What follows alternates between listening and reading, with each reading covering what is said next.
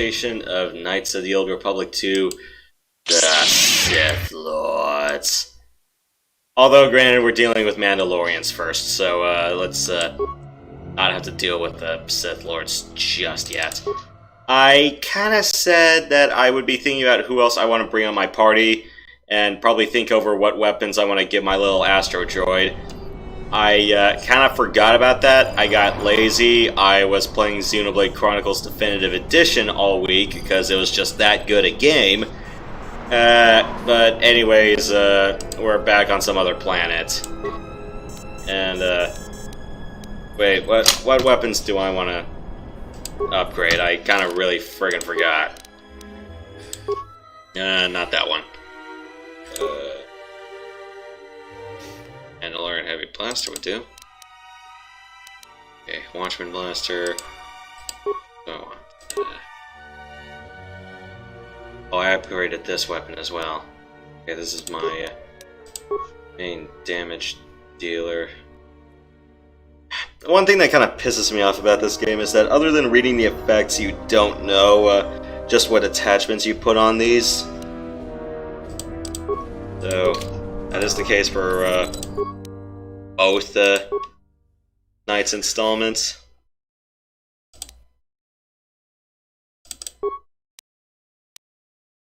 Okay, I have that.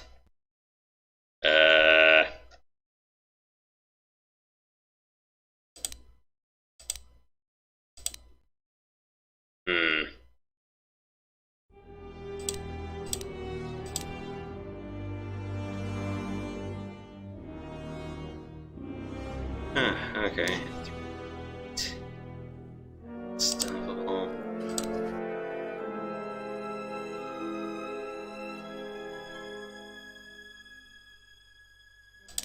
I'm gonna need I need to give my lead a new rifle. Because, yeah, 2 to 12 with just droid killing. Might need something else. So Yoshi, do you think you're getting the hang of this game? Because I know you kind of been having a little bit of a tough time with it as things went on. Yeah, I'm not gonna lie, I'm getting a little bit more used to it, but let's see. Let's do attack.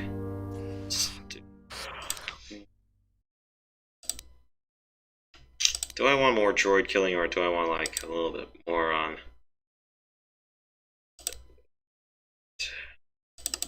chamber?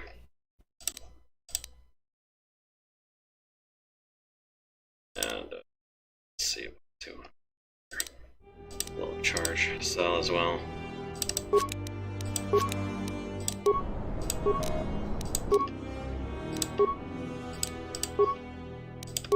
Not that one.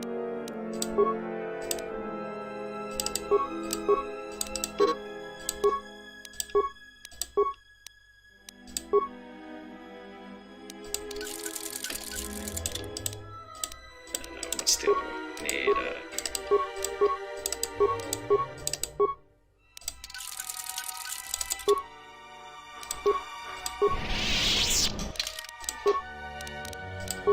damn it. Stir. What do I want to do on the Mandalorian Ripper?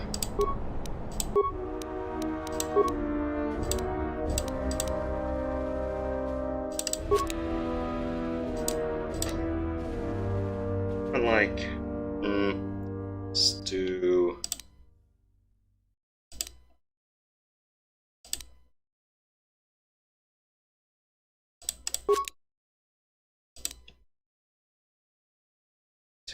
what? More droid killing or just more damage in general? Why did I do that? That's fine. Ranged.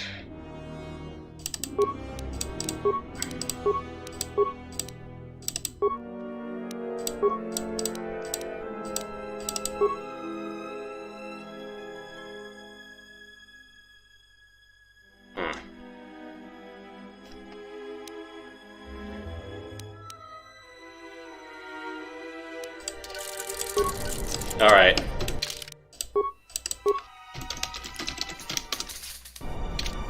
What is it? And I got Kreia lightsaber, so yay me. Finally been begging for one. Where am I supposed to go? The command center? Okay.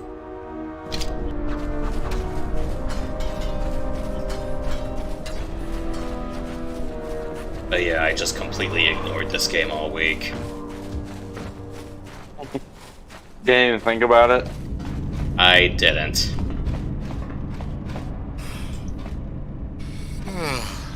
Are you ready to go to ISIS yet? I'm going to talk with Zuka and have him start a shuttle flight check. After that, we'll head out. How are the port stabilizers? They check out Mandalorians are kind of like Good. knights. I want the shuttle bound for Onderon within the hour. They're warrior culture. Is all in readiness? It is. Like I promised. Why? You want to back out now? My only concerns are for the one you escort to Onderon, Mandalorian. Would you do any less for one of your clan? Don't pretend to understand us. We Mandalorians are a breed apart. If by apart you mean scattered, broken, and lost, then yes, you are correct. Not for long. Soon the Mandalorians will be strong again, united as one clan under one banner. Mine. Ah yes, the Great Crusade. After the first one was ended by Revan and the Jedi. Such a defeat was merciful, an echo of the end, when your ships were in flames, crushed in the grip of Malachor V. But I do not need to remind you of such things. I was at Malachor V, and I remember how many Jedi died to stop us there. And no matter how many dead orbit that planet, the Mandalorians still live. Oh yeah, I just watched the latest episode of The Bad Batch before I went to bed yesterday. Pretty good. Kelborn was a scout Yep. for the Duros on Feels a lot like Clone Wars. I brought them here, Yeah. gave them a purpose. This galaxy will be ours again. I promise you. That is the future. Indeed, the future is always in motion.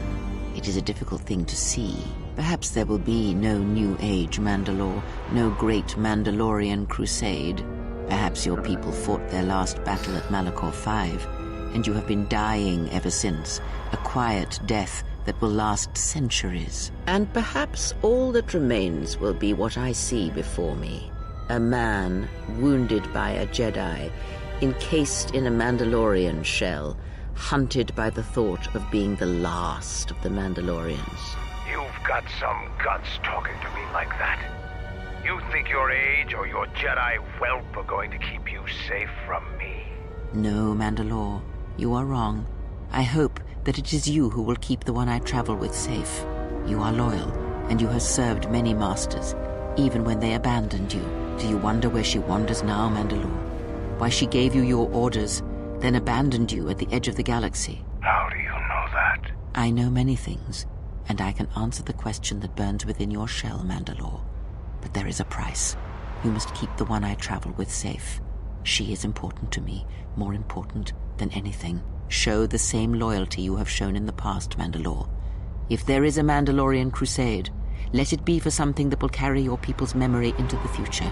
So when the time comes when there are no more Mandalorians, then at least their honor will remain. The one I travel with has walked your same path, and I ask that when the end comes, that you remember that kinship, even if it seems there is nothing else left. Well, it looks like Forget the Jedi. Keep your eyes on her. 1, 2, 3. Mandalorians, we've got company. Stealth targets have breached our perimeter. Oh shit, Sith assassins! Wait a moment. I sense there is a disturbance in the camp. Our enemy has tracked us here. I did not expect them so soon. How did they get here, I wonder? Regardless, we must eliminate them all. None of them can escape. Our whereabouts must remain a secret. Let us join the battle. Our allies will need our help. Okay. Oh, I can,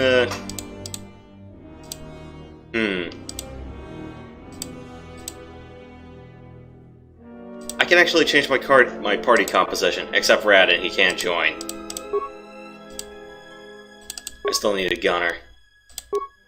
That sucks.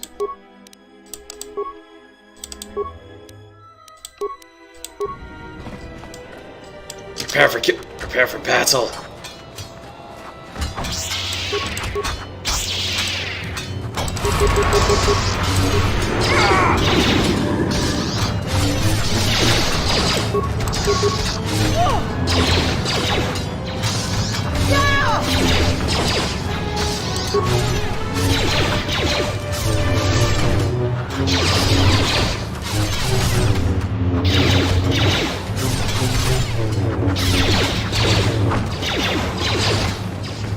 I will silence this one.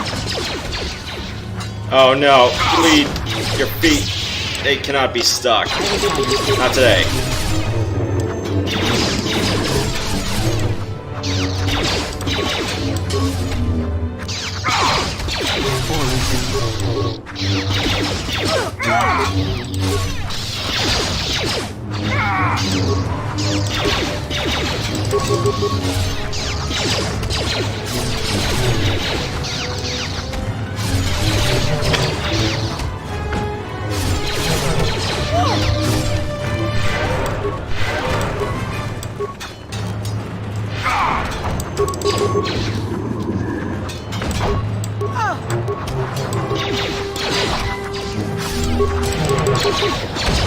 Oh, he's flurrying. Eat him a flurry. Fallen. Fallen. Yeah, that's what I get for not changing the Ebon Hawk's IFF.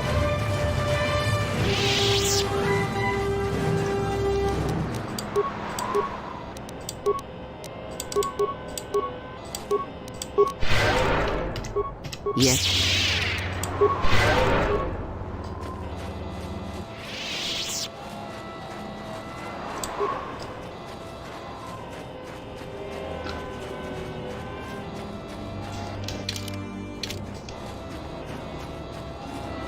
Right, we better grab all this stuff. Scoundrel gloves.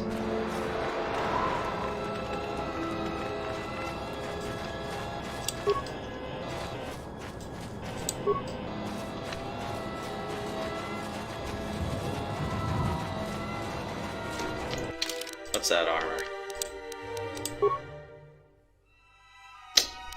This is why I wish this game had a sword function. Okay, this is just add-in only. Oh. Computer's security, dexterity +5. Huh. Only Adam was with us right now, but he ain't. You didn't think you were the only ones with stealth generators, did you? Over here. There are more of them. Got anything planned for Memorial Day? For Mandalore. I'm doing F-22 Lightning 3 Monday afternoon, but that's I think I about might do it. that. Yeah, I think I might do that.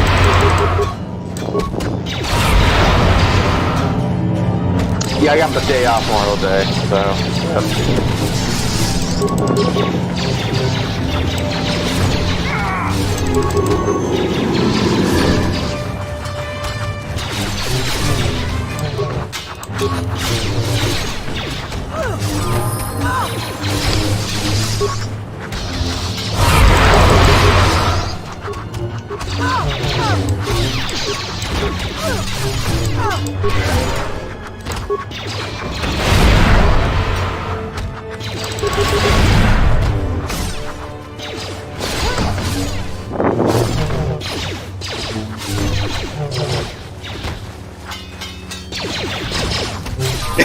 So many Mandalorians just joining in at once.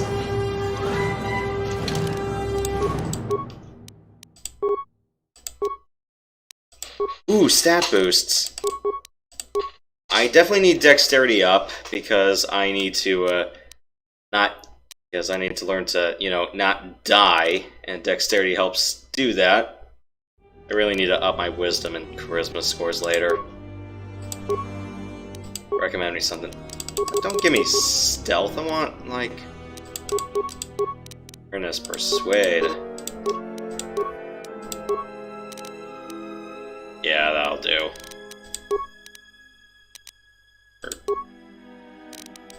I don't have the subtlety for stealth.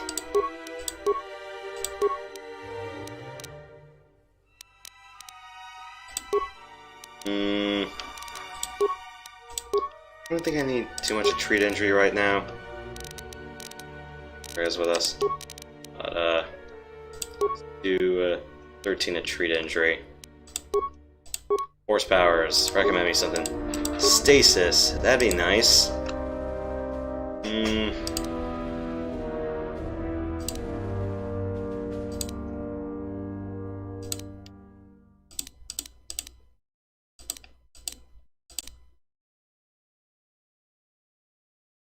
Force suppression. That sounds good. I'll save that for later.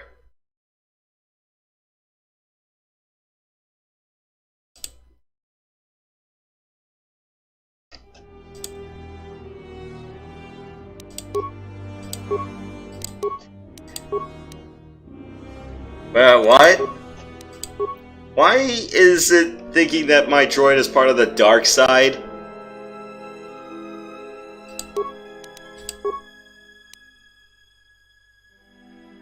That's weird. Yeah, like, dark side and I have no relationship with them. Like, what the fuck? Root caution.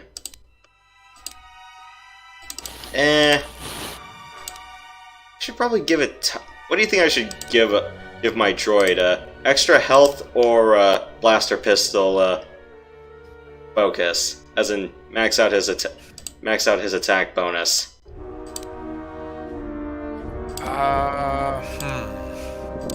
Maybe not dying would help, huh? Yeah.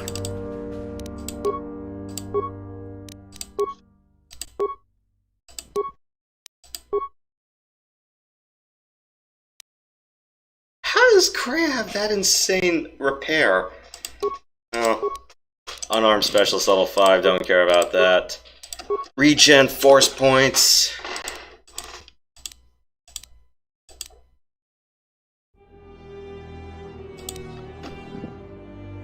Huh.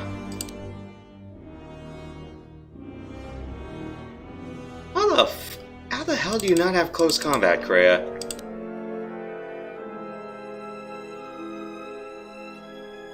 Like, your character just doesn't come with close combat technique out of the box, or?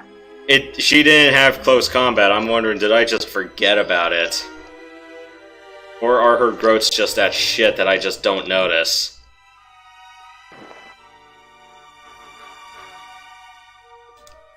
Because I put her... Because it's like, she's a freaking Jedi, right? She's supposed to have a lightsaber, but she doesn't have close combat.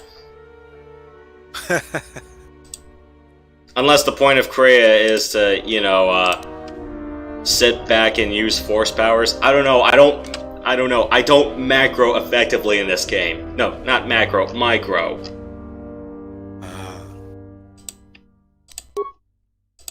Force powers. Improved Revitalize. And Master Valor. I'll take it.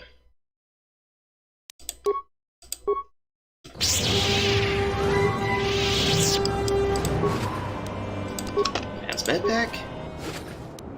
Hyper-Adrenal Strength. Okay, needles. Parts. Burpine Zal Alloy Mesh. What is that? And an implant. Oh, that's what is this? Heavy armor? Alright. Okay, so I got a whole bunch of needles. That's good. To battle! Oh, I won by not doing anything. I get free experience. Just let the Mandalorians take care of it. Trouble follows you on a regular basis. I think it's best for both of us if we head to Isis immediately. Grab your gear. My men will take care of cleaning up the mess.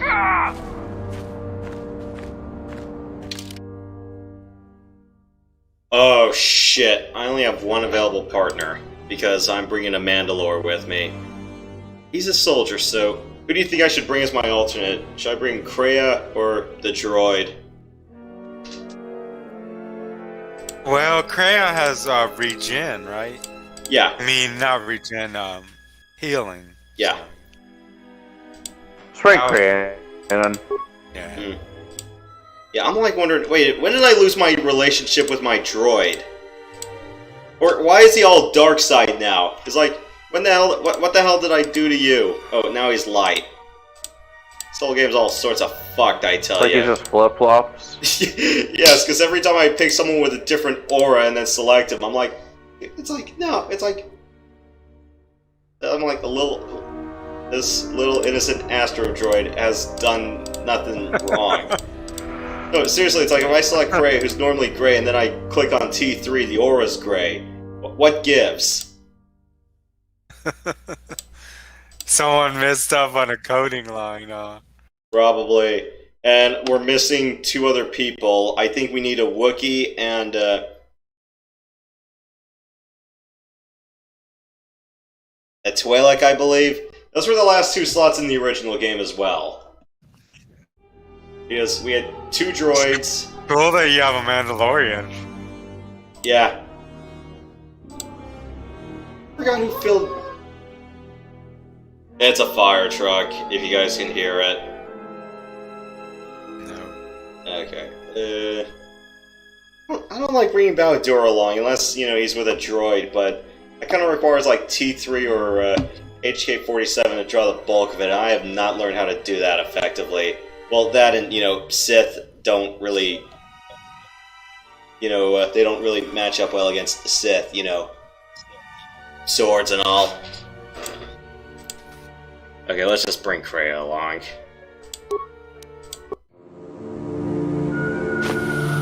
Because unfortunately, Kreia's my best healer.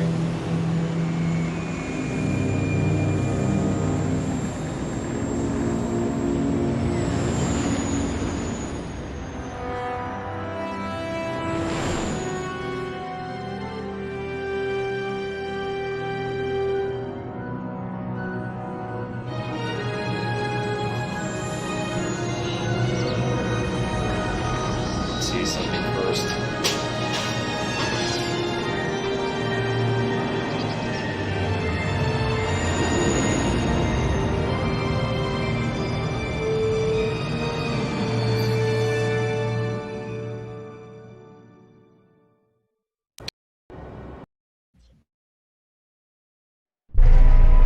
Vaklu's saying that the Republic ship attacked first? That's madness! Unfortunately, lie or not, it's a madness people will believe. The timing of this is atrocious. A space battle above our skies, so many of our fighters lost? Curiously, only Tobin's men were involved in that battle. That shooter! Strong word, Your Majesty, but there is no good time for news like this. I recommend we continue with our plan. But won't that bring even more followers to Vaklu's side? Increasing his power? For a time, perhaps, but we both know he's not the true threat. It's his unseen support from the shadows that we must drag out into the light. Then, and only then, can we strike. I fear by then it will be too late. So, a Jedi Master's been alive this whole time, if we don't arguably count Bishop. Here we are, the city of Isis. It's been shut down tight for months now. General Vaklu is close to declaring martial law. We won't be able to travel too far in the city. Fortunately, I have a friend in this quarter of the city. He's a doctor by the name of Dagon Gent. His office is on the other side of the market square.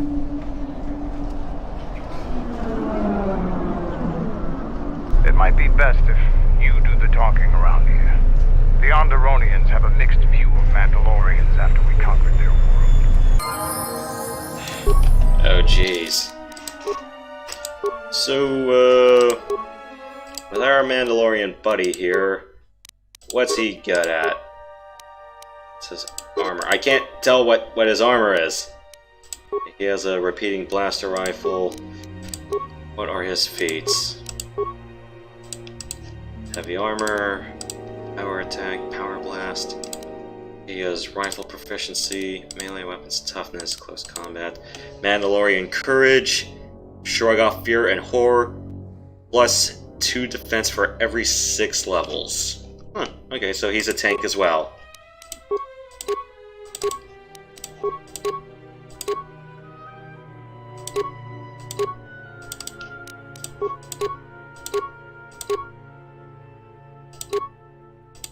Oh, he needs pistol proficiency to use that. Poison immunity. Let's see.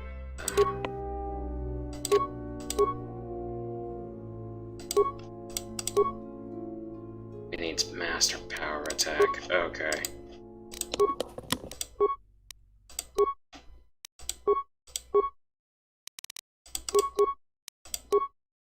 Oh, his treat injury skill is capped. That sucks.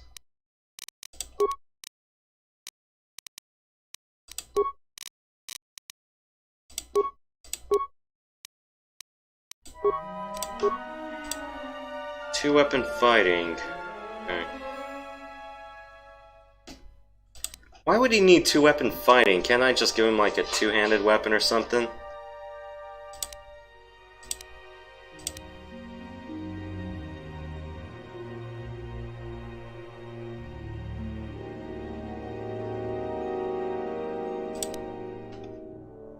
Master Power Blast.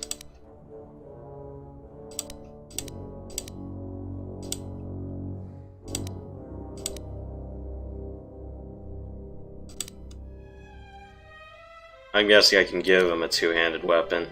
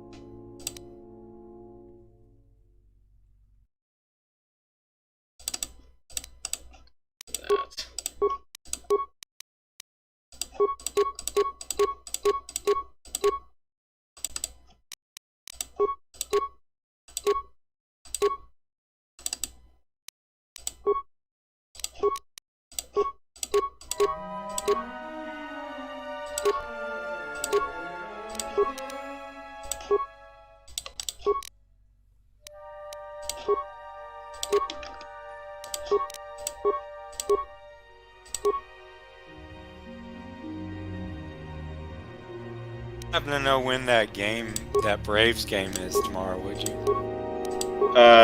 Braves Mets on Fox, I want to say 7:30 Eastern. Oh yeah, I should be able to get that. I was gonna hang with some friends earlier in the day. I should be able to see that. Start power attack. Ah shit, I picked that. It's fine. I'm just gonna do what happens on auto. Dual strike, okay, converge on the same target, that's fine.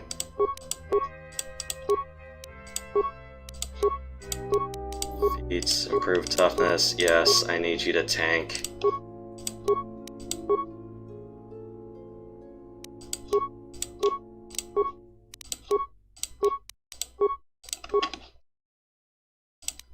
So he's definitely like our crack rifleman.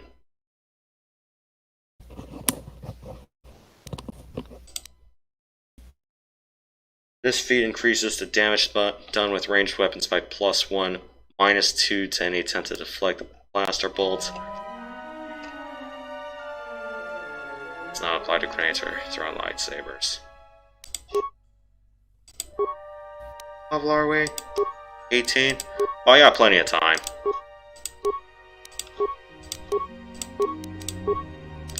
Mr. Sniper Shot.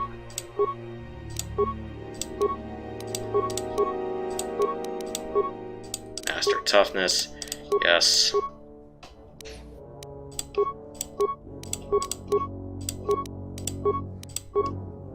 Power attack.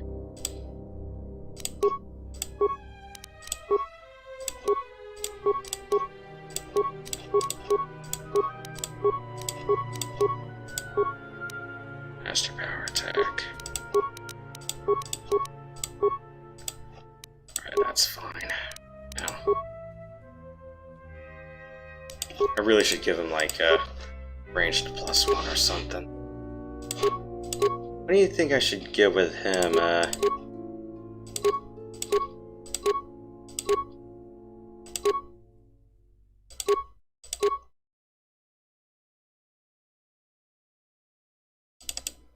Give him the Trandoshan double blade. I should have a better blaster rifle for him.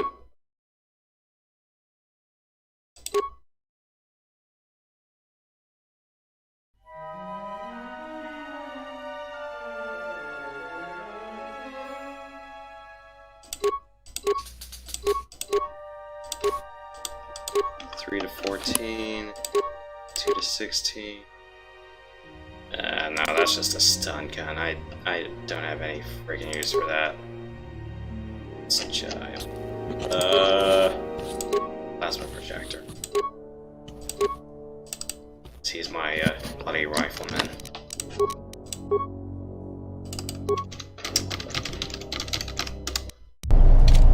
I hear you. I have questions for you. You fought with Revan and Malak during the Mandalorian Wars. Why?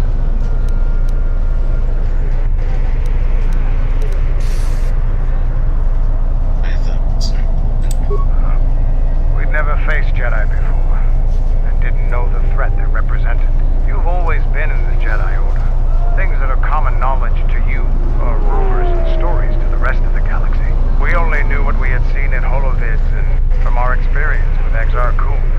And by that time, he was completely a Sith. We thought we would triumph easily over such noble and compassionate leaders. Those are weaknesses we easily exploited in the past. What did you think of us?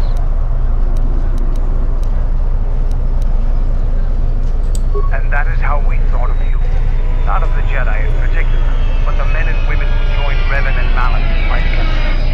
You turned a demoralized, defeated mess into a coordinated army. You brought tactics, backbone, and above all else, victory to them. Ever consider what would have happened if we'd won? The Sith would have been nothing more than a border skirmish against the might of my clans. We would have brought a new age of strength and expansion to the Republic. With the wealth of the core worlds providing arms and warships to fuel our growth. Instead, the Republic won. Look around you. Look at what your precious victory has brought you. I ask you this. Is the galaxy better off for the Republic's victory?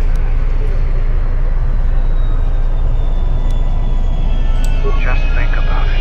Now is there something else you need? The Republic is a stagnant beast that had been killing its people for years before the wars began. Were it not for Revan's strength, the Republic would already be dead.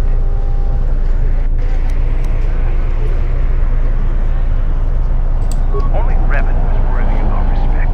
We swept through the Outer Rim without any opposition until Revan assumed command of the Republic forces. Only then did the battle turn. But as you know, only a handful of Jedi fought, while the others cowered in their halls, afraid to meet us head-on. Then the Jedi were fools as well as cowards. I'm not accusing you of being a coward. You commanded the Republic fleet that destroyed ours. You were a worthy opponent. Now is there something else you needed? Huh.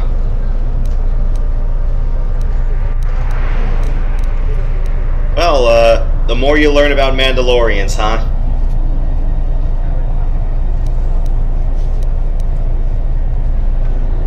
The Republic thinks my people are dead, scattered. They are wrong. You should have destroyed us when you had the chance. As long as one Mandalorian lives, we will survive. Our honor, fortunes, and lives revolve around battle. From our earliest history, this has been our way, as it will be always. Our history and our ways are something we shield from outsiders. Only on the battlefield can you truly learn someone. Which is one of the reasons I travel with you. It pleases me that you recognize the truth. The Mandalorian clans will be united. Then we will take back our place in the galaxy. But we live in times of action. I've said enough for now. We can speak of this again later. Now, is there something else you needed? We have suffered defeats before, but none like our defeat of Malachor. Our spirit may have faded, but it hasn't died. It will burn bright again, like a star in the heavens. The end of the Mandalorian Wars was something new, unknown to us. Revan fought us like a true warrior and defeated us on our own terms. Revan embodied our philosophy and showed us our own weaknesses, and she exploited them. It was a painful lesson. With Mandalore dead, our weapons taken, and our pride destroyed, many lost their way. But I will change that. Only Mandalore can command the clans. There was no new Mandalore for many years. I can tell you want to know more, but we can talk more later about this. Now, is there something else you needed? Being Mandalore is the greatest honor for our people. Mandalore's helmet is passed from one leader to the next. When Revan executed Mandalore before our eyes, she cast Mandalore's helmet away, denied it to us. She took Mandalore's helmet and left with it. If she hadn't done that, a new Mandalore would have been chosen that day, but without leadership and direction. The clans scattered, fell apart. During the Jedi Civil War, I met and traveled with Revan. I was there when she defeated Darth Malak, and traveled with her afterwards. Eventually, she told me where she had taken the helmet. She set me upon this path. We can talk about Revan and other things later if you like. You know enough for now. Now, is there something else you needed? Oh! I know who he is now. I couldn't tell by the voice because of the helmet, but... yeah, that... Matt, you still there? I'll take that as a no.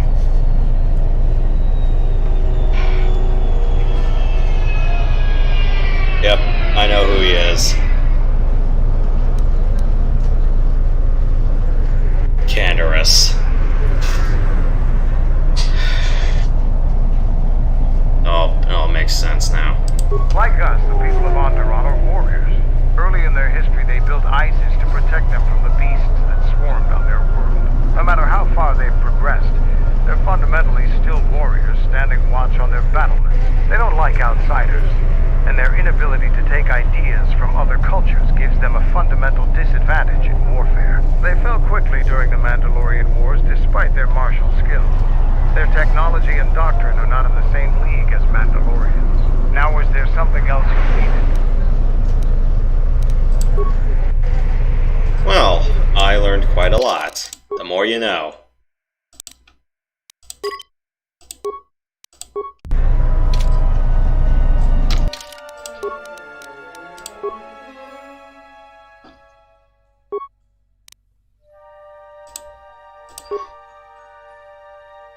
Gotta find some other light armor.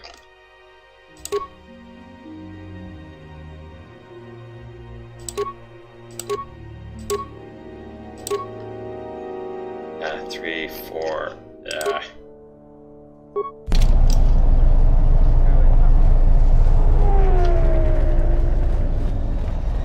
It's been a while since you've docked here, eh? I suppose the lockdown has hurt your profits as well. Oh, it must be hard to shuttle people when nobody's allowed to leave. The blockade has been bad for everyone. Nothing new. The Space Forces have been in full readiness ever since the space battle in orbit. Tensions are running high. All Republic vessels must be searched, and the delays are turning pilots grey before their time. Ever since the Republic fired on our Space Forces, things have been a little slower. Bad days. Bad days. And things are getting worse. I'd get out of the system quickly if I were you, friend. Well, doesn't look like you have any trade goods, so the inspection's just a formality. Here's your starport visa. Don't lose it. They're priceless right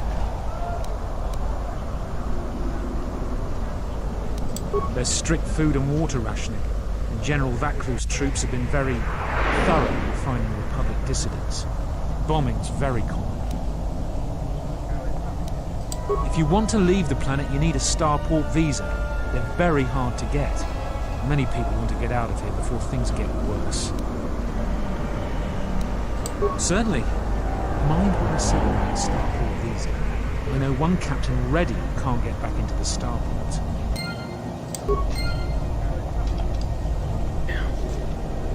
That space battle has caused hell with our schedules. Our quotas for shipments are going to be late again. In the latest news today, the Onderon Space Force has confirmed that a Republic military craft initiated the space battle over our planet. Sources inside the military say the first shots of the massive battle were fired by the Republic vessel, the Ebon Hawk. The Ebon Hawk is a capital-class vessel and it destroyed 15 Onderon military fighters before being destroyed by Colonel Tobin's forces. Queen Talia is expected to make an announcement later today. Whether her support of the Republic will falter due to this attack is unknown. Well, shit. We just caused an intergalactic incident.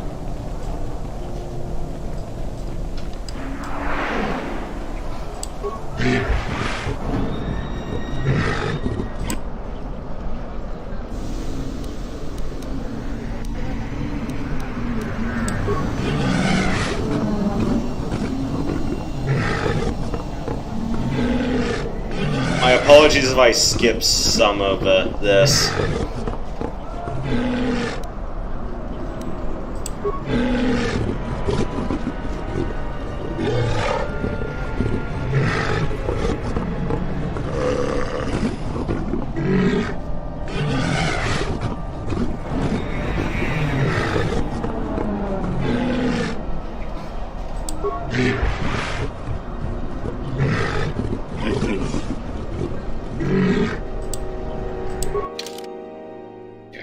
We have thermal detonators, some edges. Unconsciousness helm. That's and blinders. These are nice. Immunity to dark side powers. I might need one of those. It's basically force block.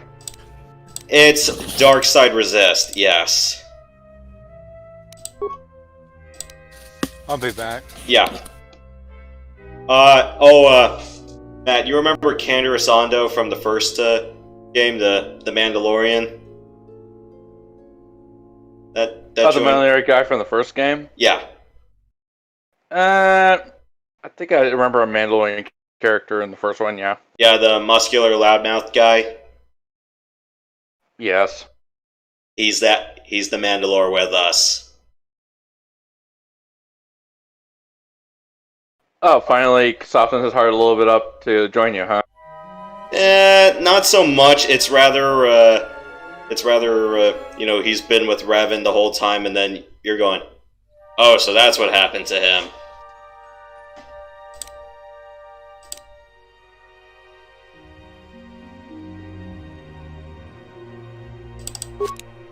Let's get another pair of these. Diamond costs more than 1,000 credits. Do you still wish to buy it? Yes. Because, you know, it's like our final boss is a Sith Lord. I might as well have that on hand.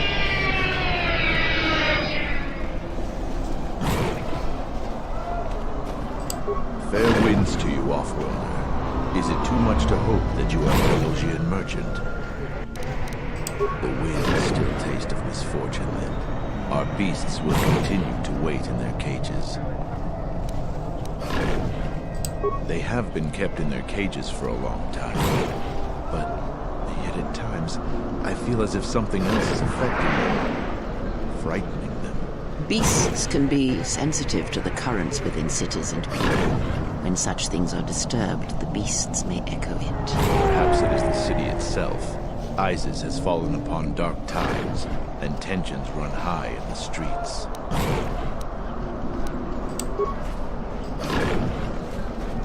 Calm.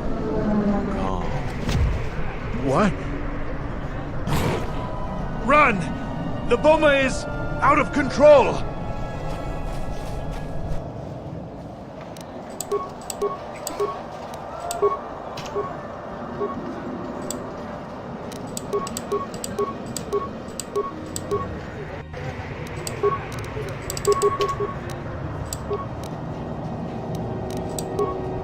I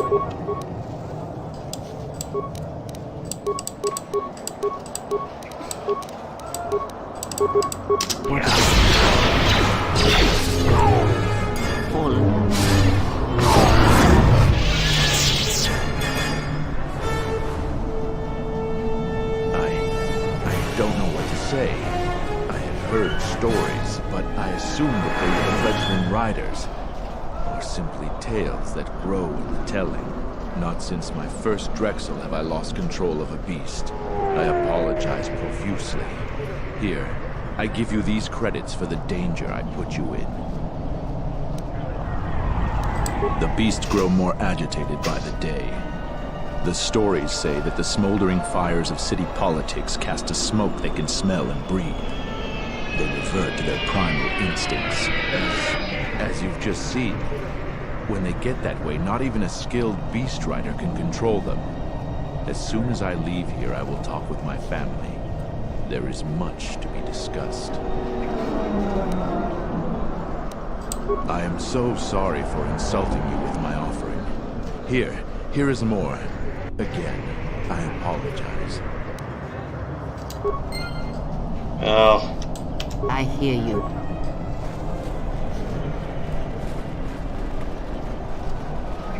Halt, Offworlder. You'll have to answer some questions before you go into the city. What is your business on Isis?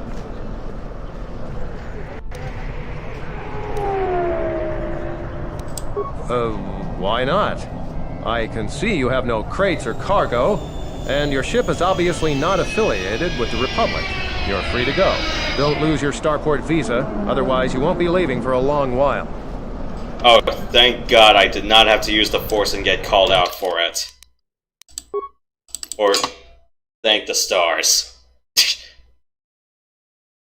wonder if there's any deities all the way out in the galaxy of Star Wars.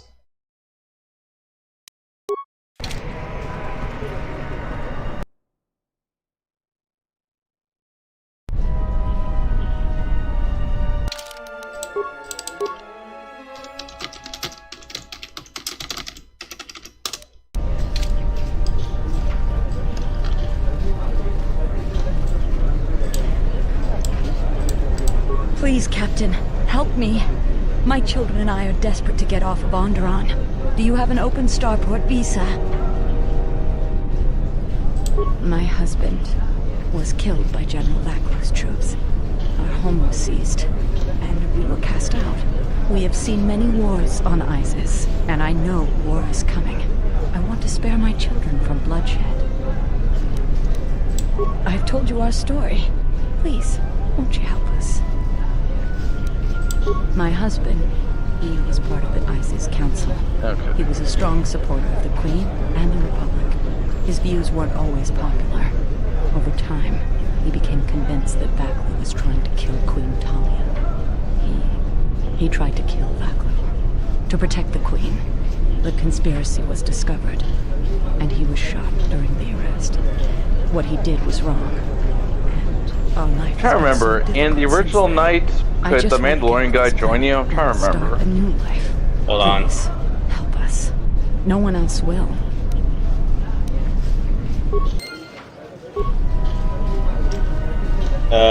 Sorry, reiterate the question. I was asking, can the Mandalorian guy join your team on the original Knights, or was he just an NPC only? No, he was one of your crew. No, he was one of the crew. Don't you remember? I was remember when Malik's flagship kind of jumped the Evanhawk, and I had him, fake his death little so he could bust the rest out. Oh, yeah. You have the look of someone used to adversity. Cut above the rabble around here. I have a business proposition for you. Everyone around here begs and pleads night and day for open starport visas. Very touching how well they act out their lives. Or truths? It doesn't matter, really. What does matter is credits. Hard currency. I offer you 2,000 credits if you find an open starport visa. You won't find a better deal. Does it matter? Truly matter? No. I have no sad story. I just know people who will pay a great deal for an open starport visa. The credits are your share of my profits.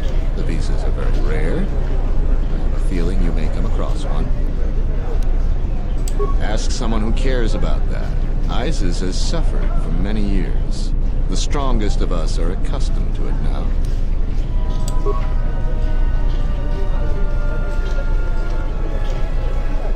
We got live turrets here. This is going to suck. In the Council of Lords today, Lord Dashiell recommended a special commendation for Colonel Tobin due to his brilliant command of our armada in the skies above Onderon. Without him, Lord Dashiell said, the Republic attack would surely have done more damage. Tobin is one of ISIS's greatest heroes and deserves recognition.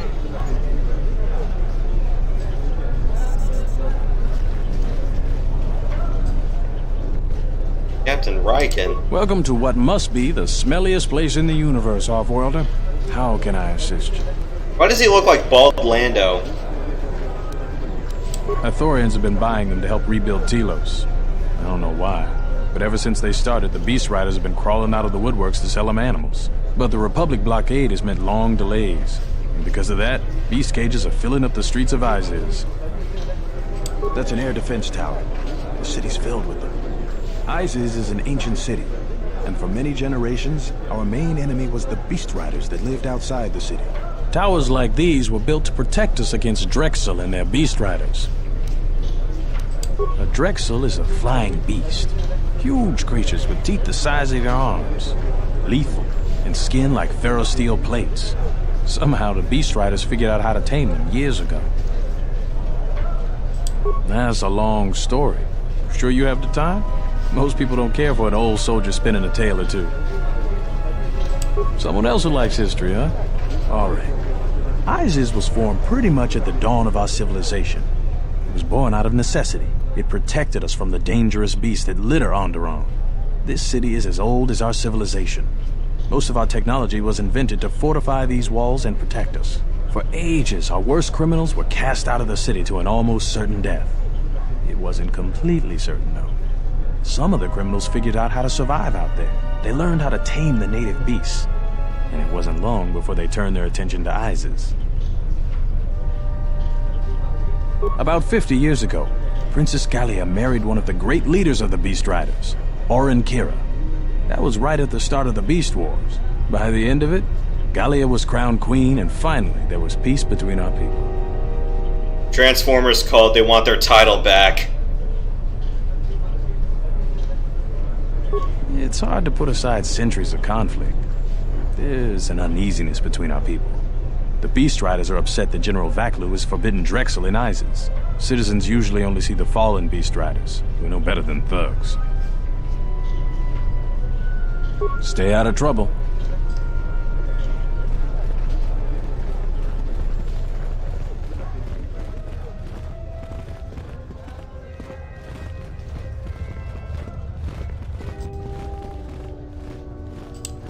Please tell me you're an off-worlder. You came from the spaceport, right? But this is good news. You have a starport visa, right? I can only sell my best weapons if you have that. These soldiers ensure that I don't forget these formalities. Watch it, Keg. The captain already has enough complaints about you. No need to be alarmed, my foreign friend. Pay the soldier no heed. Pretend he isn't here. General Vaklu is concerned about well-armed insurgents. They've had to get arms from somewhere. Not from me, of course, but all sales of weapons have been severely restricted. I can only sell to off-worlders like you that have the proper clearance. And now off-worlders can't come here because of the blockade and searches, but it's a wise policy. Of course, soldiers are only doing their job. Even if it puts me out of business, I am happy. Even if I'm forced to live off scraps in the street, I am so happy to do my part. Long live General Vaklu. Okay. Oh, everything is great here. We're all very happy. So very happy. Did they just the guy who escaped from North Korea to play this guy?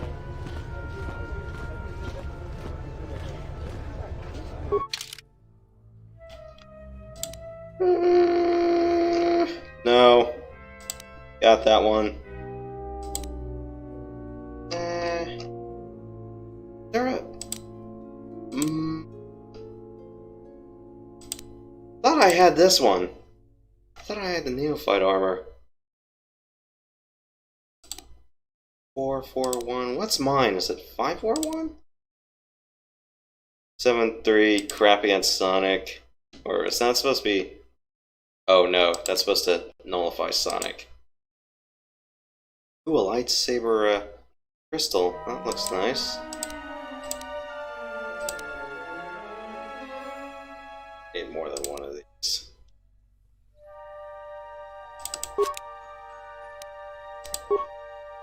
No. That looks nice. Demolitions +2, repair +2, security +2, 3. Take that.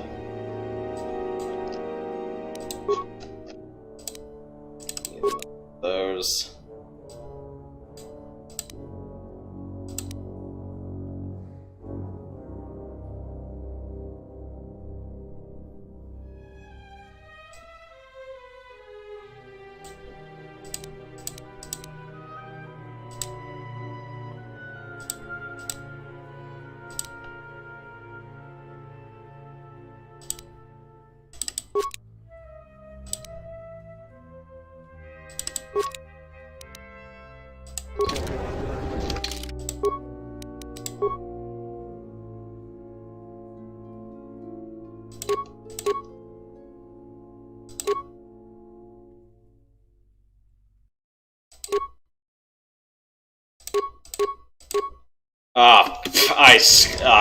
Fuck everything. Okay, that's fine. I screwed up.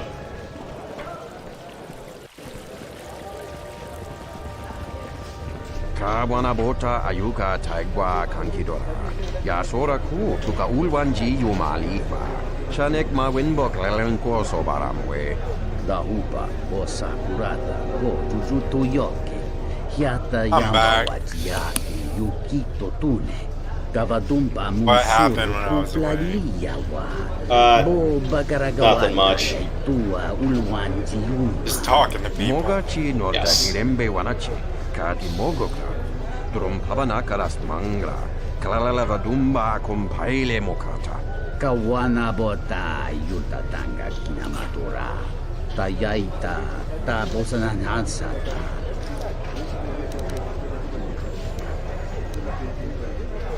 Kawana bota ayuka taigwa kankidora. Yasora ku tuka ulwanji yumalipa. Shanek ma winbok lelenko sobaramwe. Gavadumpa munsuru kuplaliya wa.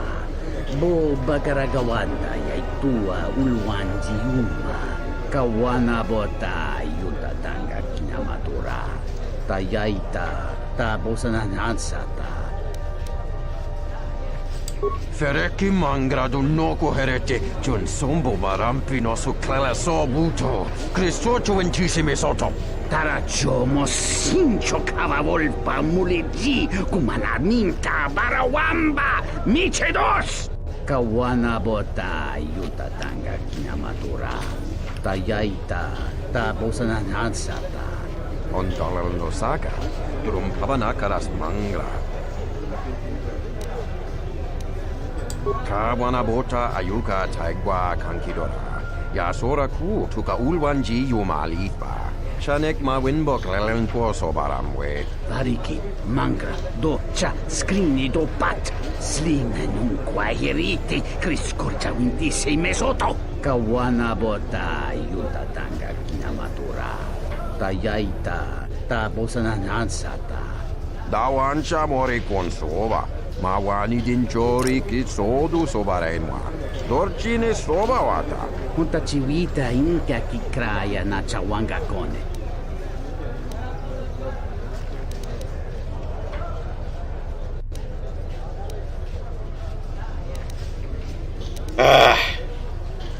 Yeah, I'm gonna get lambasted for my opinion. By somebody, but that's okay.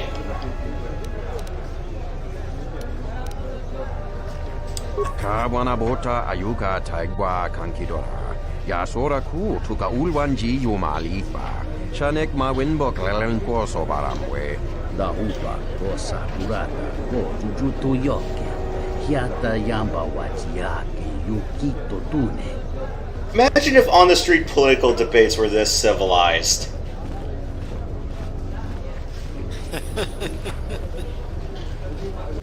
Yeah.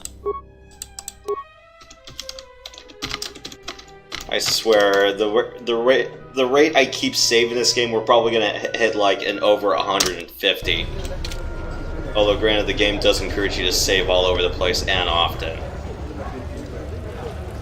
I'm quite busy right now. Perhaps later we could talk. Yeah, there must come a time when the Queen bows to the will of the people. Today, the Republic has brought nothing but war and death. In our 50 years of flying their colors, we have had more war than the past millennia. Back General Vaklu in his effort to make her see reason. We do not need the Republic. They need our resources, our world, and our blood. For all that we have given, now we get nothing. The Republic is weak and falling apart. Its Jedi, whose fallen brethren have brought such misery to us, have disbanded. Let's be the first world to take our future into our hands. Are you with me?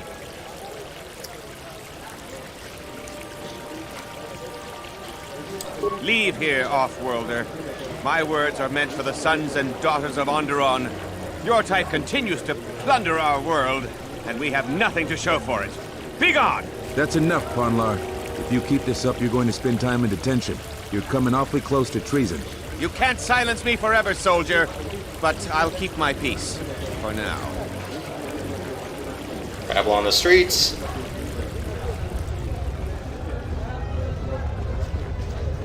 But yeah, Vent, if you're wondering what you missed, it's more or less just talking to people for 45 minutes and understanding some more behind the scenes of our Mandalorian friend here.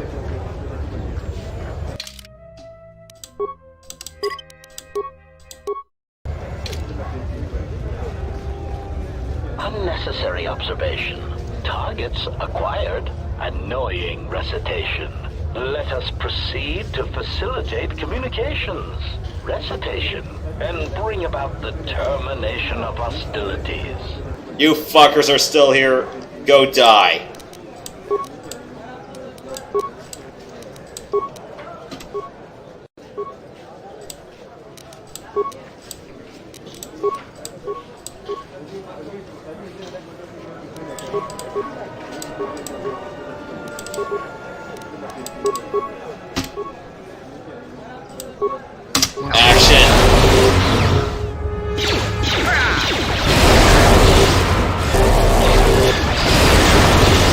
You know what?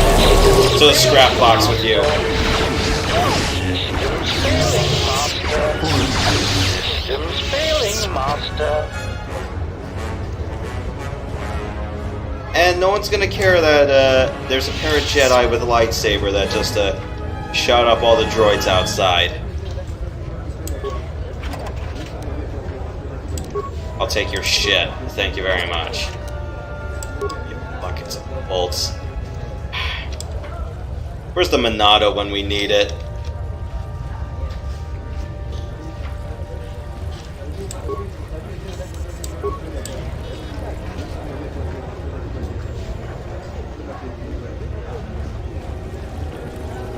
Yeah, I don't think I'll be able to get inside there.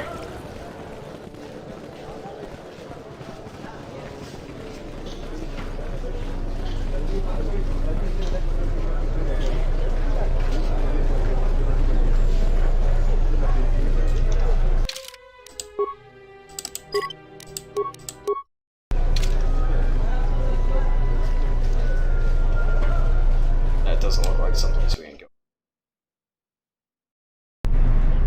Tinachara, granacha, ganoviso, toto hatoka, terando noshmi wanahoto, rakichi san, donasito norokipa shakani, rakichi san. What'd you eat today, Yoshi? Norokipa shakani, dakosha, muchotono, punta chakorzo rama, gotashtura rananashani. Visitisa chono, jumkarantaka, chono bohrawe, kakiya, bahasa chan, onka kirikun.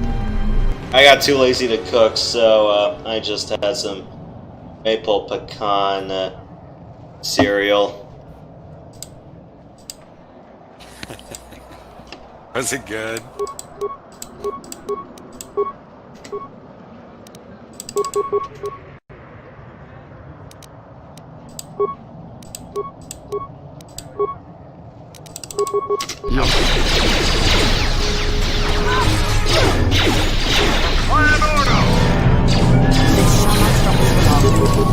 Wow, we just stunned like the whole brigade. Holy crap, do that again, please.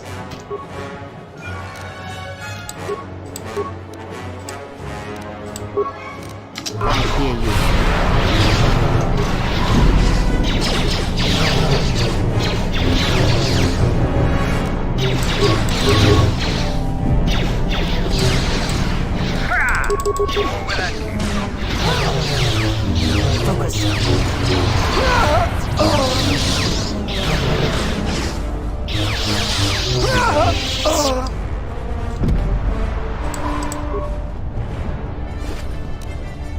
Auth and precision slot. I can't speak English anymore. And again, when was I capable of ever speaking it in the first place?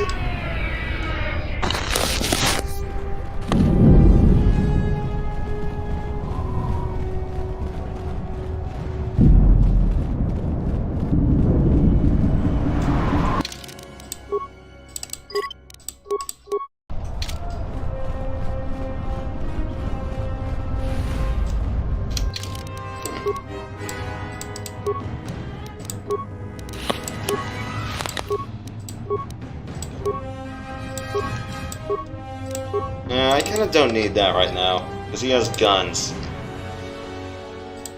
What should I give our Mandalorian friend here?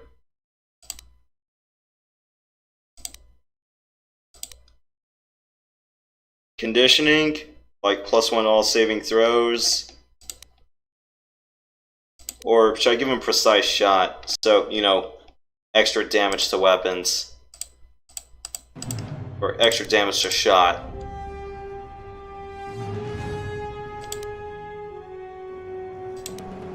Should I give him...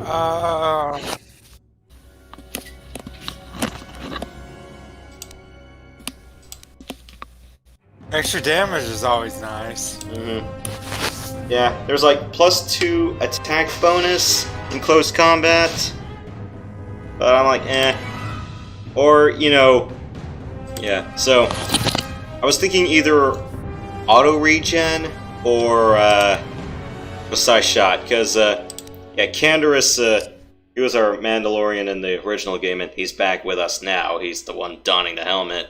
Yeah, he had a auto regen as well, but he could still be healed by force.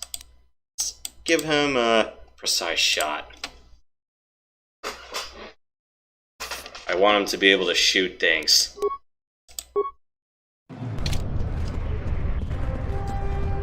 I hear you.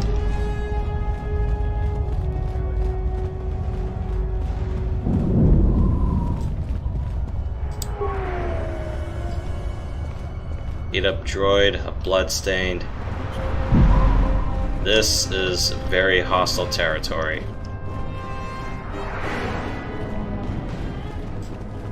Swinging here for the first time in like 6 days. I have in stock a variety of quality droid components, no refunds, and no haggling. Do you have any interest in my goods? We're gonna go eat. I'll be back in like a few minutes. Sure. HK control cluster. I think I got that already.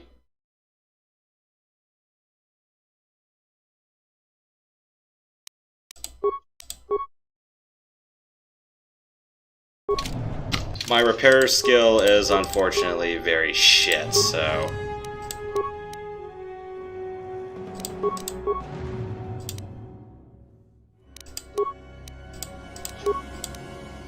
Oh, Kreia has a insane repair. What is it? I am 1B. Reinitializing complete. Greetings. Do you have any interest in my goods? 1B AD was built and programmed by Tolos the Trader. 1B8D was built to buy droid components for below base cost value and sell components based on most favorable market conditions. Do you have any interest in my goods? That goes against my primary behavior programming. All items must be sold based on the most favorable market conditions. 1B8D cannot haggle. This is also a part of my primary behavior matrix. Market conditions all set to 0. All prices now set to base cost value. Do you have any interest in my goods? Yes!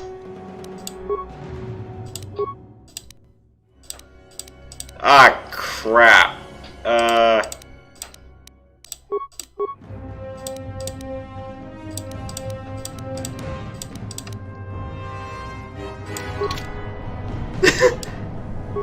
I divided. No. Ask the droid to explode by dividing by 0. This is Dagon Gent's place. He's not the best doctor you'll ever meet, but he's well connected in this city. Doesn't look like he's here right now, though. You looking for Dagon? You're not gonna find him here. A soldier captain was murdered at the cantina real good. They got some suspects at the tower. From what I hear, Dagon Gent is one of them. Did you ever do that to old calculators, make it divide by 0?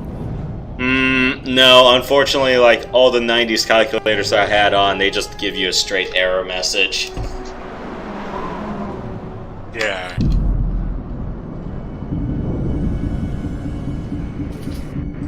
He's certainly capable of it, and probably stupid enough to get caught. But we need him, suspicion of murder or not. It's the turret tower on the other side of the market. Captain Riken is the man to talk to. If you talk to him, tell him I got his 20 credits.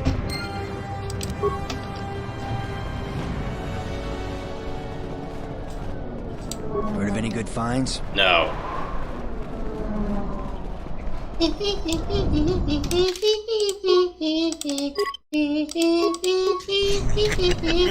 I don't know why, every time we walk into a cantina, I'm just gonna have that theme stuck in my head.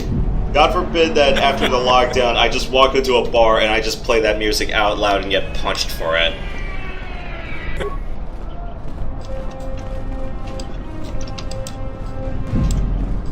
What's wrong? I hear you.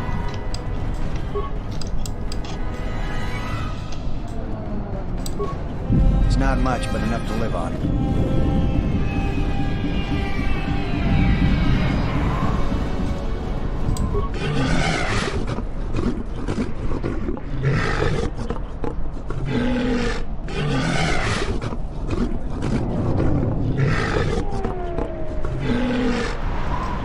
Have a drink, but don't beat the shit out of anybody. Alright. So the bar's gonna end up on fire and it's gonna be like Raiders of the Lost Ark.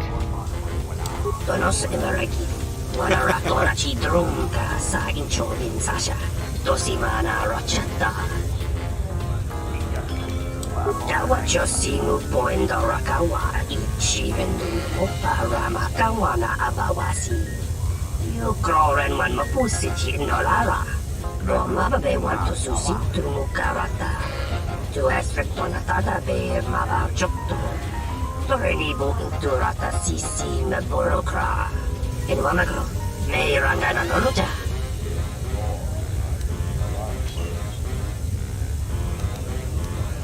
Roma babe want to susi to mukarata. To aspect on a tada bear mava chokto. Relibo inturata sisi me borokra. Zenko emarayam kawata situ insula raka rakachata. Tamaso kinchuda waka. Mobi unawana si chukoratawa. Roma babe want to susi to muka.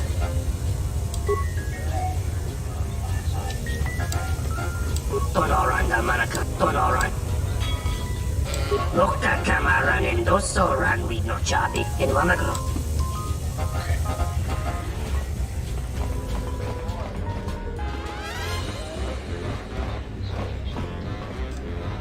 Malampro tarawanti casa samcha para watasha contia chama umbrata tiwas. Kawana bota yuta tanga kinamatura. Tayaita taposanan hansata. Da upa o sakurata go jujuto yoki. Hiata yamba wajiaki yukito tune. Mingachi ta imbrei wanachiki. Drumba bambwa. Kunti-chan buka. Kavadumpa kuswaka tayamata. I'm not a hacker, I'm a systems engineer.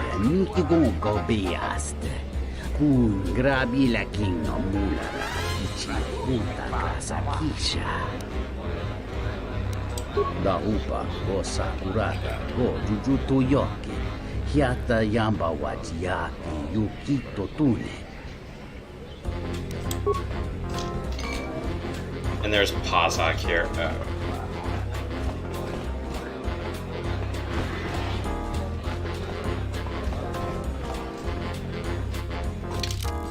It's nice to have another cantina without that droning on music.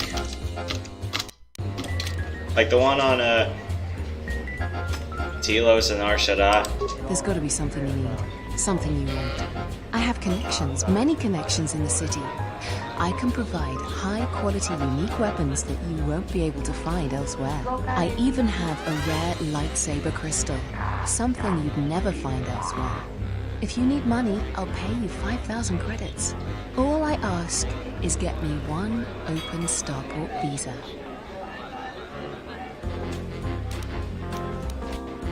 I really can't be any help with that.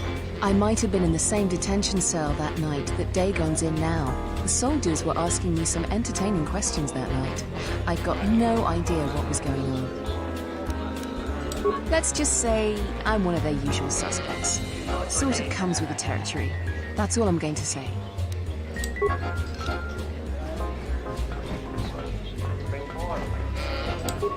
thought it was you.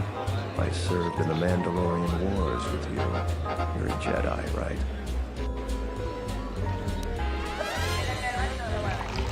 I was one of the ground troops. We fought on Daggery Minor together. It was near the beginning of the war. We didn't win that battle. Enough of the past. The whole galaxy isn't safe for Jedi now, especially here. Onderon has suffered through 3 wars started by fallen Jedi. Do you still serve the Republic?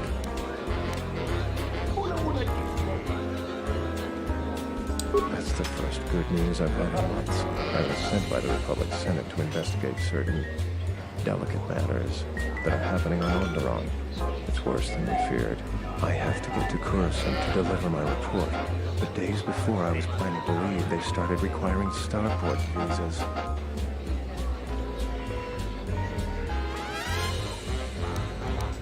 I really can't say. The most I will say is stay clear of General Vaklu. His ambition knows no bounds. I believe the people of Isis are absolutely correct. A civil war is brewing, and Vaklu may very well win if I can't get to Coruscant in time.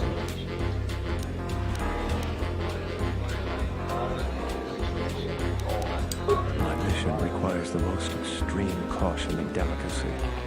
I don't always go into channels to get a visa.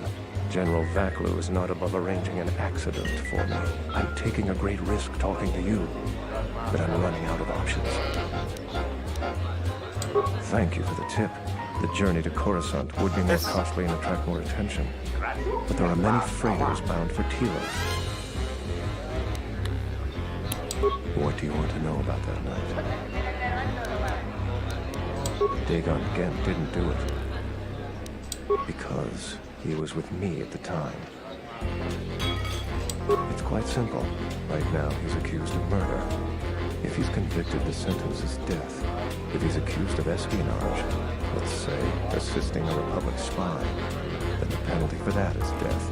I'm afraid the Onderonians are quite fond of their death penalty. So if I stood up for him, he'd be trading one death sentence for another. I was with Dagon in his office at the time of the murder. He definitely wasn't involved with the murder. We were taking great pains not to be seen, which has a certain irony to it, really. If you can free him, please do. He's been invaluable with his help to the Republic. I only wish there was something I could do to help him. Assuming we get Dagon free, we're going to have a few private words about this. Together, we fought against the Republic during the Mandalorian Wars. I don't particularly like the idea that he's working for them now. Why the sudden change of voice? Bunch of unfriendlies around here. Then again, it's a cantina. Nice to meet you, Sentient. Are you interested in a friendly game of Pazak? The deck is warm, the drink is plentiful, and the company amiable. Can I tempt you? Foul business, that is. Like most nights, I was here. What do you want to talk about? Know him. He's probably my best friend on this planet. Honestly, he's not a very good doctor, but he is a great drinking companion.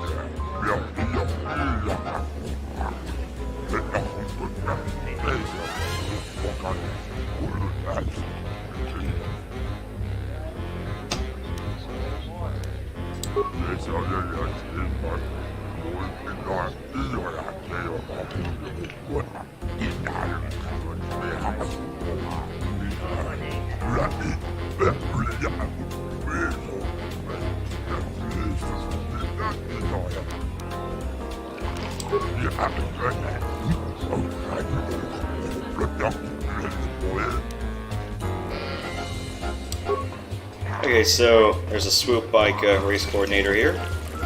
It's nice.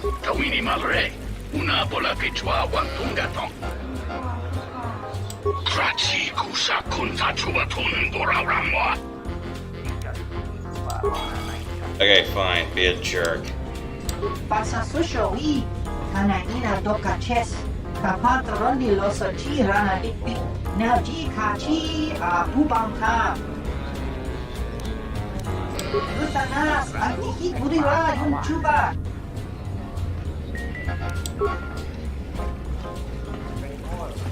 I don't know, I haven't had much luck with swoop biking in this installment.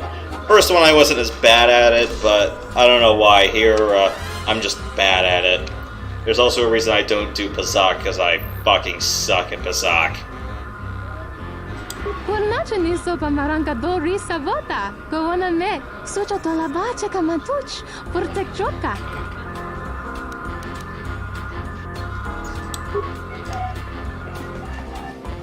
Fewer people I disclose my name to on this world, the better.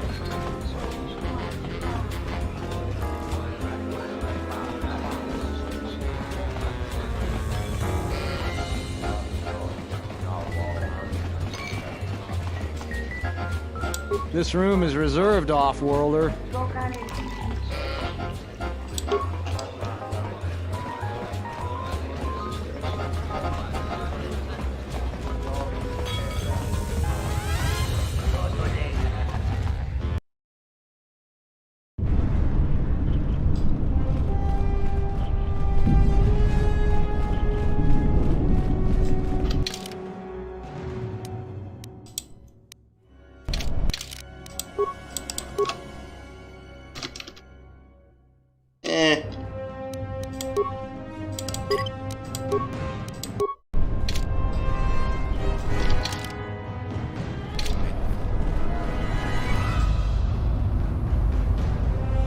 Another unfriendly crowd.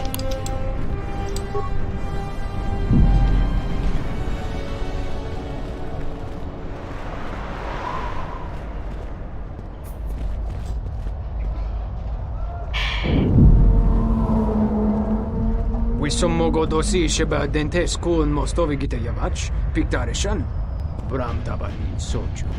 Da come jusmak miki baranye to so rika chodin, wala magrada. So how'd the Stanley Cup Finals go? No, it's just the playoffs. We're still in the first round. Oh, the playoffs.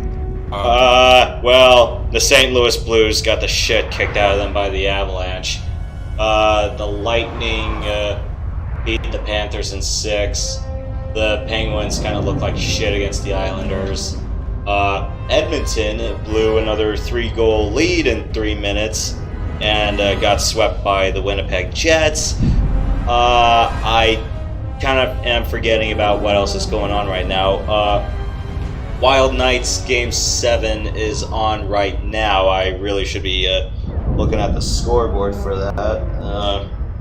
Check my phone. I forgot what other series is going on right now. I don't know if Carolina Nashville has been resolved.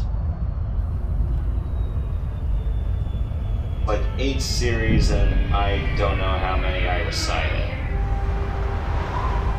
I don't know what Montreal Toronto is doing right now either.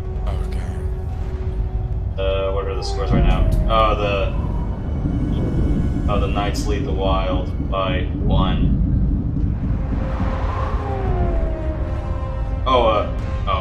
Carolina beat Nashville, and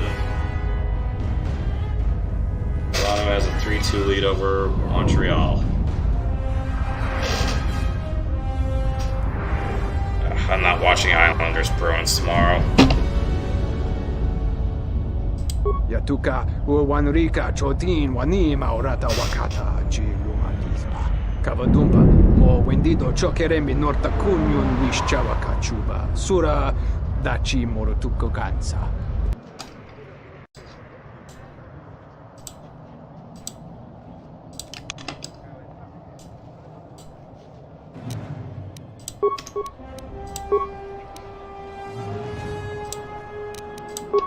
Yes.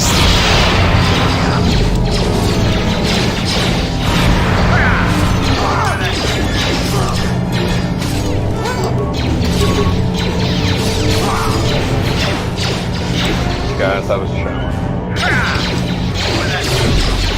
No, Kreia, stasis those clowns.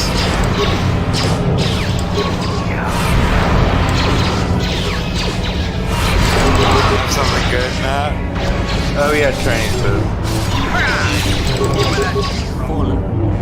Yep, I just had what I usually get when we have Chinese food. Well, it looks like bringing Kreia along was the right choice, you guys. She just stasis locked the whole enemy field.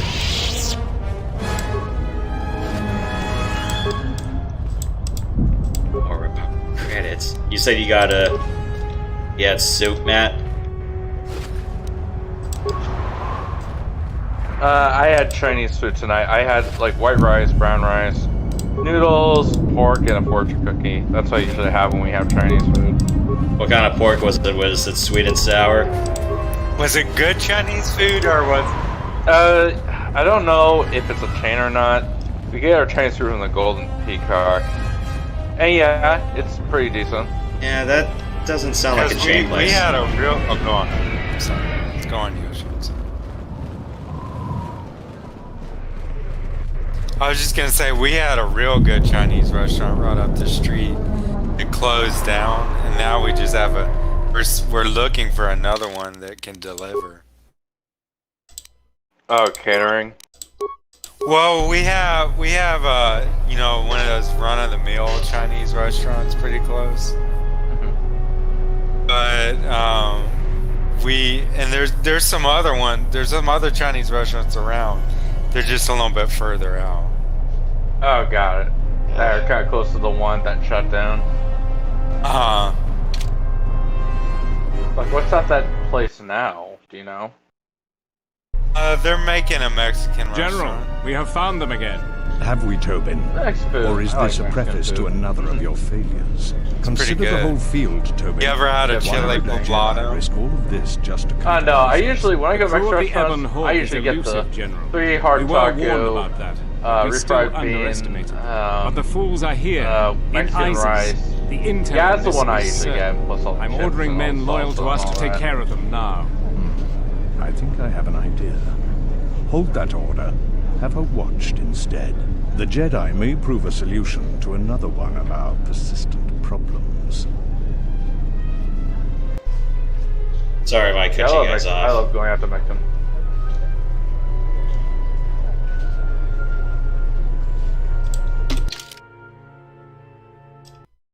Yosh, when was the last time you've been to Star Wars Land? And, well, it's not. When was the last time you've been on Star Tours, if ever? Can't recall. What was that? Can't recall. Okay, got it. Sky ramp is I know they restricted changed to it over the military years. personnel only. Stay Like, it was clear really of the different off-worlder. when it first started out in the late 80s, I think. Then, now there's different planets you can go visit on Star Tours. Like, it's different every time you go on. Where is that at?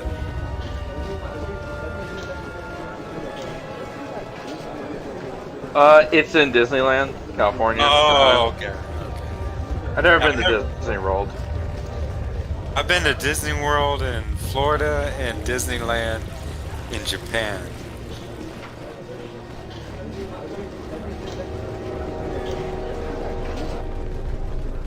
But that was much long. I mean, like in the 80s. Disneyland Japan. Oh yeah, that's right. You're on an army base in the 80s. Yeah. Pretty sure it's way different now. Yeah, I'm sure. Back again, off-road? I'm sure you have a starport visa. They did have the. If I were you, I'd leave before too many more beast beast cages are Disneyland in stacked in the Japan. streets. They had you win a ride that was supposed to be like the Millennium Falcon. It had a screen and you were in this little compartment that would go up and down like when the ship went up and down. It probably wouldn't be considered a big deal now, but at the time I thought it was pretty cool. Yeah. Oh yeah, they have that in Star Wars Land at Disneyland now. Oh, okay. I'll have to go there someday. We certainly do. He and several other people were picked up in connection to a murder. Captain Sulio. She was in charge of the starport checkpoint. A good soldier. Your friend was one of the last people that saw her alive. So far, he's just a suspect. But if he did it, the punishment is death. Dagon Kent is the only person I know with the contacts to help us out. We need to get Dagon out of custody. Until we either eliminate him as a suspect or find the real killer. Dagon has quite a record with the authorities. The Colonel thinks that murder isn't too far a stretch for someone like him. I know Dagon personally. He's one of the worst doctors I've ever heard of. But I can't see him deliberately killing someone. He was one of the last people seen with Captain Sulio in the cantina. Ask around there. I've heard he's got a good motive for killing him. If you can somehow clear that up and prove it wasn't him, Command will cut him loose. If I say any more, I'll get in trouble. No way. We're under orders to make sure no one sees the murder suspects. Command is taking this very seriously. Stay out of trouble. Oh, I gotta go back to the cantina. Fine. At least we got all the action out of the way to begin with. And we killed another bunch of Merc factions while we were at it. We gotta keep scrap metal, all those assassin droids.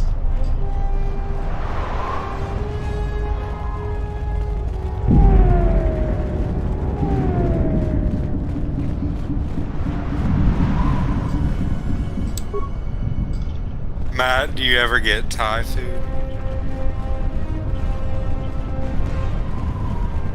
What was that? Thai food. Do you ever get Thai food?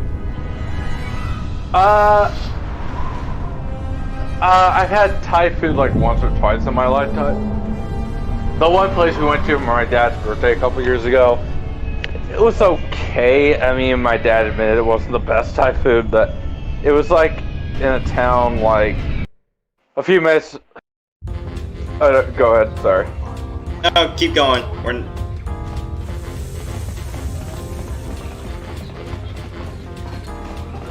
Yeah, we're talking about Thai food. Yeah. I don't know. I guess we just hadn't had good enough quality Thai food to really give a solid opinion on if I like it or not. Yeah, there was a Thai place where I used to live. It was actually pretty good. I think I ended up getting, well, the curry was actually pretty nice. It was what was the one I kept getting? I think it was like a banana yellow curry with chicken and shrimp. That one was pretty good. What was the place called? I'm not gonna give you the name because that's gonna tip off where I used to live. Oh yeah, I kind of saw that answer coming if I asked that question.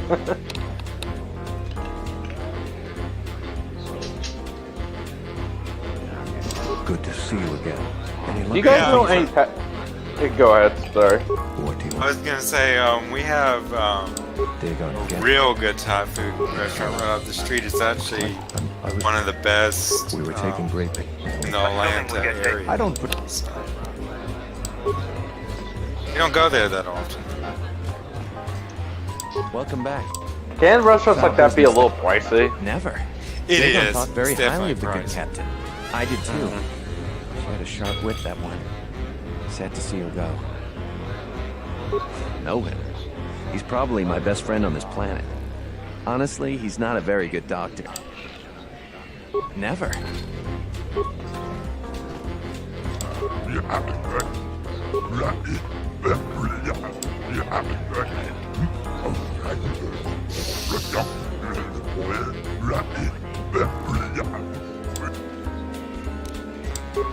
Yeah, but I'll probably see if I can find another good Thai place or another good Chinese place. There used to be there was one place I went to. It was a noodle soup store.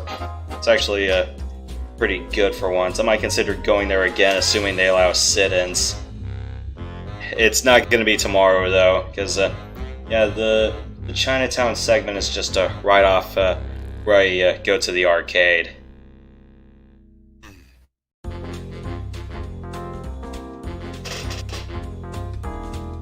Have you guys ever had gyoza? It's been a long time since I had it. Jog my memory. It's basically pot stickers, but they fry the outer sticker part, put meat inside it. It's really good. We had it in Japan. Yeah, it's been. I don't think I ever had it. You would like it if you had it, if it was done right. I can imagine some people would do it wrong. I mean, yeah, or you could probably have that be the case for. Damn, what were those shops called? What were those restaurants called? The ones where you just order by the tray live.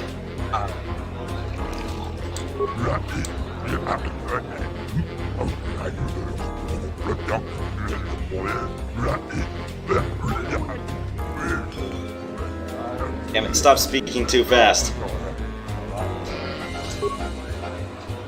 Hema, Nico, Anar. Yeah.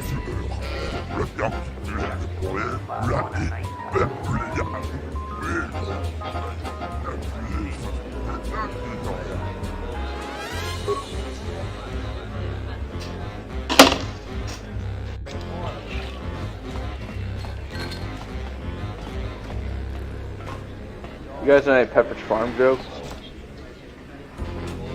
More Pepperidge Farm jokes? No. Welcome back. My deck. You guys remember the Family Guy one, right? Like most nights. Yeah. Never. Dagon thought very highly of the good captain.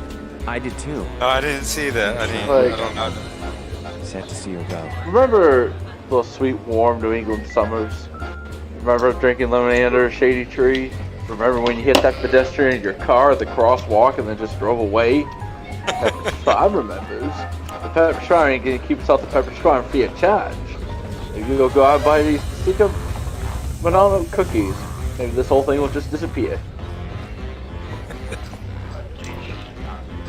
Yeah, I think this is what puts Pepper's Farm memes on the map.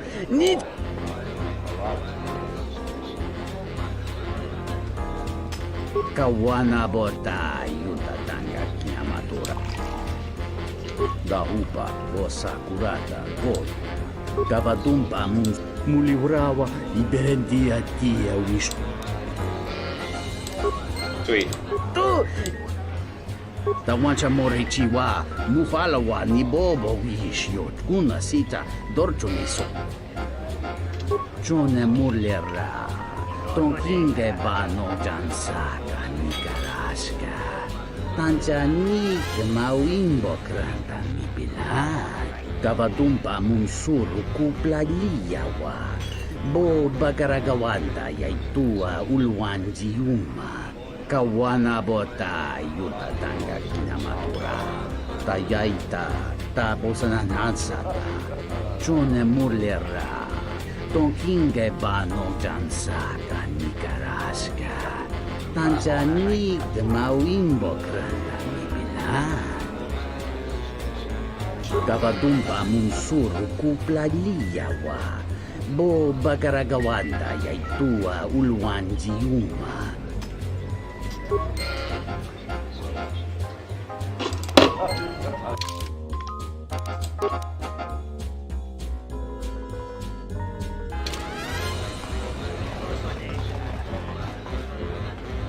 This room is reserved, off-worlder. If you ask me, she got what she deserved. She looked down on us beast riders. Good riddance. I know his face, that's about it. His office is on Beckel's turf. She's a beast rider like me and her leader. You better never be speaking ill of her, or else. This room is if you ask me, she got what she deserved. She looked down on us beast riders. Good riddance.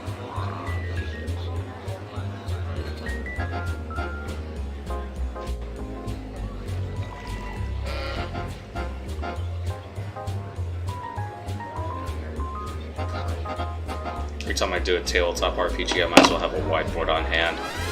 I know his face. She's a beast rider. It's 2.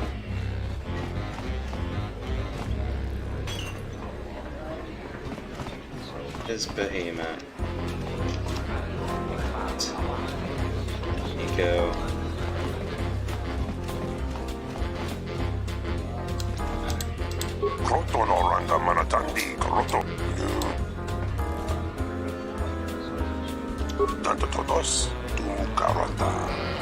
We got Giorno's margarita pizza the other day. It was pretty good. It wasn't like I always thought that margarita pizzas didn't have red sauce. They just had tomato. This one had a red sauce. I think, well, more or less I kind of made the real thing. I wouldn't necessarily call it the real thing, but it was enough to, you know, make the dough and put it on a cast iron pan. Learned about it from a TV show. It's actually pretty good. Pretty solid recipe as well.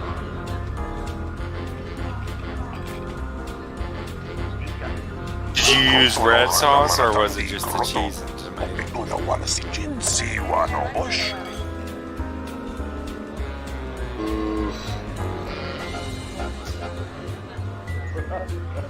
I think I have to I have to ask about that recipe again, or I have to look that up. I want to say that, I think made the yeah, was using canned tomatoes and making a sauce out of that. Oh, okay. I get it. Yeah. If there's any other reason I probably heard anything about how to make tomato sauce or something, well, it's that one scene from The Godfather when one of Vito's guys shows Michael how to cook. It's been a long time since I've seen the Godfathers. Merontono Junsaraka Roto, Minsukun Rakawata, Poindo Ratamana Sobu, Krontono Ranga Manatandi Koroto, Mopiluna Wanasichin, Siwa no Bosch, Aramontok, Tumugara Chukorak, Grun Kanwanamochi Nito Rabanaka, Dosimona Raja, Gorachi Drum Paba Nakaras, Tanto Todos, Tumugarata, Miranganoroto, Dosimana Rachata. That bit of information will help with clearing Dagon. But the Onderon military won't let him off that easy. They're very obstinate. Maybe someone in here will know more about what happened that night.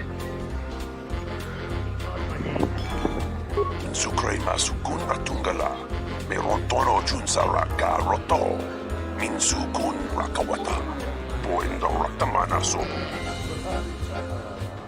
Event, I'm wondering, did you have any Star Wars games like Dark Forces on PlayStation? I had, what was that one? Not Jedi Knight, but, Masters of Terrace Kasai? It was episode 1. Oh, the Phantom Menace? Yeah, it was the Phantom Menace, and you were the Jedi. You were Obi-Wan and Qui-Gon. Oh yeah, I have that game. I like that game. I haven't played since July. I have to get back to playing it. Yeah, that's pretty fun. I love adventure games, and I like what it does. There's also a PC version, which really has very up graphics, though. Oh, okay. Yeah. I can't even remember what the name of the game was. But I know you, for at least most of the early levels, you fought a lot of droids. Oh yeah, that starts. Yeah, it just starts episode 1 of the Phantom Menace. Yeah, that's all it's called. It wasn't anything special. It was literally just a tie-in with the movie. Foul business. I gotta say, it takes a lot of liberties from the film. I heard a loud sound outside. I grabbed my blaster and went out the door. I haven't played that far into it. I don't know if there's like a... Yeah, the part where Anakin pod races, I don't know if that's included in the game, because I'm playing the game blind, coming from his office, without YouTube to help me out. We both waited for the authorities to get there. The next day, they picked up Dagon and several I tried to experience that as if I were playing in the 90s. It's crazy to think he did it. Sulio was our friend. I was wondering, which one's more powerful, the PlayStation or the N64? I believe someone later, on the last session, said that at least as far as storage capacity, the N64 was like a floppy drive, and the PlayStation was like a CD. PlayStation was a full 700 meg disc, and even then, it's like, yeah, it was the only platform at the time that really could have hosted a full-on RPG. Well, if you're talking like anything that Square wanted to do at the time. Unless it's like Legend of Zelda or something like that. Yeah, if you were talking adventure, then yeah, that's fine. But it's like for the amount of content that most of Square's RPGs had, you know, like Final Fantasy 7 through 9, Parasite Eve, Xenogears, those required like multiple discs. 3, even up to 4. Which, yeah. Yeah, it's just where cartridge couldn't do that. Yeah, cartridges at the time were kind of limited. It's like it's like we've kind of closed the gap with flash memory, but on that, Oh yeah, plus full motion videos would be really badly compressed on N64. Yeah. Because PlayStation could handle full motion video and movie cutscenes and stuff like that, because it's all... Outside the door by the gym. Event, what happened to your PlayStation and games? So you like sold them, or did the system broke? Or? I still have some of them. I still have the games. I just, I wouldn't be surprised if they all closed down. you know, to be honest, I don't remember what happened to my old PlayStation. It's been years now. I had a PlayStation 2 at one point too. I think I gave it to one of my relatives. Honestly. You had the slim version or the big one? First I had the big one, and then later I got a slim. Oh, you just had them side by side? Like you didn't get rid of one to get the other? Well, This room is...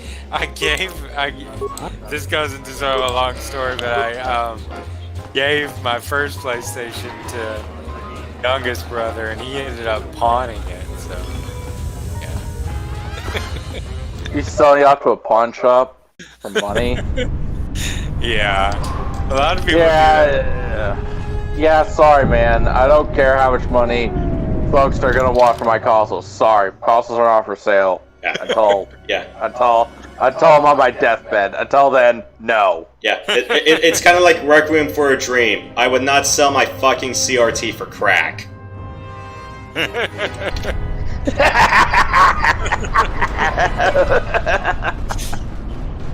Yeah. Oh, Requiem for a Dream. That. Yeah, that one. Okay, it's like yeah. Yeah. That's. Yeah. Don't. Yeah, it's like don't go nuts on paint. I think that's why I eventually worn out. It kind of became a meme. Yeah. It kind of became a meme. But yeah, also one thing. Yeah, don't take too many weight loss pills. Otherwise you're gonna imagine your fridge will literally eat you. Yeah. It's like imagine the time you were a kid and got yourself stuck in the fridge. But no, imagine the door actually smashing you. So yeah. Don't. Oh no.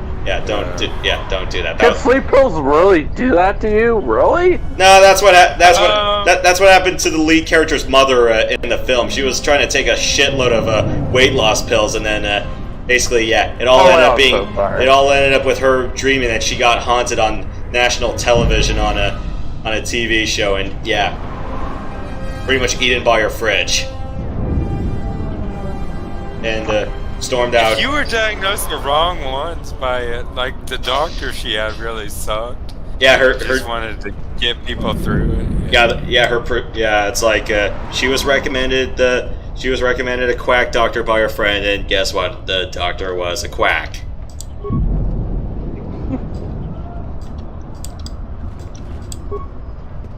That movie was a little bit prescient because, with the whole opioid crisis. Nobody we talked with mentioned I don't know, you had a lot of that.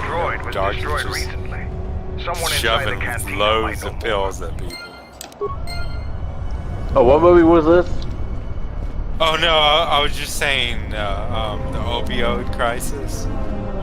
Where people just get addicted to painkillers and stuff. Yeah, I was referring to the movie with the fridge eating her. Oh, that was Requiem for a Dream. A Requiem for a Dream. Oh, that was a literal movie? Yeah. I was gonna say, at least watch it once. You may not like it, but it's worth a watch. Like, I might be like, wow, I feel really down after watching that film, you mean? You're gonna feel down after watching that film. That's your... Sorry, I'm not in... You let teach their own, but I'm sorry, I'm not into those kind of movies. I mean, don't worry, it's more like a psych movie. It's not a straight horror through and through. I know straight horror is not your cup of tea, and for very good reason. But yeah, it's it ends up being really fucked up. I'm not gonna spoil the full extent of it. All I'm gonna say is, it's like just watch it for yourself. You might not like it, but yeah, definitely give it a shot. I won't blame you if you hate it. I mean, I watched the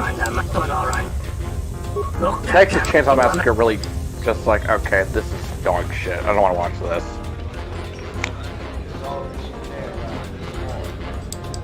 Requiem for a Dream at least has a good point, so you can take something you can take away. Like, don't overuse stuff.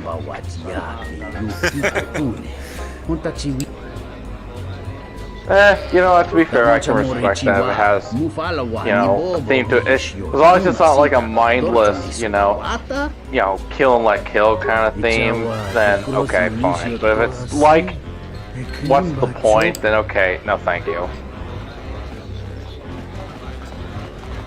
This room is reserved. But yeah, we had more about the Requiem for the Dream song, that da-da-da one, but I had no idea until now it was a film. I just knew it was a song that someone did.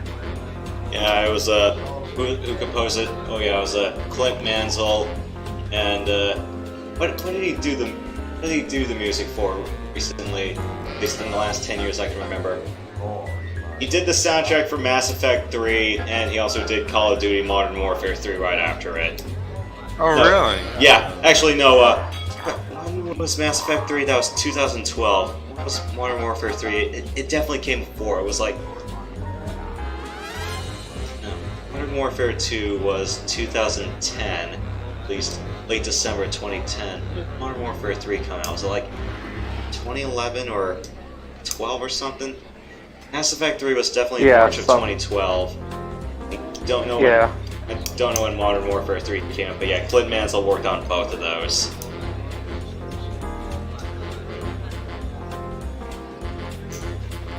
Yeah, in Modern Warfare 3's case, it was like, yeah, we just had Hans Zimmer work on the soundtrack for 2. It's like, let's get ourselves another big name film composer. That was the next best guy to get their hands Modern on. Warfare. I never played Modern Warfare 3. Does it take place right after Modern Warfare 2 left off? Yeah, so, yeah, the first game, yeah, so it's like, first game was pretty good, second game was like 5 years later in story, third installment just happened right after 2. I didn't like the third. What? I did, huh? What about the third one? It happens right after 2. Got it. But yeah, I didn't like the third one as much. It's like, definitely give the first 2 games a playthrough, but yeah, I'm not a big fan of the third. That Bith keeps buying droids, and the scavengers keep stealing them or blowing them up. Seems he's finally given up. The waitress is awful, but she's more fun than his droids ever were. I wouldn't tell you even if I knew.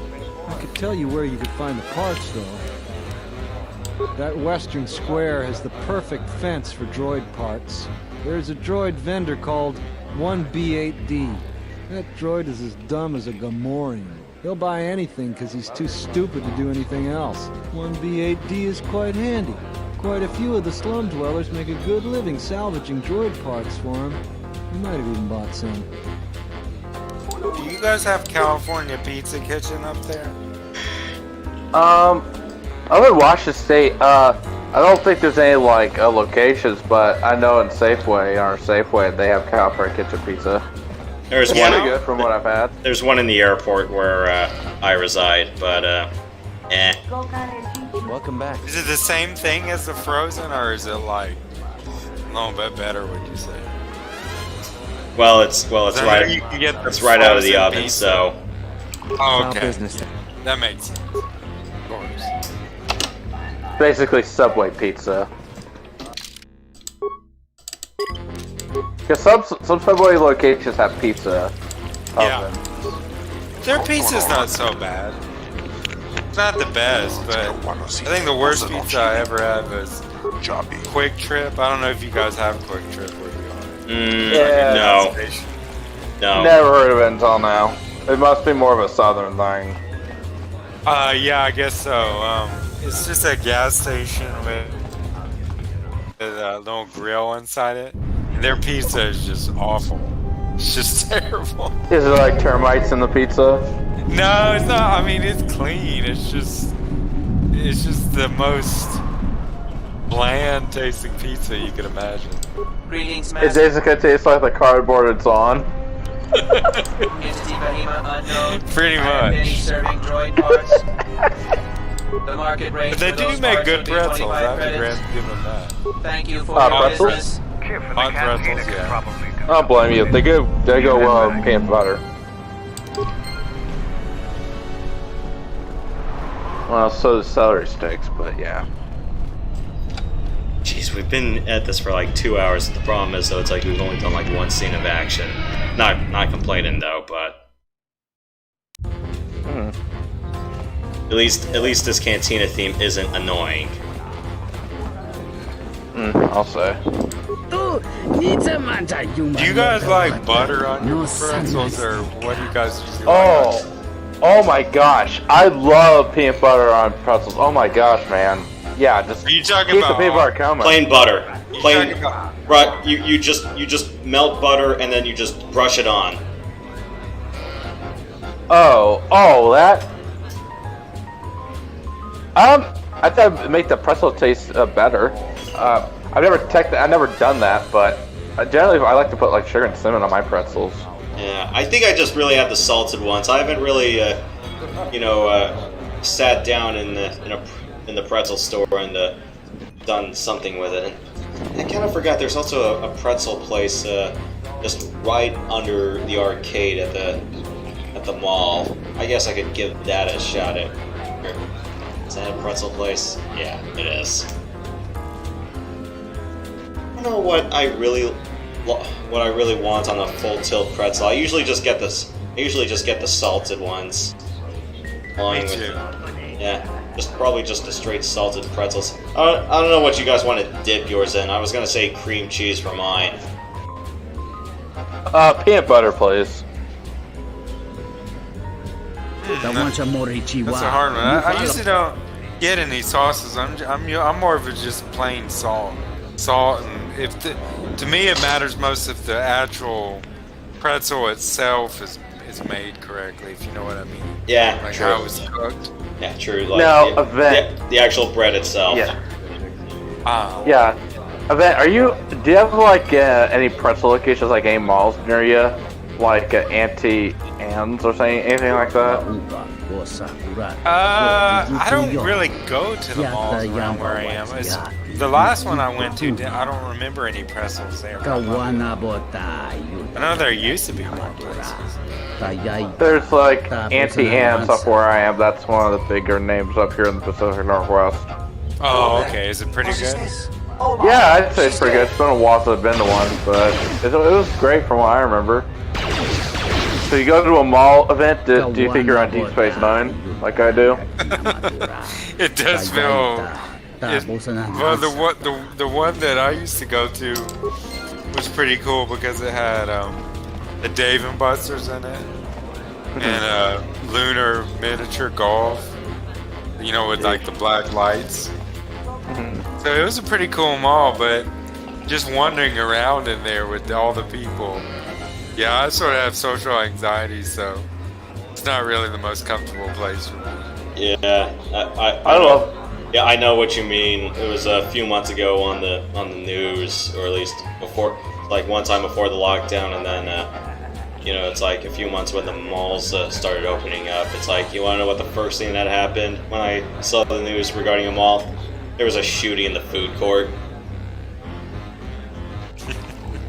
Oh, great. Someone got bad. Someone did get their burger right? Nah, I shouldn't joke. Yeah, it was like, I think it was like, actually, from what little I heard, or at least what little I bothered to pay attention to, it was like, there was a fight in the food court. It was like between two guys. One of them threw a chair, and then the other responded by pulling his gun out. Yeah. I wonder if it was gang related. I don't know. I think they ruled it out, though. It wasn't a turf war, because I've been to that mall once before, and it doesn't look like it's contested territory. Or at least it shouldn't look like it's contested territory. Oh, yeah, as far as what gang owns what, yeah. Welcome back. Control of what. My deck is still warm if you're up for bazaar. Yeah, the mall we used to go How business that to is. sort of got a problem with the gangs eventually. It started out being a really good mall, but as it started to degrade more and more, it wasn't bad, like, relatively, but it become where, like, people would be hanging around, harassing people and stuff. Yeah. Kind of reminds me, you guys have seen the Blues Brothers, right? Oh, yeah, great movie. Yeah, the part where John and Dan's characters just cruise through the whole mall. Yeah, that place used to be a mall, and then it died out, and they were just like, let's just wreck this for the movie one more time. It's also kind of funny, it's like you look at all those stores that were featured in there, and they're all dead. The biggest one being Toys R Us. Yeah. What happened to that mall? Did it become an abandoned mall at some point, or did it just shut down, or? I think it was abandoned. Well, you didn't think about malls as they're cool, but with Amazon and things like that, it sort of takes away the need to have all those shopping places. Then I guess there are things you can get in the mall that you couldn't get online. I kind of disagree with that assessment every once in a while, especially with electronics, because I want to be able to see the component and realize I'm not being jaked. Oh yeah. Call me a Radio Shack hack, but yeah, that's kind of my stance. I don't entirely disagree with that stance, to be fair. If it'll help Dagon, well, what I really like is books. There's no way that Dagon Dagon could have done it. Oh, I love Barnes & from Noble. his office. That's the opposite direction of the market. It's like they We should go talk to Captain Riken. I didn't get anything. I was just picking my dad up from meeting some friends. I did get a coffee though. Nico, is it? And the off-white. What brings the two of you here? The Barnes & Noble stores usually have their own like coffee stand, coffee. I think I seem to remember the one I went to last did have one. This one just had a Starbucks inside it. Oh, like there's a Starbucks next door. Oh, that's it's Starbucks inside the Barnes & Noble. Oh, yeah. I'm trying to remember.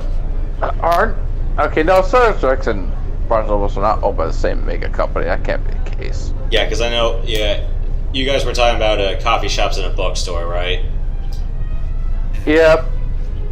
Yeah. Starbucks and Barnes & Noble, yes. Mm-hmm. I don't think that was the case with the one nearest me. Yeah, it's not. It's like, I know it's like sometimes. The last time I usually see like a bookstore and a coffee shop, usually it's not within the same store. It's usually within the same shopping center. So it's always going to be like right above or below or right next door. It's always going to be right. Yeah. It's like depending on the exit, there should always be one like opposite one of the exits. Yeah. Did you guys ever see that Simpsons episode where they were like, Starbucks in the Barnes & Noble or some bookstore, and then within the Starbucks we have another Starbucks. Oh my god! A recursive Starbucks. The whole infinite mirror paradox. Yeah. Oh, I know another one. Have you guys seen the Mad TV Sesame Street skits? Oh gosh. No, I haven't. Oh no. There was this one. This was before Donald became president, or this was far before him. This is when he was known as a New York mogul and still the host of The Apprentice. Frank Caliendo played Donald, and he was like, he bought out Sesame Street just to build a block-long Starbucks. Oh gosh. That one's a good one. I like Starbucks, but it is kind of evil at the same time. Hey, remember the first Austin Powers? It's like Dr. Evil's headquarters, also the Starbucks headquarters in the Space Needle. Oh yes, I actually saw that recently. That was good. There's Man of Mystery. The second one was the Bayou Shack. I think the third one was Gold Member. Yeah, which was a play on Goldfinger. Wasn't Austin Powers really poking fun at Roger Moore's Bond primarily? And making fun of England in the 60s and 70s. Oh, yes. Yeah, baby. That's a bold statement. I assume you have some sort of... Mike Myers is as great as Austin Powers, my god. He really is. It's a long story, so bear with me, Captain. The night How of the many of the murder, Shrek movies ended up being made, do you guys know? Night. Or I think? Like, That should do it. We still Shrek don't know the who Third, killed Sulio, but I this think there will was like... greatly assist our investigation. Count the Christmas one, it was like 5 or 6, I think. You have been ordered off this investigation, Hold on. Captain. I remember my cousin... I hope you can explain Yeah, I yourself. remember my I had nothing to do with this, sir. This way citizen back when found we watched information about Shrek Captain and Down Sulio's the murder. Beach and all that. It's material to the investigation. We've already got our man. Sulio and this Gent were fighting the night she was murdered. He had ample So motive. Matt, what do you like coffee at all? I mean, do you have like a favorite coffee place around there? Have you read the report? I'm not really. I wouldn't really consider myself a coffee person. I usually just get hot chocolate. Clearly hated each other. But honestly, if I had to get a coffee, it'd probably be a mocha. It's just kind of a blend between coffee and hot cocoa, to my understanding. What he meant to say, Major, is that they were I mean, I know some people, it's what gets them up in the morning. A friend will never say such things to another friend. You expect me to believe for the rest of the day and do their job and all that, but I was a friend of both. Yeah, They've I done mean, this dozens of times. I tried coffee, bartender can confirm and as well as half a dozen making other it myself. I'm they just were like, not there, but they certainly didn't hate each other. I see. Why did I put creamer in Still, the this? fact that he was right there at the scene of the crime.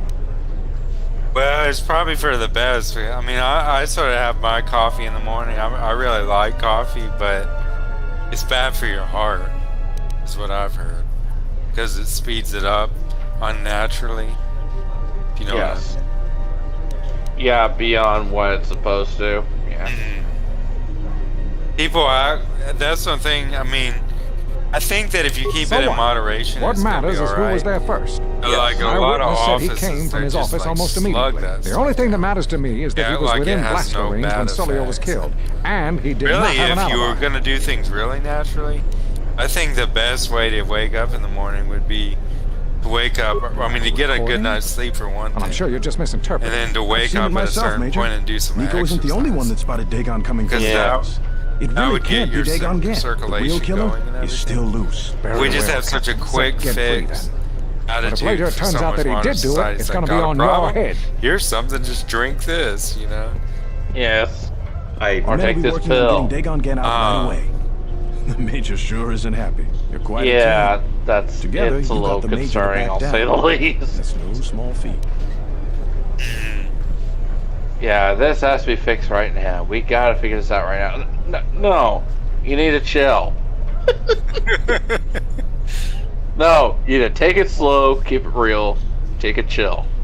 Okay? Sorry, I was in the middle of solving a murder investigation. You guys talking about like caffeine crunch? Yes. I was talking about how I'm not really a coffee person, but if I had to get a coffee, it'd probably be a mocha because it's a blend between hot cocoa and coffee, to my understanding. Yeah, I'm not really a big coffee nut either. It's like almost it's like half the people in my office chew me out for it. I'm like, do you really want me to die of heart failure? Yes. Just they're your coworkers. They love you. They just love giving you heat. That's all it is. Yeah, I kind of told them straight up I'm a hot chocolate fanatic.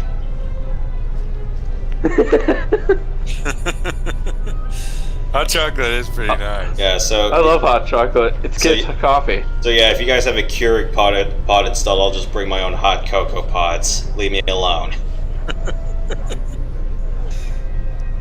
Would recommend just for the taste and the experience. You guys haven't had it already. Turkish coffee. That stuff gets really good. It's like espresso served in little cups. You can go to like Greek or Turkish or Mediterranean restaurants. Didn't you say it was Order like? Didn't you say it can be particularly muddy, or did I hear that from somebody else? It is muddy. It's definitely muddy. The investigation has been handled at the I'm trying to highest remember levels. what they have, what they put in. Cardamom? Is that the sweet With Dagon stuff? free, I don't know if the investigation team will find another suspect. Some They haven't been spice as they put in. diligent as It's more than just the coffee. It has certain spices added. Yeah, you asked me if I just get like just some plain roast. It's like, what would I put on it? Probably just put some shredded cinnamon in mine. Yeah, that would be good.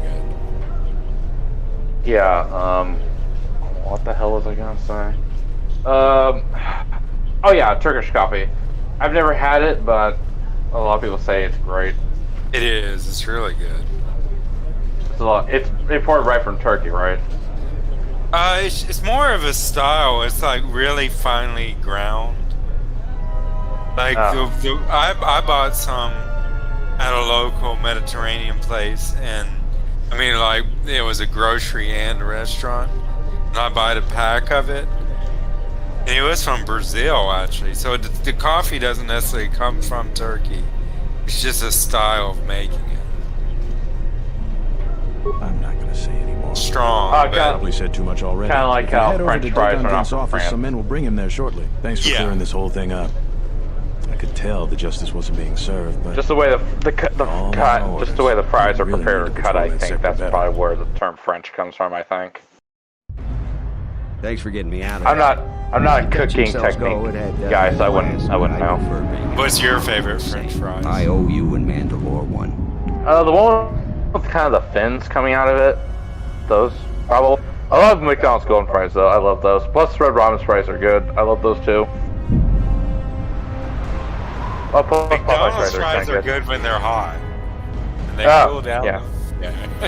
Well, that's pretty much. Gotta get 'em off. Well, that's pretty much the very caveat of any place that runs out of a deep fryer. You really want them hot, and you really want them with fresh oil. I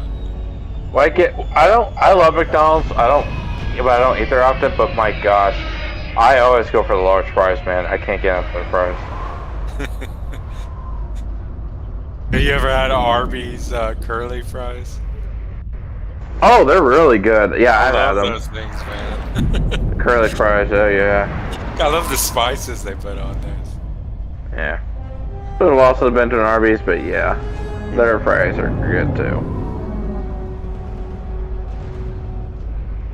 What kind of seasoning do you guys like to put on your own fries when you cook them yourselves? I'm more like a little bit of. Sometimes every once in a while I'll just do like paprika and garlic powder. Other times I'll just go with Old Bay. Red pepper, garlic, or sometimes oregano, a little bit of oregano too. For me, I just get what's out of the box, because I'm lazy. I thought I had a vial or a box of Old Bay seasoning, and I don't know where I put it. I'm going, oh shit. Because every once in a while I'll just cut my own potatoes and say, you know what, cut my own potatoes, throw them in the air fryer, done. Although they kind of recommend if you're going to be seasoning potatoes, you put them in a plastic bag, you add the oil and your seasoning, and you shake the bag together. That way the seasoning will go through evenly. I'm like, why didn't I ever think of that? I always tossed the damn thing by hand and had to clean my hands over that. Wrong place, wrong time. Captain Sulio and I were acquaintances. Do you guys like baked Just happened to be too close when she got dead. Real shame. Yeah, it usually gets baked potatoes out puffing stuff in. Usually. Sometimes I do. I'll sometimes do it at a restaurant. I don't like doing it on my own. Because sometimes, you know, it's like, you could probably clean the exterior of the potatoes and then you're still not convinced you cleaned out all the dirt all the way through. Yeah. That's why I don't attempt it myself. Pretty good with butter on them, though. I don't know if you guys do that. Yeah, it's like a little bit of melted butter and then top it with a little dollop of sour cream and chives. Sounds good. I like chives. Yeah. Yosh, did you ever thought about playing the Phantom Menace on PlayStation 1 or the PC version of it?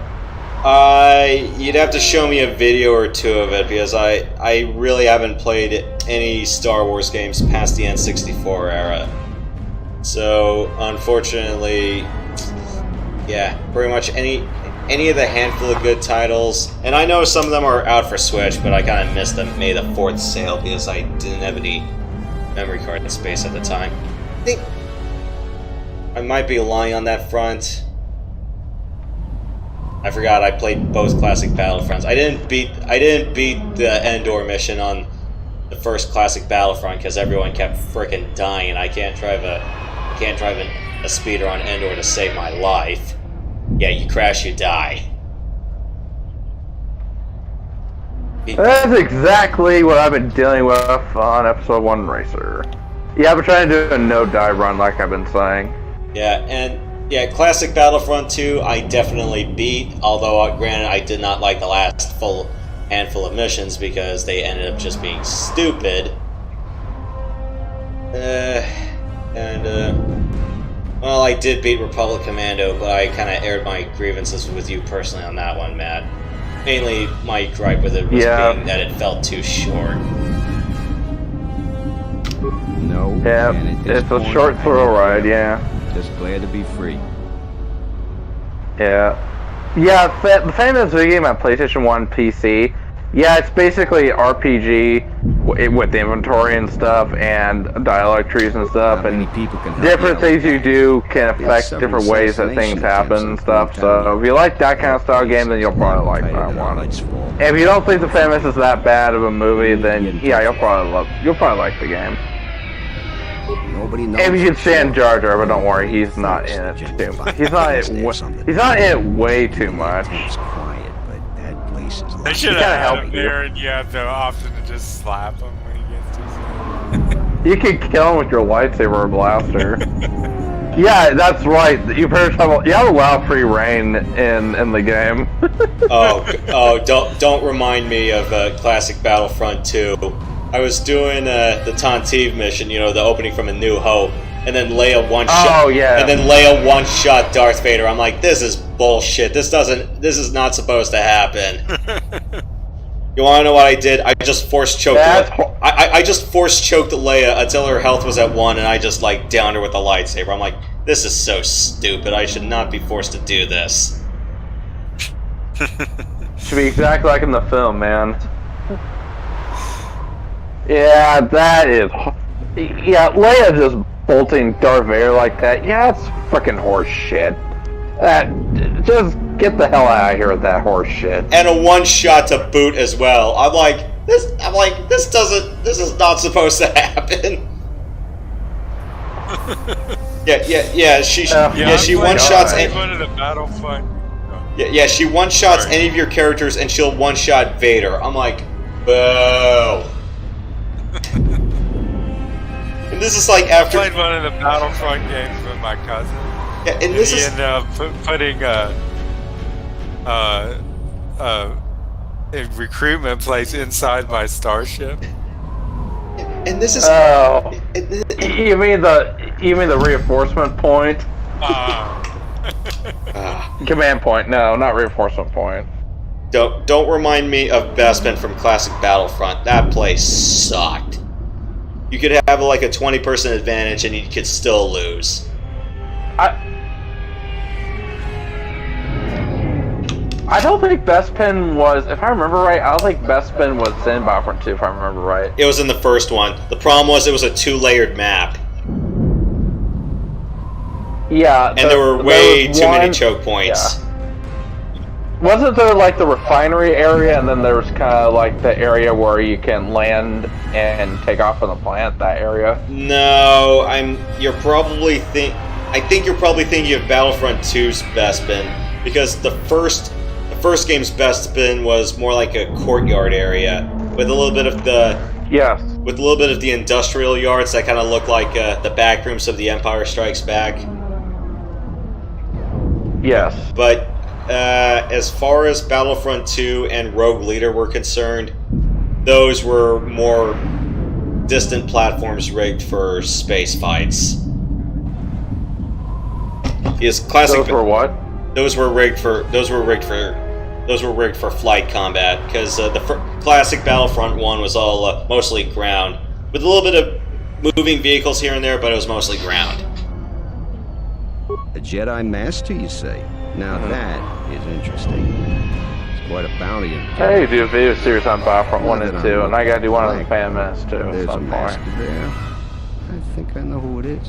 Yosh, did you watch my GoldenEye videos? No, and I know this was gonna bite us eventually. What are your thoughts on Amazon buying out MGM while we're on that subject? Oh my gosh. I really just hope that, I just hope Amazon oh my gosh. What are they gonna do? Are they just gonna do a Disney deal with Star Wars? And they're just gonna do the same thing with Bond? Oh my gosh. Well, if they treat it like they usually do with their high budget stuff, then okay. As I'm not sure whether they'll get out of the way or not. I don't know. I haven't read too much in this subject. All I can tell you is that definitely MGM shot themselves in the foot one too many times. Yeah. Isn't Barbara Broccoli just getting too old? She's just like, I gotta hand this off to someone. Kind of like what George Lucas did. No, because that would be Eon's own share in it. I'm not sure how much. I'm not sure how much of Bond MGM owns outright. Yeah. Event, I'm curious, what Bond actors have you seen? Otherwise I tell you. But the man I'm thinking about is smart, likes to stay in the shadows, and is cryptic as hell. If he isn't a Jedi Master, he should become one. There's a slight problem with that. I know you don't want to hear that since you went through all the effort of springing me out. The thing is, scavengers have already looted most of my stuff. Does any of the Bond actors have any share of MGM? They have a couple of encrypted holodisks that they nabbed. So here's the punchline. Am I breaking up at all? Because they have some contact. No, you're not. People I know you don't just walk up and chat with. There's a procedure. I don't know if Event went AFK or not. Has the procedure. And you know I don't. And you know I have a habit of not wanting to talk over in-game dialogue. Yeah, no problem. If I were in your spot, I'd be the same way. Yeah, there's a reason I did Lacrimosa Donna by myself. The Kells gang pretty much owns this street. From what I hear, she's the one that cleaned me out. She's in the local cantina most days. She's tough as Drexel leather and more dangerous than an angry Wookiee. If you take Mandalore with you, though, you should be just fine.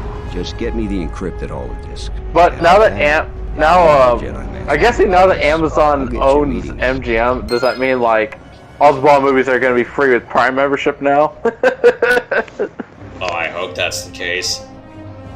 And then there's just going to be the question: are we all just going to panic, just trying to get the physical box sets one more time?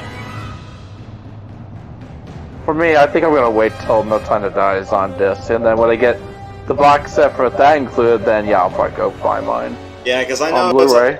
Because when I was at Fry's Electronics a few years ago, they definitely sold it by actor. So it's like you definitely had all 7 of Connery's wrapped together in one volume. Well, okay, really 6. I don't think they really put Never Say Never Again in that one. And then they wrapped up all 7 of Moore's in one. Like, they definitely sold both of Dalton's together. They put all 4 of Pierce's together. And at that point, I guess Spectre was the newest Bond film, right? Yes.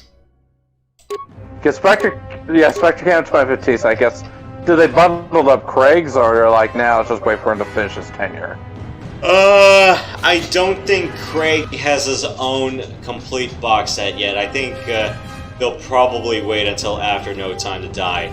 And even then, it's kind of funny because everything up until Craig, MGM just owned outright.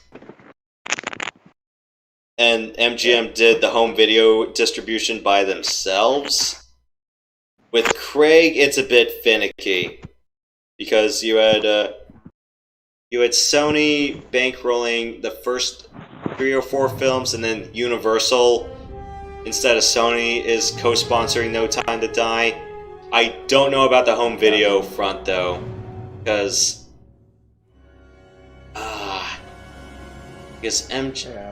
MGM did Casino Royale by themselves. Home video was done to them.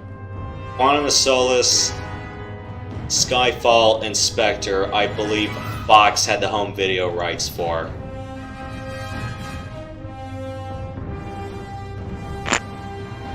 Yes. Event, what Bond actors have you seen? I'm just wondering. I'm not the biggest Bond person, but I've seen Pierce, some of the Craig ones. Pretty sure some of those Sean Connery ones. What about Dalton? What years were those? 80s. 1987 to 1989. I missed that one. I didn't know about Have you found the encrypted hole? I don't blame you. Timothy Dalton's kind of the forgotten James Bond. Well, he wasn't in the spotlight for that long because when the lawsuit hit, he kind of vanished.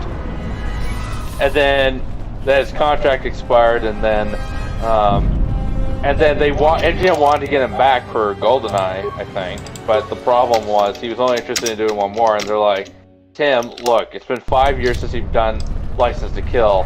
I mean, if it happened for the lawsuit, then yeah, if you want to just do one more, like a year or two after License to Kill, then okay, fine. But it's been 5 years, dude. You gotta look into doing at least like 3 or 4 more. And he's like, oh my gosh, if I do this, this is gonna. If this is not just gonna be the rest of my acting career, this is gonna be like the rest of my natural-born life. And yeah, him probably just not wanting to have what happened to Roger happen to him. He just said, nope, sorry, and then he left. And I guess MGM just phoned Pierce up and said, okay, Pierce, well, your good old pal Dalton left. Do you want our stab at it?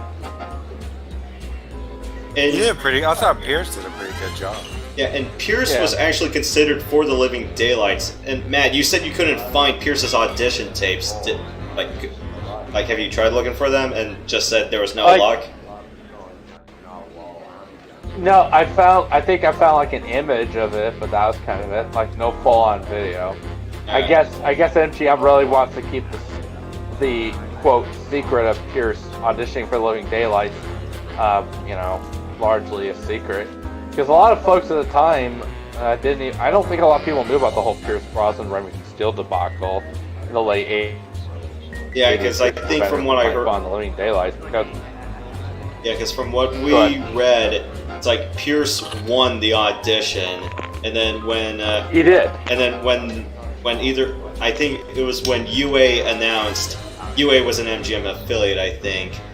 It's like when either MGM or UA announced Pierce winning the role, or at least reports came out about it. It's like NBC ended up pulling a fast one and just tried to uncancel Remington Steele just to have Pierce play out one more year on his contract. Yeah, and even NBC even wanted to negotiate with MGM to basically reschedule the whole shooting schedule of Remington Steele to have Pierce play Bond Living Daylights, and Albert Broccoli saw a big conflict of interest with that and just said no. James Bond will not be Remington Steele, and Remington Steele will not be James Bond. And he said no. Sorry, Pierce. Well, I mean, at first they offered him the job, obviously after he passed his audition with flying colors, but then Albert Broccoli retracted it, saying no. As long as the show goes on for Remington Steele, no, you will not be casted. And then the show was renewed, and then under contract obligation, Pierce had to go back and play Remington Steele, and so the role went to Tim, which actually they considered Tim Dalton to play Bond Living Daylights before Pierce, but the problem was at that point he was shooting his scenes for Brenda Starr. I don't know what the story is about, but because of that, he initially declined, and then the whole thing with Pierce happened, like we described, and then when Pierce bowed out, that gave Dalton enough time to finish his scenes for Brenda Starr and allow him to do Bond, and the rest is history. Yeah,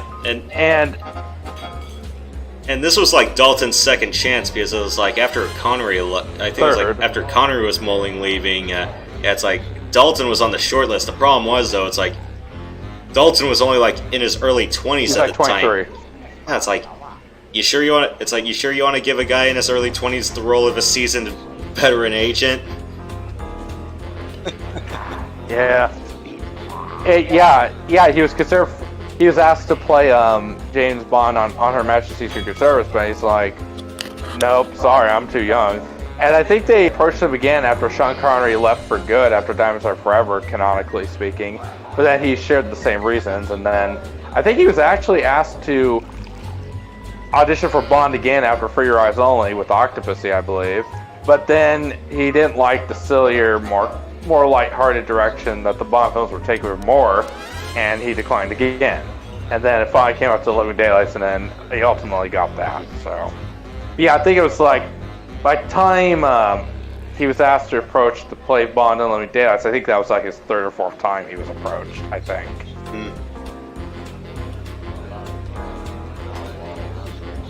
I just wonder how many scenes would have been cut from the film we actually got if Pierce played the role. I think the sniper scene would not have been there. I don't think the part where Saunders gets smashed by the restaurant, you know, retractive door probably would not have been there. I don't know if the awesome opening scene where Bond pursues that KGB guy in that Jeep would have been there. It might have been. I mean, that's a pretty awesome opening sequence, I won't lie. I think it would have been a lot more laid back. I mean, it was already a laid back film with Tim compared to License to Kill, but still, there's just a bunch of dark stuff tacked on.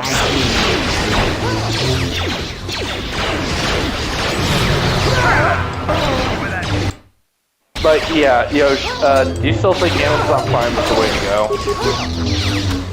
Well, if it's the only reliable outfit with all the films available, because I think you told me some of the other providers don't have the whole catalog, and I know Peacock has them on a rolling basis, but we really can't watch Party with that.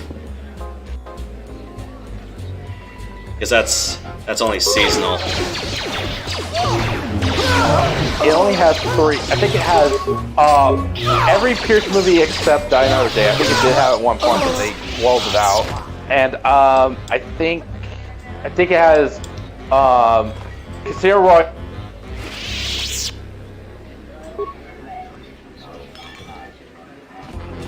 You cut off. I don't know how I got this. Yeah, I don't know why I got disconnected for a sec. So yeah, I was saying, yeah, it has Netflix has all but one of Pierce's films, and then has Casino Royale and Quantum of Solace, and that's it.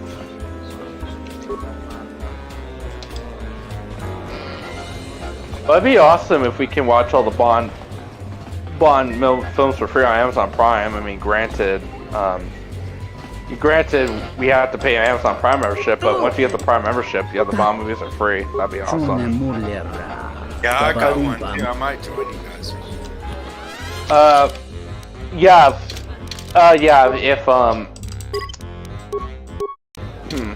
Yeah, the problem is, due to the watch party thing, we all have to have Amazon Prime memberships. That's the only real caveat. I have one, so. Oh, okay, sweet. Yeah. Yeah, don't.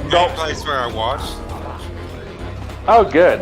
Yeah, then. Yeah, don't worry. I think but we have to pay for the movies. I'm the one that's gonna be footing the bill because pretty much all the Bond films on Amazon Prime are buy or rent. So we'll probably. I'll probably do the rent option. It's like $5 a film, I think. Yeah, because we're only going to be watching we're only going to be like watching it just once over. I mean, there's not really much of a point to buy it unless for me, not much of a point to buy it unless I'm getting on disc. Oh yeah, I want to have it physical. I agree. Yeah, because I don't want to end up being shafted when it's like the service dies out and all the data goes with it. Yeah, that can happen. It's like when I bought Shadowrun Boston Lockdown on Steam. Or it's like because the company that owned it, yeah, that sucked. or with the Nintendo Wii shop, you get all the sweet stuff on the virtual console, but unfortunately all the servers are disconnected. Oh no. There's Nintendo Wi-Fi servers that people have put up, and you can connect your Wii through like an SD card or something to connect to them, and then you can play with people through that.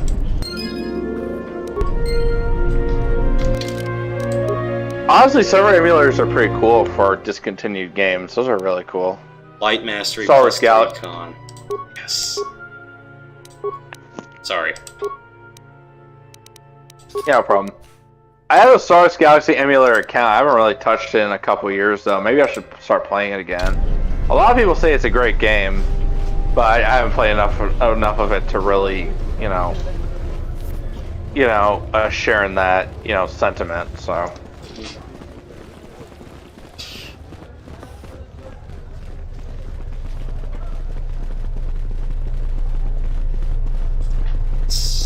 Check something. I want to check what's going on with the Wild Knights game right now.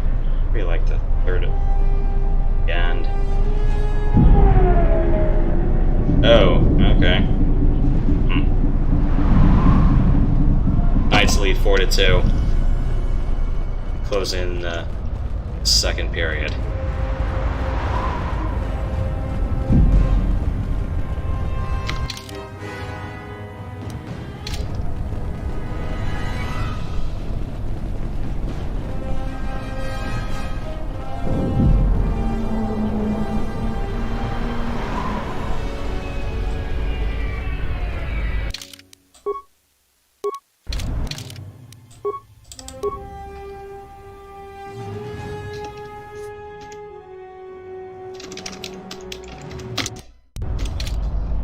Have you found the encrypted holodisks yet?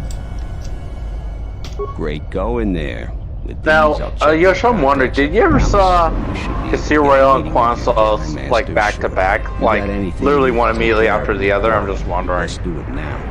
You're dealing with serious politics by contacting them. If things go bad during the meeting, you may not be welcome in ISIS anymore. Perhaps never. Just let me know if you want to go through with this. Come back when you're ready. Better yet, call the whole thing off. Palace politics can get you killed these days. I've done that like once or twice. Probably just during one of those very slow summer days as a teenager. Oh, we watched both the films front to back? Yeah. And does it feel Quansos is a big step down from Casino Royale if you do it that way? Well, yeah, not to mention there was also the bloody 2007-08 WGA strike.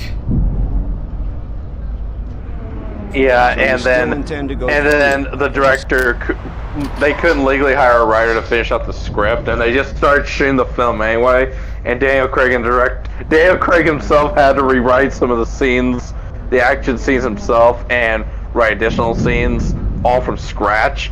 And he's like, yeah, this is horrible. I'm never doing this again, regardless of what is going on. This sucks. He admitted writing was not his forte. Yeah, Quansos was a trash fire. I mean, my gosh. But I'll watch it. Yeah. Were the writers stateside, as in they couldn't get anybody else from any other place, or I'm guessing they didn't want to hire scabs, or at least they were legally barred from doing that. Yeah, I don't know if the Screen Actor, not Screen Actors. What am I thinking? Writers Guild. Yeah, I don't know if the Writers Guild Association. Yeah, Writers Guild Association. I don't know if I don't know how that applied like worldwide or just in stateside, but I just know from what I understand, they legally couldn't hire a writer because of the strike, and then they had to resort to... Craig and the director had to resort to working together to get the scenes written and the screenplay written and everything, in which Craig admitted was not his cup of tea, and that explains why the movie turned out the way it did. It's the shortest Bond flick in the history of the franchise. It was like an hour 46 minutes, right? Yeah. Yeah, it was like it's like the only one in the franchise that's like sub 2 hours. Yeah. Pretty short. Well, actually, yeah, wasn't like the earlier Shang flicks, weren't they like a few minutes shy of 2 hours? Yeah, they were like 150-ish. Or 155, but you know, it's like the pacing in those were, you know, it felt naturally slower. Yes. And yeah, and they and I think also several of the Star Trek films before the J.J. Abrams reboot, I think were kind of a little south of 2 hours, like hour 40-ish, 50-ish. I can't afford to lose you, especially given recent events. Anything could be a trap. What's your guys' favorite Star Trek? But if the message is true... Is this necessary? I can by era or unilaterally? But outside these walls, the General has many men that would do anything for him. Nothing in life is certain, Your Majesty. But I feel something. There is a disruption in the Force. I must investigate this. Very well. But please, be cautious. Aren't I always? That's what I was afraid you'd say. Well, the meeting is on.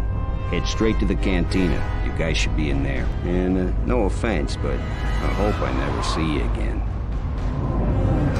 Not the best one. Sorry if I cut you guys off. I was You must have gone through a lot to arrange this meeting. Meet our Jedi Master. Yeah, no problem. Yeah, we weren't cut off, don't worry. Small task. So, yep. For me, Deep Space Nine is my favorite Star Trek show, though. Yeah, I had to cut out I had to cut out the line on your favorite movie, though. Yeah, Wrath the Con or First Contact would be my favorite Star Trek movie, probably. But I said Deep Space Nine was my favorite show. Oh, what were you guys say about DS9 event?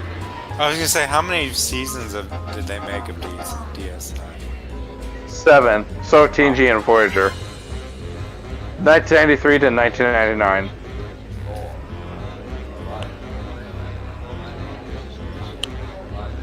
What, Yosh, were you aware about the whole grudge Cisco had on Picard? Did I already told you that? You told me about it, and quite honestly, right now I'm trying to focus on this. No problem. Let's see what our Jedi Master has to say, considering he's the only one I've actually bothered to talk to who's not a complete douchebag. Looking at you, Atris. Like, are the Jedi during this time period, are they like jerk faces? I'm surprised you haven't paid attention during most of the rest of the game, but Atris, that one on Telos was the biggest stickler. Yeah. Yeah, that one. Hold on, I need to hear what he has to say, so... Kavar, the famed Jedi Guardian. The Mandalorians counted on the fact it would be you, not Revan, who would lead the Jedi against us during the Mandalorian War. I wonder how we'd have fared against you. I thought you were killed fighting Malik during the Jedi Civil War. It seems my former student keeps curious company. Strange times lead to strange alliances, though. I have my ways as well. Why are you here? I imagine that you hold little love for any on the Jedi Council anymore. Even an old friend.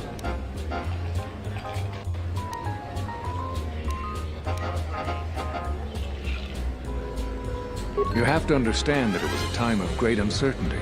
We just learned that Darth Revan was back with an armada. Every Jedi that went with her was lost, corrupted, and as dark as their master. And then there was you. Many thought you were a spy. There's more to it than that. And I think you deserve an explanation. Am I interrupting? In orbit, I thought for sure that the Ebon Hawk was mine. I was certain, only to see you slip through my fingers during the battle. Imagine my delight to discover you were on Isis. Quite careless, if you ask me. Get them, men, and watch your aim. Civilian casualties cause a mess of paperwork. Let's go to the palace. I'll get word to you when I'm able. Run! What? What have you done to my man? Blast! Men, take care of her. I won't let Kavar escape. For the sake of subtlety, I suggest we avoid using grenades and any other weapons that may injure civilians in this battle.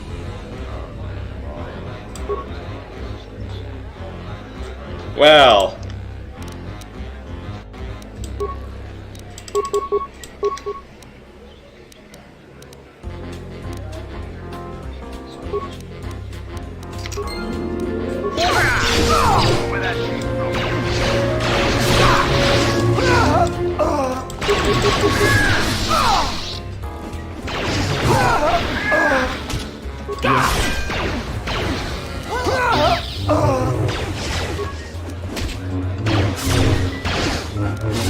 Well, we really, took this personally in a bar fight.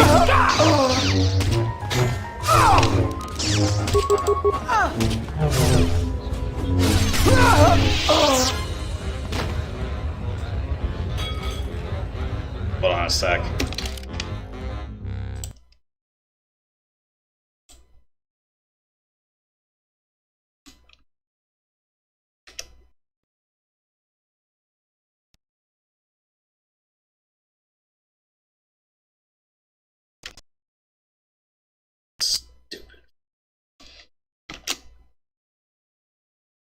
Okay, I guess Matt's gone.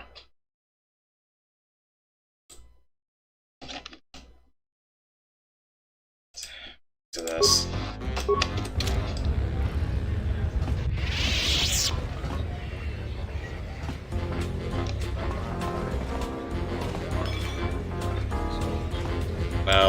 we try to not hurt each other. I hear you.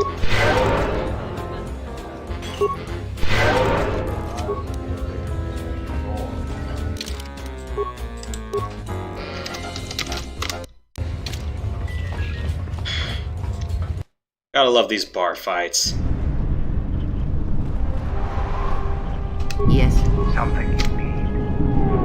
Very Wild Western.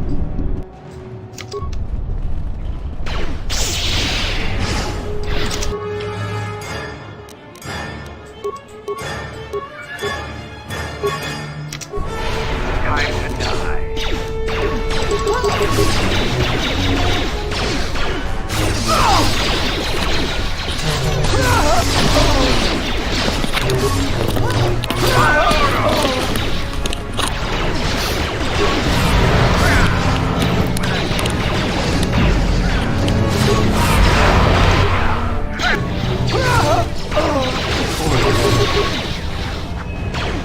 Jeez, we have to fight our way through a whole freaking cloud of troops. Are these the general's troops? Yes. I'm sorry, we got something to talk about. Let us end this. So you solved that murder? Yes. It was the general, right? Yeah. So, we do have that Jedi Master who's, almost on the loose, and we have to run up to the Imperial Palace now. Yeah, we are long past, the murder investigation. So yeah, we do have our Jedi Master, and we're trying to save his ass right now.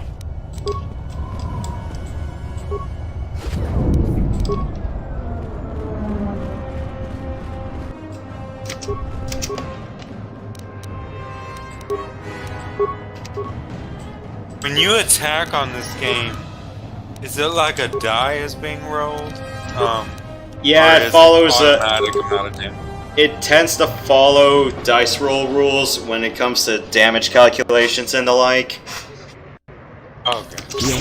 So there's always a chance you can miss, right? Yes. And there's also roll checks, say like, you know, are they gonna save a move or not?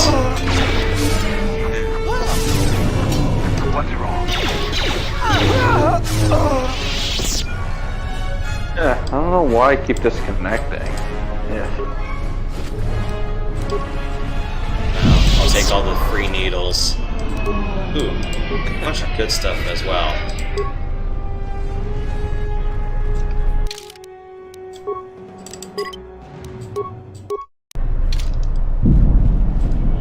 How's the Mandalorian working out for you? It's doing fine. I think I may have to... As far as ranged combat goes, he's doing fine. I also gave him the best rifle I have in my pack. What's happening in the West Square? It sounded like battle. Command's ordered comm blackout. Do you know what's going on? What? Why? That makes no sense. Command hasn't issued any alerts. Are you sure it wasn't some of those Beast Rider slags? They've been getting bolder recently. You must be mistaken. Soldiers just don't attack civilians without orders. If it weren't for the comm blackout, I'd check with Command. Just head to the safety of the Merchant Square, citizen. We'll send a patrol to investigate as soon as we can contact our HQ. Not all the military is after us. Still, Vaklu can throw a whole army at us. I think we've outworn our welcome over here. We should head over to the spaceport before General Vaklu invents some charges against us. Then we'd be in real trouble. I told you before, Off-Worlder. Yeah, let's get out of here. We do have our, You know what to do.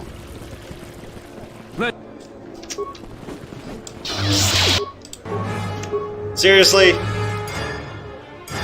What is...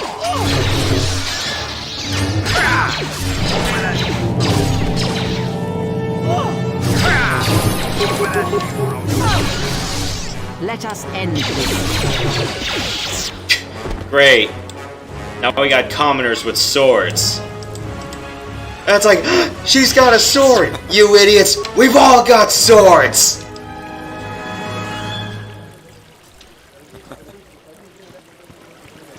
You know which film I stole yeah. that from, right? Aladdin. Yes.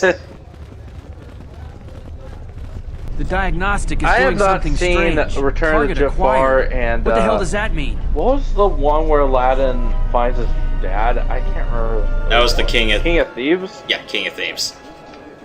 Yeah, it finally slipped back into my memory. I was like, what was the name of the third one? Yeah, I haven't watched the second, third one in a while, but those were good movies. I haven't seen the live action remake though. I have a cousin on Facebook a couple years ago saying, "Oh yeah," she was like saying on Facebook, like, "Oh yeah, I watched it. It's really good." I'm just like, yeah, I don't know. I mean, I think I think the original one will always. You know, the original you can't beat it. It's kind of sad that they couldn't even make one of those movies now. I mean, they could, but Robin Williams is no longer with us. Yeah. I remember when the trailer for the live action remake came out, where Your visa's been scanned. You're cleared to leave. I'd leave right away. Things are going crazy in this corner. Oh my gosh, I'm blanking on the actor name. Will Smith. Will Smith played the genie. A lot of people were afraid, oh no, this is gonna be like the worst part of the film. I heard a lot of people said he was actually one of the greatest parts of the film from what I heard. Him as genie. Obviously, he played in Men in Black and all that. Yeah, he was pretty good. Yeah. Smith's a great actor. Yeah, Men in Black. I'm NYPD. Knock your punk ass out. Oh, down. Damn it, I messed that up.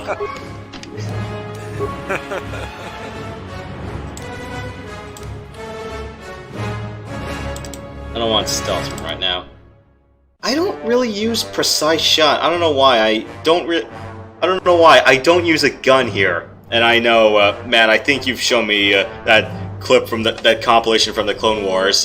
Jedi do not use blasters. Oh yeah. Was it like the Clone Wars deleted scenes or something?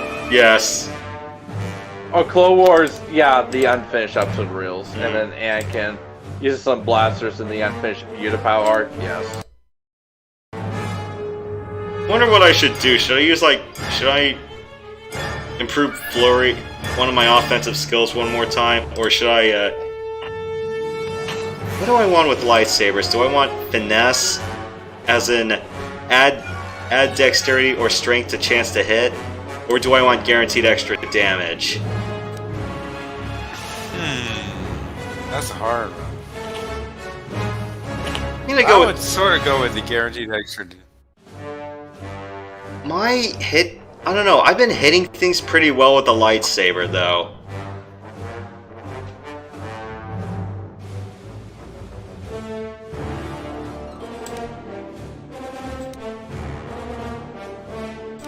I'll go with guaranteed damage for now.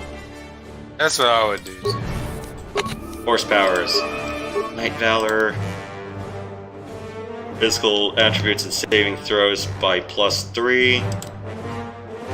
Force redirection. That's just for lightsabers. There's I don't really want to throw my lightsaber at anyone.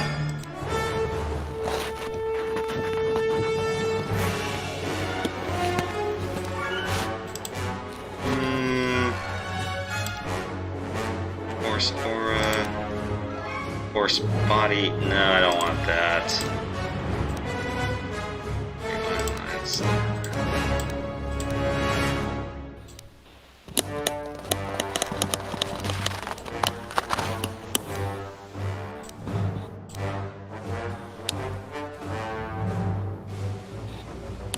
Should I use them as my next power? I don't really need redirection right now.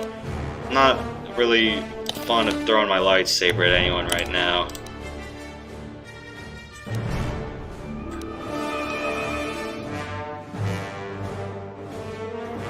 Force immunity. Huh.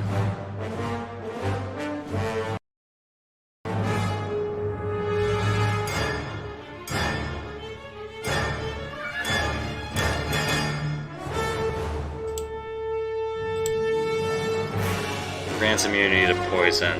Oh. I don't know what I want to do next here.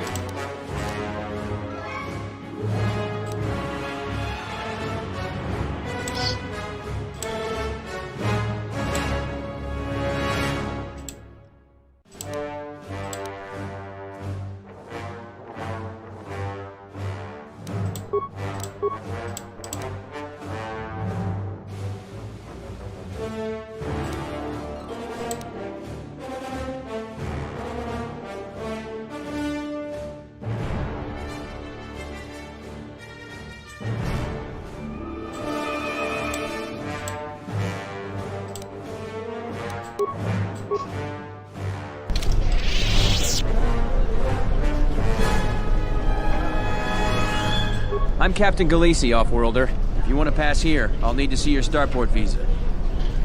Everything seems in order. You're cleared to go.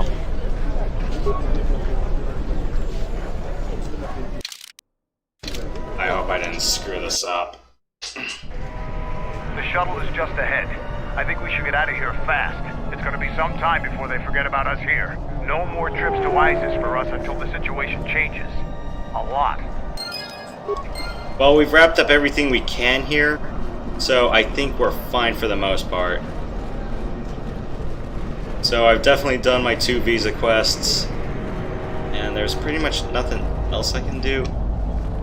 Ah, shit. These asshats again. Again, I'm gonna ask, where's the Monado when I need it?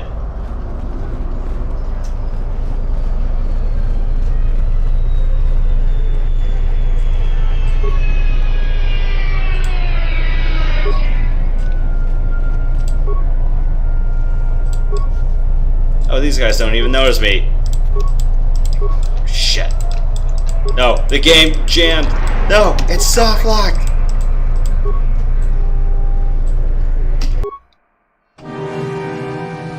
So long, suckers.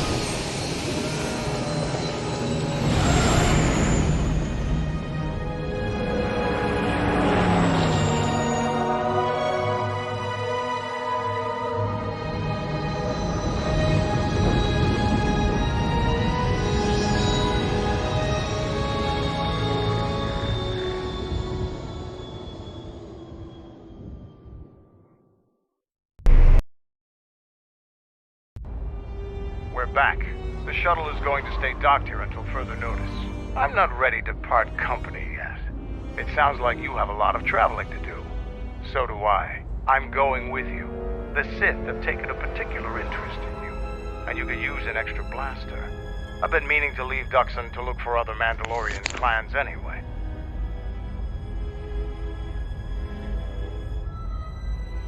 I don't have it in me. It's a matter of self-interest.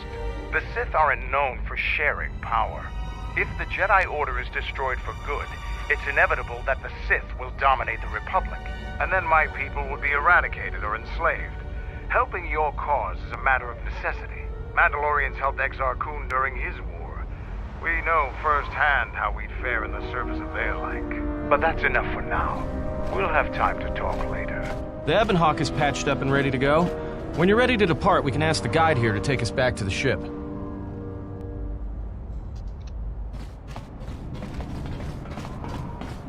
Well, we've done all we can here.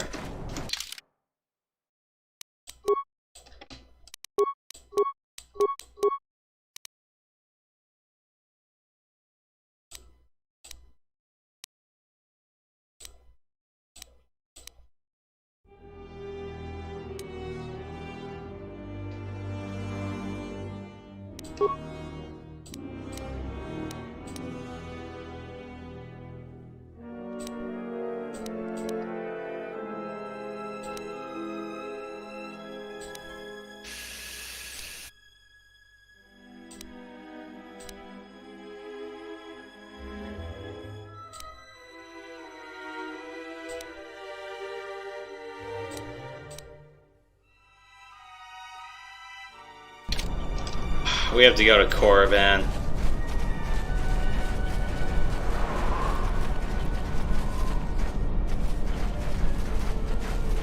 So I think we've pretty much wrapped up everything we can here.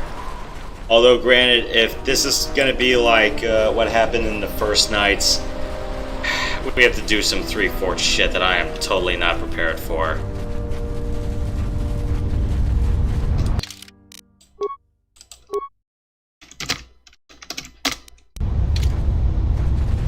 Ready to head back to your ship?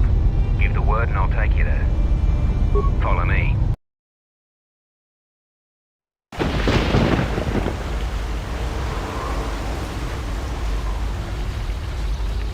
You guys wouldn't have happened to hear about PowerShell, would you?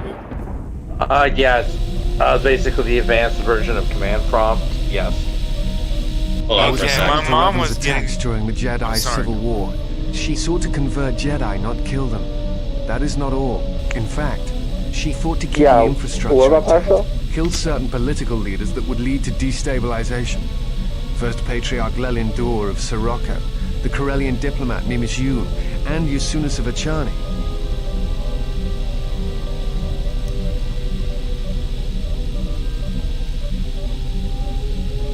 No, you're correct. The pattern ends with Malak. At that point, worlds die indiscriminately. Or seem to. Taris, Dantooine, all become targets during this time. I think she was trying to unify the galaxy against some other threat. I do not know. And that concerns me.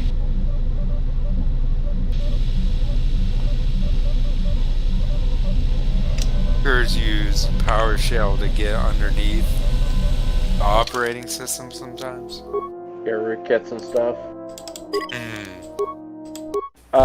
And it executed this weird script on her computer. Well, she didn't hit any of the buttons, so I think she's fine, but I don't know what was going on. I told her to just tell me if she sees that again. You got it. I guess she was liking stuff on Facebook or something. Well, it was like on Bing or something. It was like her she has Microsoft Edge, and there's a home screen, and there's background pictures, and you can say like on the background picture. When she did that, she got this weird message. I don't remember exactly what it said, but it said it had something to do with PowerShell. And I just told her, be very careful. Because you don't want any of that command line stuff that you don't know what's going on happening.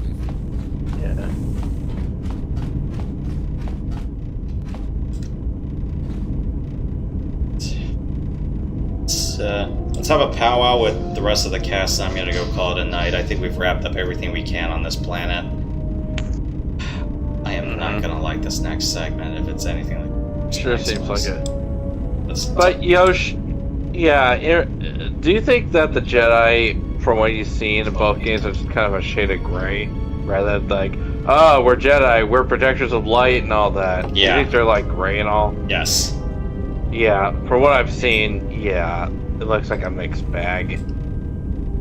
Alright, let's have our powwows with the cast. Yes.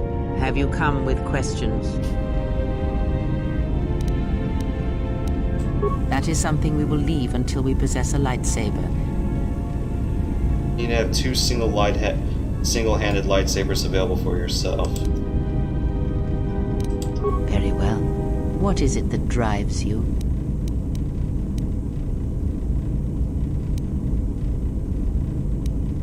When I spoke of sight before, there is a similar handicap that tends to occur among those strong in the Force. They neglect their skills. Some believe they no longer need them. The greatest wielders of the Force are those that maintain some grounding to the more physical realities of the universe. Some wielders of the Force have mastered piloting, others the ability to fix and repair and build, from simple moisture vaporators to more complex machines such as droids and vehicles. One's ability to understand the human body and its ailments, for example, can make your powers within the Force more complete, more powerful, when you attempt to repair the cellular damage of another. And others have mastered the more subtle work of politics, persuasion. Do not doubt that a galaxy may be conquered with words, a republic overthrown, and an empire made. When such skills are honed, one's abilities with the Force become that much stronger. My warning to you is this. Do not rely on your companions to compensate for your weaknesses in skill. There will be times they will not be there to help you when needed. What skill would you say is your greatest strength? You came in, so I got caught in your throat. Yeah, I'm fine. And what skill would you say is your greatest weakness?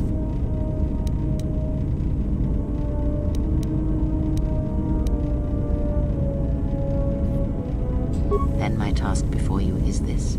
Take your greatest weakness, devote effort to it, strengthen it, and I will show you how it shall strengthen your power in the Force. As you learn and train and test yourself against the galaxy, all your skills have a chance to improve and grow as well. When you devote some of that training to your weakest skill, you will know.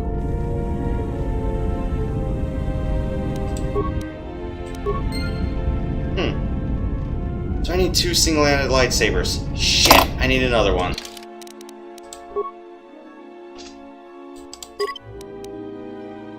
I want to do repair. Let me put points in repair.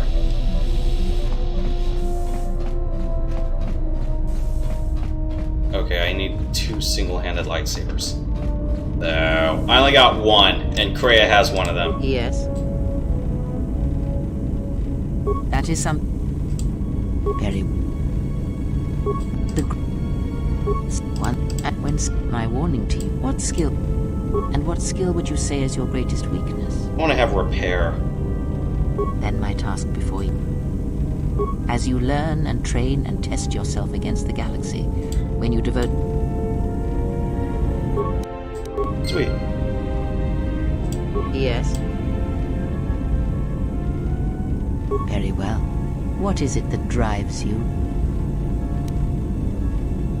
Very well. Sit with me. You have brushed the surface thoughts of another. It is a start. Calm yourself. This time, silence your own thoughts. Keep them still. Imagine the waters of the room of 1,000 fountains, each stream suddenly falling silent and still. Imagine the ice of Telos, cold and smooth as it gathers upon the plateau. Now, stretch out. Feel the ship around you.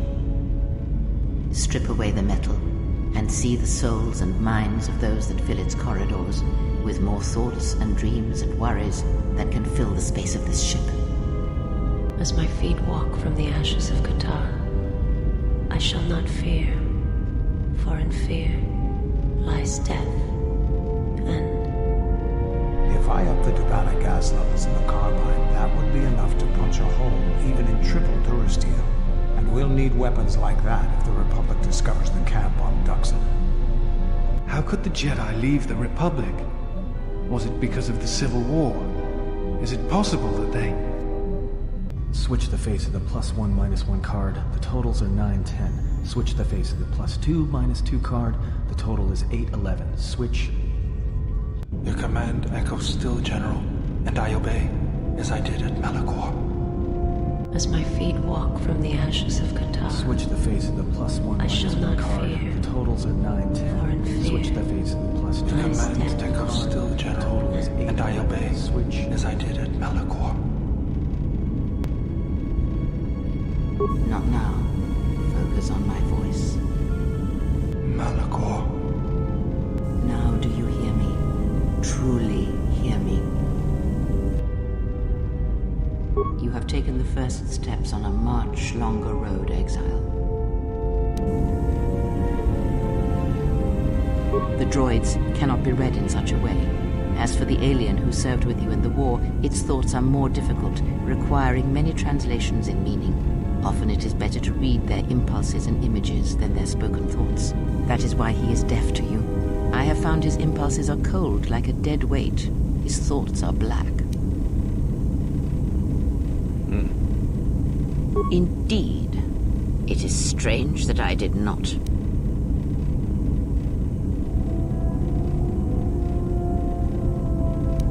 Ask, and I will answer.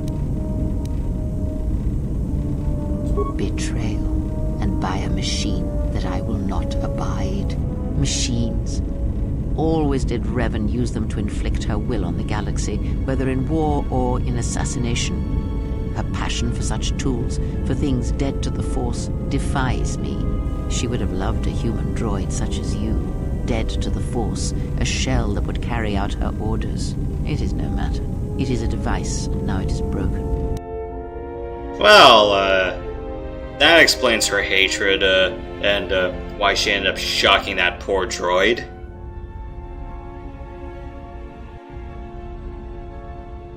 Still, it's kind of a dick move though, but still.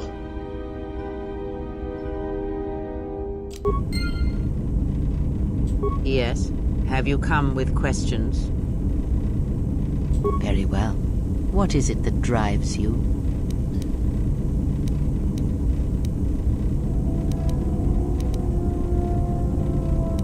I confess its nature eludes me as well, but the bond is strong, and its roots run deep. It seems that at times of stress and pain, if they catch us unawares, then the pain is transmitted between us. It seems the Force flows easily between us. When one of us manipulates the Force to heal or strengthen ourselves, the other is aided as well. Sweet! Force chain. A powerful technique indeed, though, as we have noticed, it has its drawbacks. When battle is upon us, I suspect our minds are prepared enough to shield each other from the pain. I think we shall not have a repeat incident of what happened at Paragus. Very well. What is it that drives you? Ah, I had wondered if...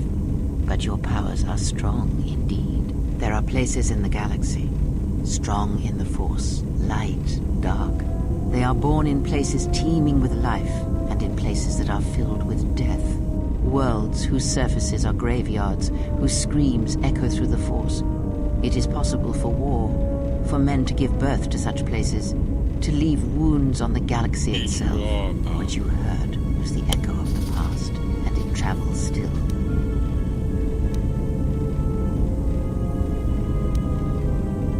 Of course, that is the nature of echoes.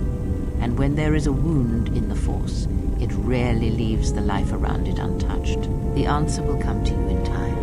It must, when there is nothing more that you may learn from me, when the ruins of your past have been cleared away and I am no more, then you shall know what it is. And if you do not, then the galaxy shall die, and all my hopes for you will have been for nothing. Ask, and I will answer.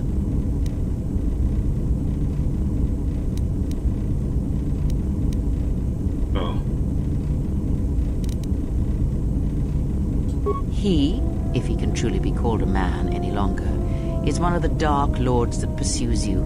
I do not think he knows what you are. Not yet. He spared the Miraluka, and that may have been the last shred of feeling that exists within him. Keep his slave close to you. I suspect there was a reason he spared her, and perhaps a reason that she survived when the rest of her people and the Jedi did not.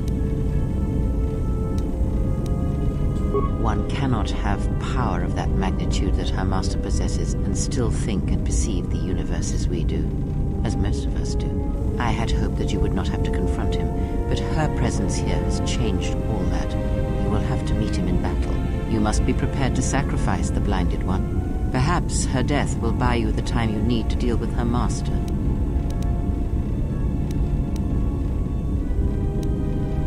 Perhaps he is bound to her, as I am bound to you. If so, there may be a death served by hers. You must be prepared to sacrifice the Blinded One.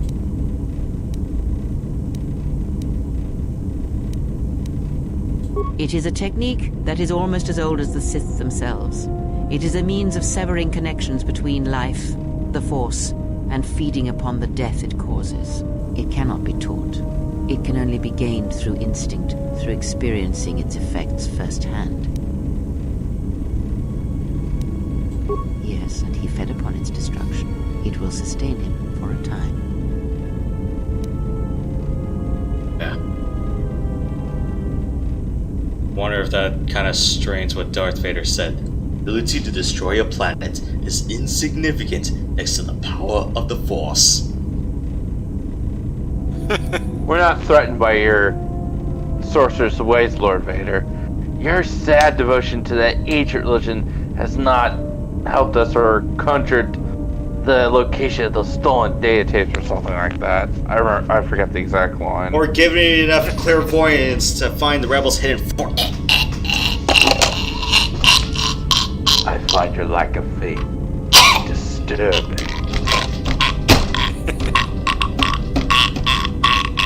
Enough of this. Vader, release him. As you wish.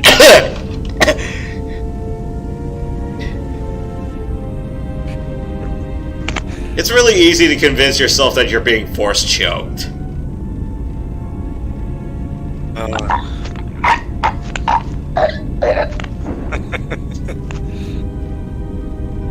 Apology accepted, Captain Nada.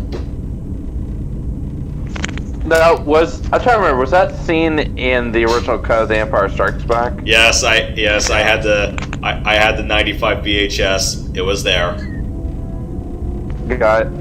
I swear in The Empire Strikes Back they added, aside from like digital stuff, I swear there's some extra footage they added here and there. You're probably thinking about later in the film. Yeah. But they added a little extra footage of stormtroopers or something. No, I'm not thinking of A New Hope or the original film. I know in Empire they added a few shots in Cloud City. Yeah, definitely. Yes. Like the Vader shuttle scene. And there was definitely a difference between Leia looking out the window in Cloud City, because the sky was all blue and stuff in the original cut, but it was all red. But it was all red in the special edition, and they had more of the what were the vehicles on Bespin called? The 2-seater ones. The cloud cars. Yeah, they did more panoramic shots with those. Oh yeah, and plus the building where you see Leia out in the window. That building was changed too. It was like an apartment building kind of structure, but then they changed it to more of a flat, circular structure at the top. Yeah, because in the original cut it was more like a tower. It was like an apartment tower. Yeah, but in that they kind of made it more of a circular design, penthouse kind of style. Power? Do you think so? No, not really a new scene, but they changed Boba Fett's voice to match and it Jango Fett. He devours others. Yeah, Jango His mere presence yep, same actor. Voiced Boba in the special edition. Well, the 2004 version, because I think when the original special editions came out, I think it still had the original voice. But when they released it in 2004, yeah, they had Tamora Morrison's voice, who played Jango Fett, do the voice of Boba Fett in the original trilogy, special edition films, cuts of the films. What else? Wait, you mean, should we talk about the part where Darth Vader gets back to the Executioner after? Yes, that was not. To get Luke to join him. Yes. You talked about that part was definitely special edition. That was definitely special edition. Was that filmed like years and years later, or was it like a deleted scene? I think it was like a deleted scene, because I know it was definitely on the Fox cut. So when Fox was airing Star Wars, during their dead time, and this was a little bit before Revenge of the Sith came out, and a little bit after. Yeah, definitely, I seen it on the TV cuts that Fox had in the early 2000s. Yeah, it was like a scene they filmed, like where George filmed it in the 90s for the special editions in 97, right? It was like something that they filmed, but then they wanted the film to be faster paced with the theatrical cut, so they kept out of the theatrical cut, basically. Yeah. Okay. Yeah, I believe that was the case. I think that was the only major difference I saw. It's like, I definitely would have to watch the 95 versions and the special editions, like, side by side, so I can spot more of the differences. But yeah, the Cloud City shot and the Vader returning to the Executioner, those were the two big ones. And I'm guessing they fixed the blue screen, green screen stuff with the TIE fighters because on the 95 cut of Empire, the TIE fighters in certain shots shot blue laser bolts rather than green. There were parts because there were parts where the Falcon was getting shot by behind and the lasers were blue, and the lasers were also blue during certain parts of the asteroid chase. Was that in the original theatrical cut too? The blue laser goo? Yes. Alright, got it. As a rule of thumb, the 95 versions I had on VHS were pretty much the last known home video versions of the original cuts. Well, remastered, of course, but otherwise the original cuts. And the fact with the New Hope, well, the original Star Wars movie, it's episode 4 New Hope, other than that, no changes. Yes.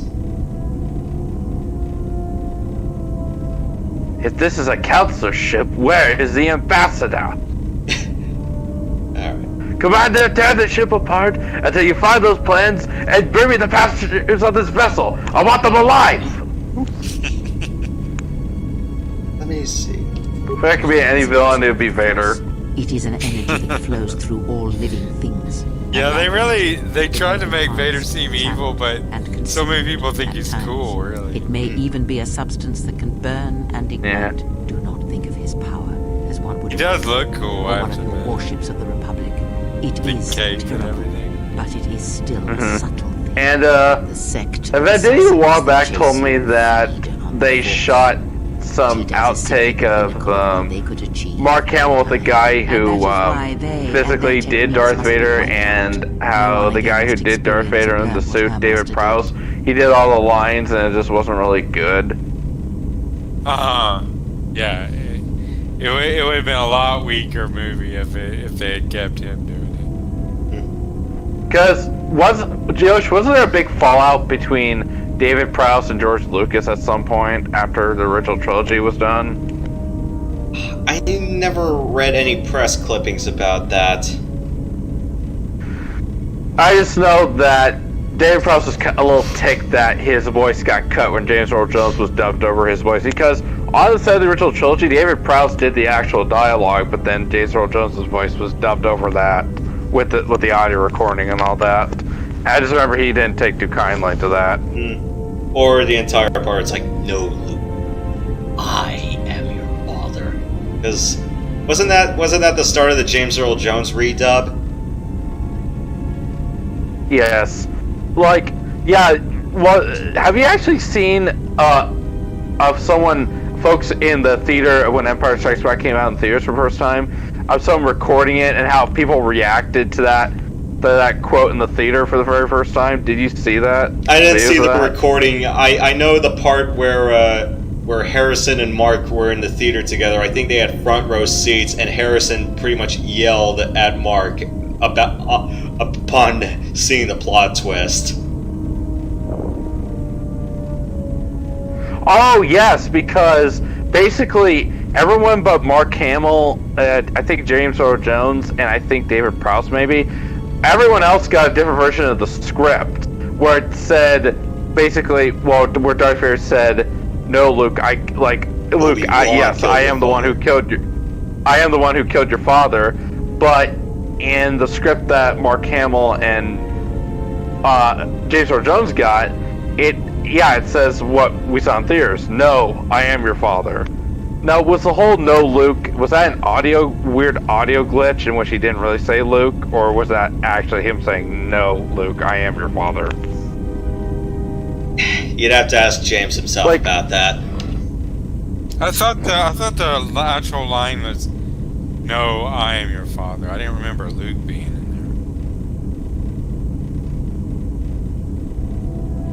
there. Well, it's also where people keep messing up and saying, "Luke, I am your father." Yeah, I know exactly what you're talking about. I heard that in the theatrical version of Empire Strikes Back. But wasn't like in the special edition they changed it to "No, I am your father" instead of "No, Luke, I am your father"? I don't know, because all I can I think I was in high school and one of the teachers was trying to do it. One of the teachers, It was in English, like trying to demonstrate irony, and I think, yeah, she had the special edition DVD. And I think it was still no Luke. It was, I think it had no Luke in it. Oh, the no Luke, I am your father. Yeah. Let's see. We're trying to learn about our adversary, and apparently he can just sap the whole Force. And yeah, I can use the Force too, but no one can kill whole planets. No one else is capable of just killing whole planets with the Force. As much as one may use the Force to bolster the wills and strengths of others, the reverse is possible. Does maybe be considered Tyrant or just instead of sending one's second in will through command in connections the Empire? Force, instead, such connections are drawn upon. I've heard and he'd be upon kind of like the drained Gestapo in Nazi Germany. Yeah, he's more like Himmler, head of the Secret Service. Oh, hi, Sin, what's up? In case you're wondering, just to recap, we haven't really done much action. Well, the whole thing's been bookended with action, but we've just went through, we made friends with a Mandalore, and it turns out it was a Mandalore that the first game's protagonist had rallied with. I'm like, oh, I'm surprised it's the same Mandalore.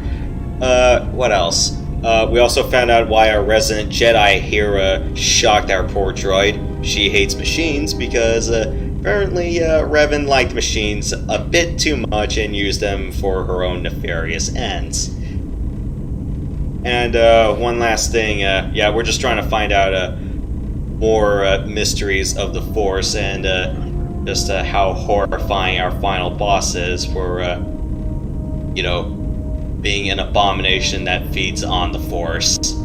As in, the guy should not be even legally declared alive. As far as I'm concerned, he's just he's basically a ring wraith. Basically, yeah. He's not dead nor alive. Yeah, like a Force vampire or something like that.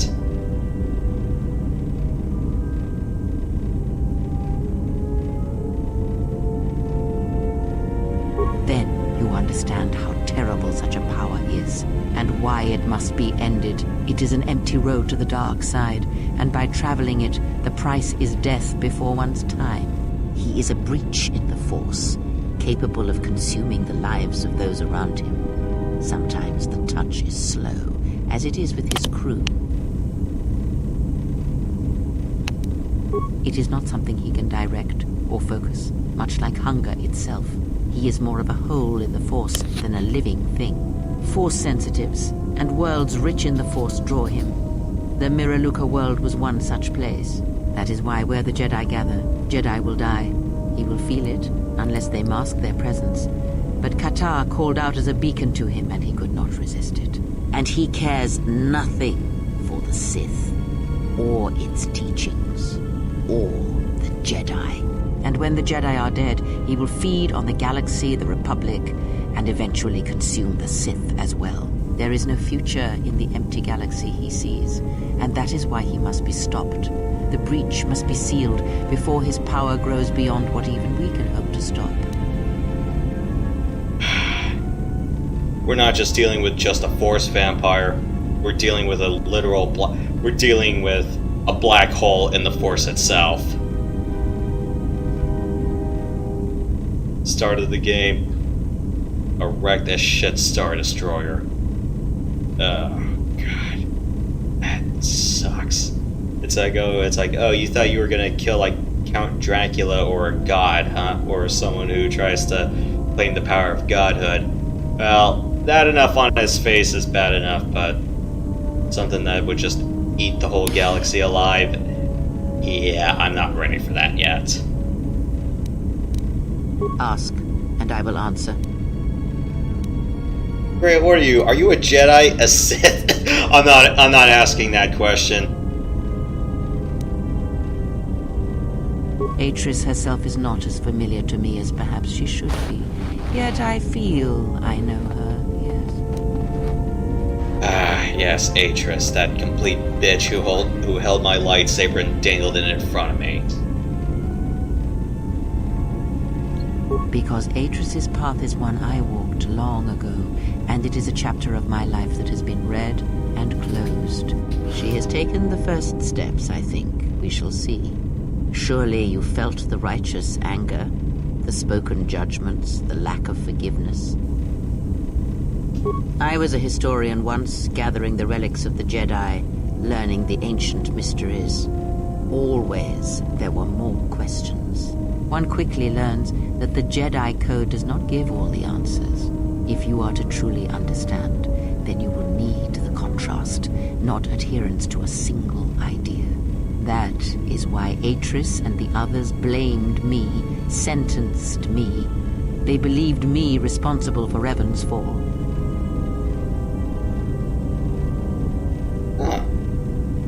You have already asked much. I do not wish to speak of this any longer. Ask, and I will answer. Perhaps, I think it is fair to say that few did. Revan had a mother and father, parents, ancestors, like all Jedi do. And when she awakened to her potential, I was there to see it. But where she was born, where she came from, I do not know, any more than I know where she walks now. Some said that Revan was born in the outer regions, beyond the Rim, and that's what called to her during the Mandalorian Wars. And after, it was the call of home. I know more, but it may not be enough for the answers you seek. Fall? Already you presume much. You were there at Malachor. Revan's choices were always her own. It was not teaching or circumstance or example. It was her.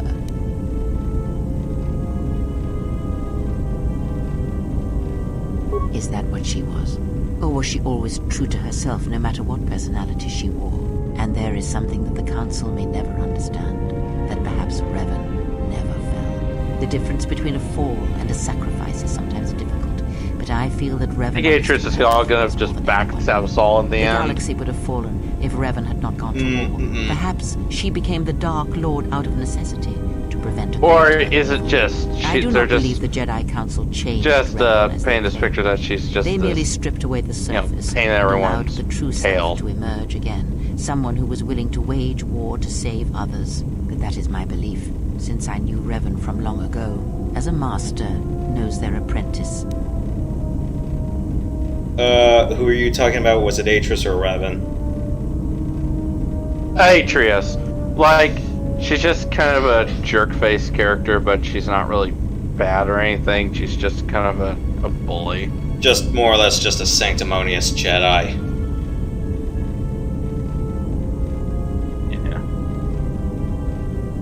So, what is Revan trying to stop? I mean, according to the choices I did at the start, and I'm just keeping it coherent with when I first played Knights, it's like Revan eventually turned back to the light after kicking the shit out of Malak.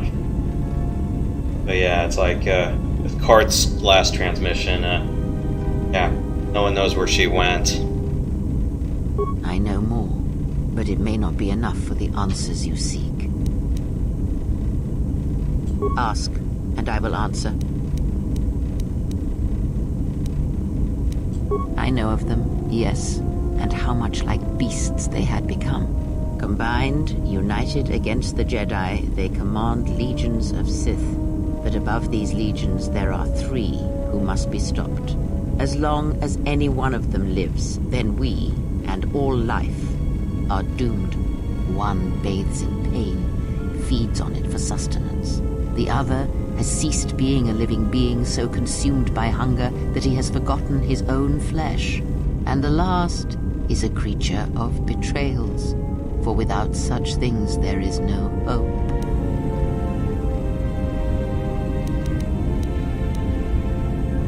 Yes, of pain he has learned much.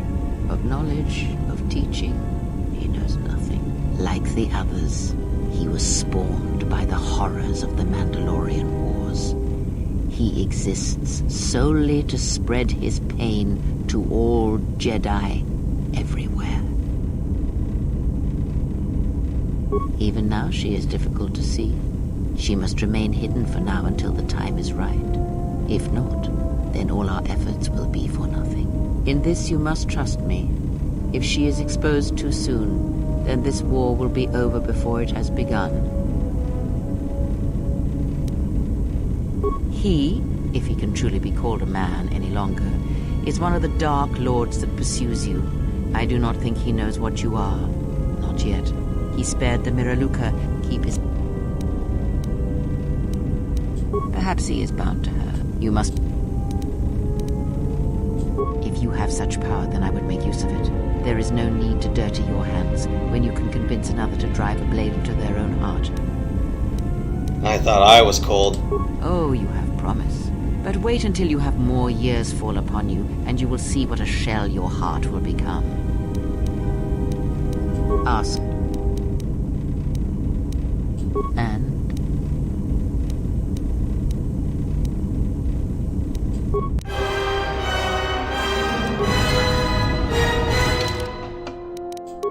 Well, I don't have light mastery anymore. Don't worry, I can make up for it.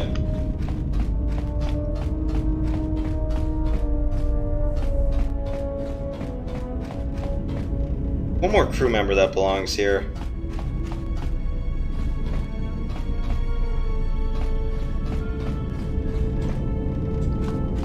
Yes, General? He doesn't have any more dialogue. I'm kind of surprised. My life for yours.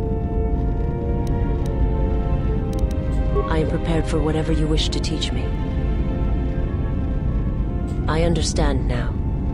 I shall practice what you have taught me. My life for yours. I am able to serve.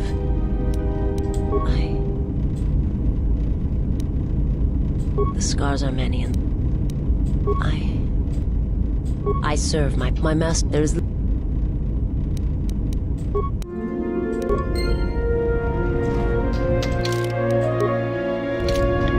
Back to a little bit more of the light. Don't worry, I can talk to like Adam or Droid or somebody else. Or Bishop. But yeah, it's like Creo was just like, that's cold-hearted advice, but I'm like...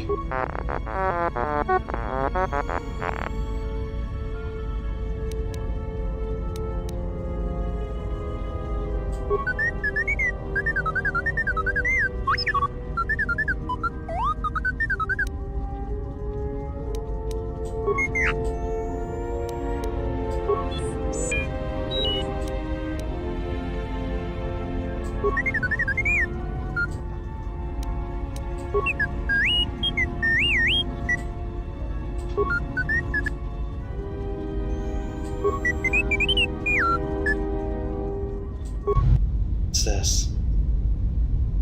See this one?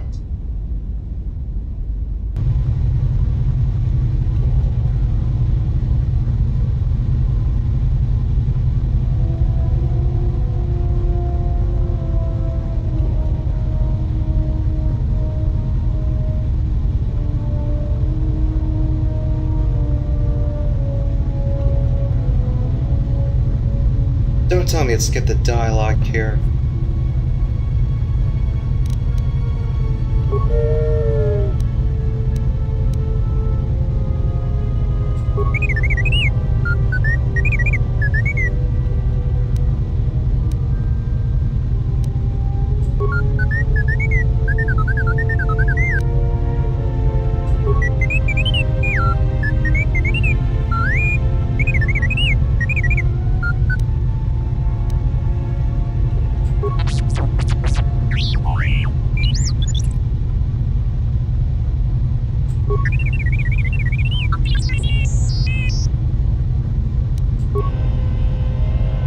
Okay.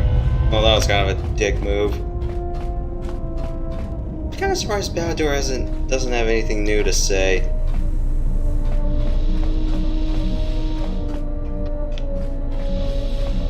Yeah, I want that Constitution bonus back.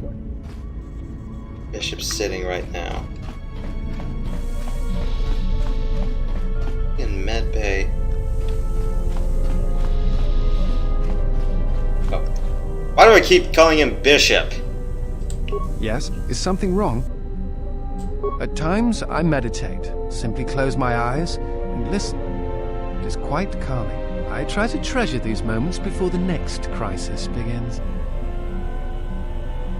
Of course, it would be my pleasure.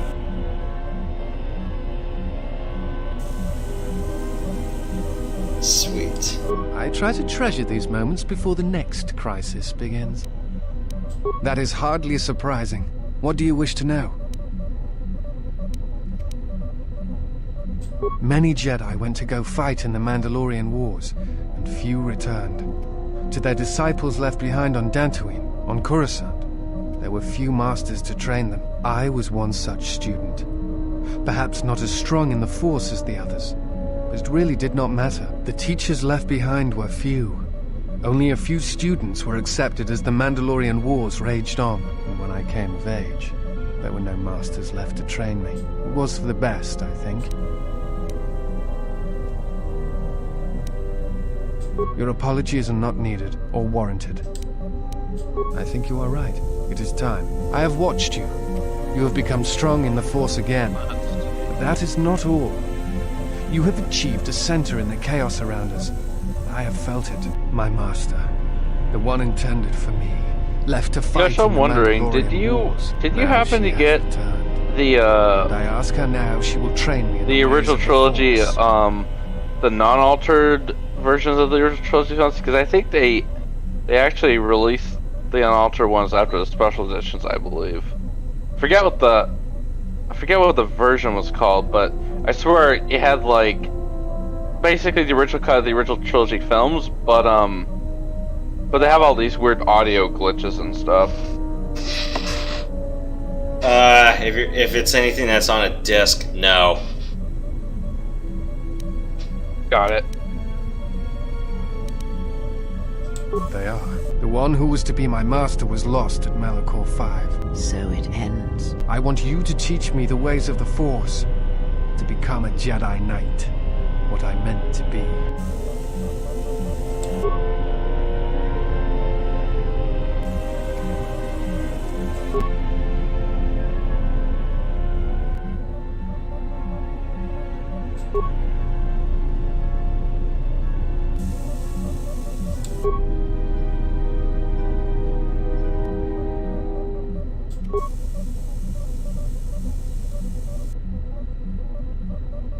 Sweet, another Jedi.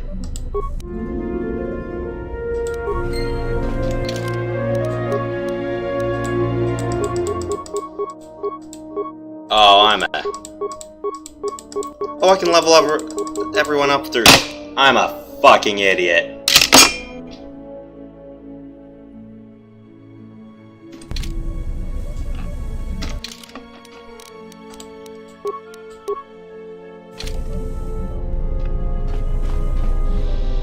More light.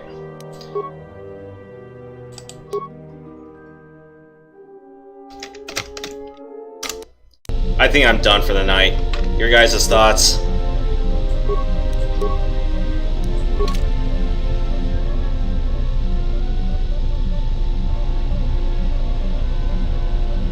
Another world done. Nice ship you have here. Where did you get it?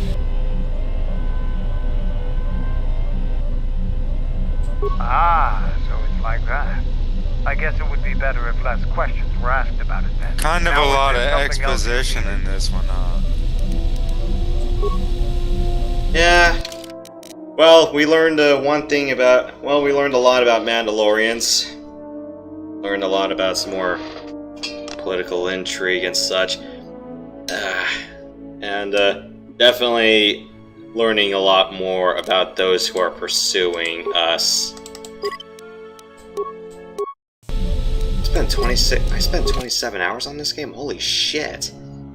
Well, minus all the times I died like an idiot. But yeah, just someone who hungers on the Force. You'd be wondering, it's like, is Sinistar chasing us or something?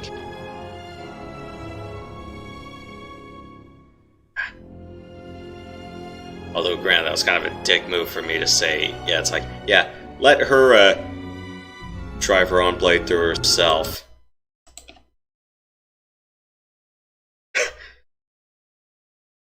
What does Sinistar say? Does he say die, coward? It's like, I hunger, coward. Oh yeah, that's right. It's a good game. Yeah. Where it's like, beware, I live.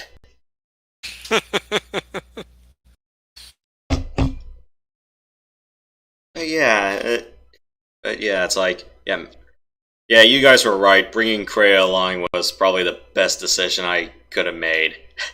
Stun locking a whole bunch of people pays dividends.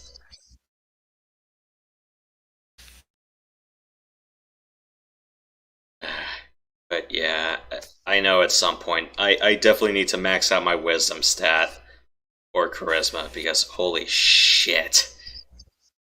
I kinda did not read if wisdom grants force resist.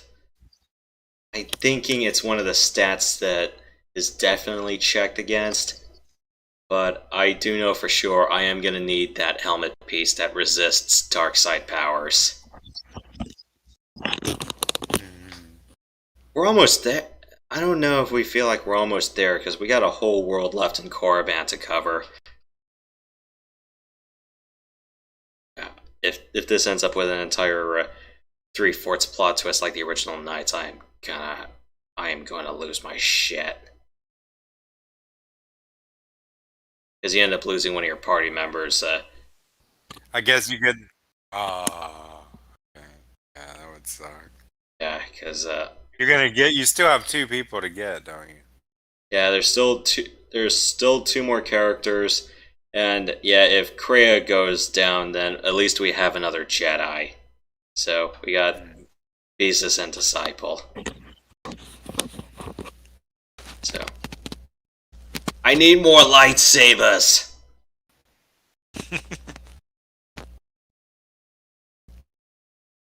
Alright, yeah, maybe I can do Xenoblade Chronicles DE one more time, but I'd rather not stream that game. I'll definitely do the second installment tomorrow. It's going to be a test session, though. I'm not committing to a full LP of that.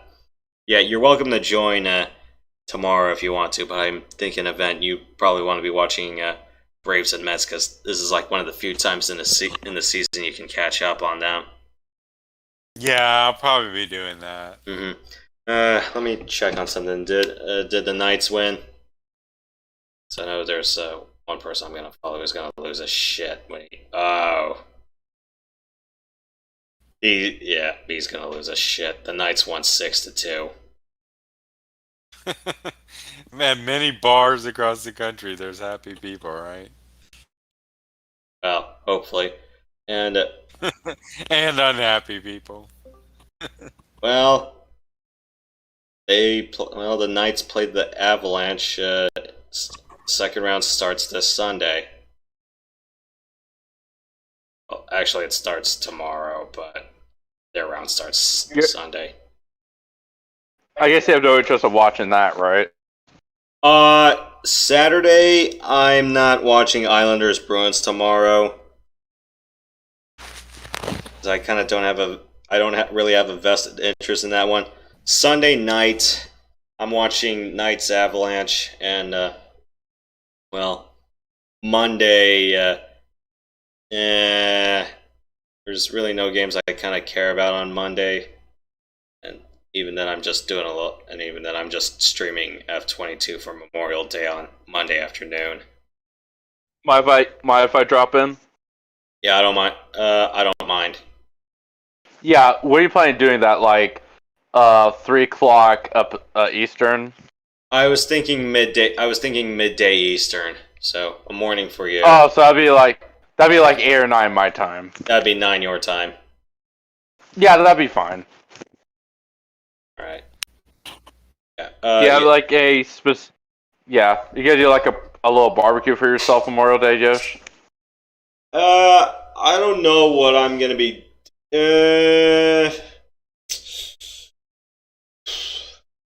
I'm probably just gonna fry and grill some hot dogs on the bun. Yummy. Not too shabby. Yeah. Hot dogs are great. Yeah, I'm just wondering if I should just buy some potatoes or just get some pre-made, or just be a lazy bastard and get some pre-made fries. Might as well just. Yeah, you should like to make fries out of the potatoes you get, right? Yeah, because I prefer cutting my own. I kind of prefer cutting my own potatoes, but well, we'll see. We'll see. Wedges. Yeah, It'd definitely be better that way, but I can understand not wanting to do that too. Yeah, because I gotta peel them, and then God forbid I end up peeling part of my skin off. Yeah, there's always that danger. Yeah, that part sucks.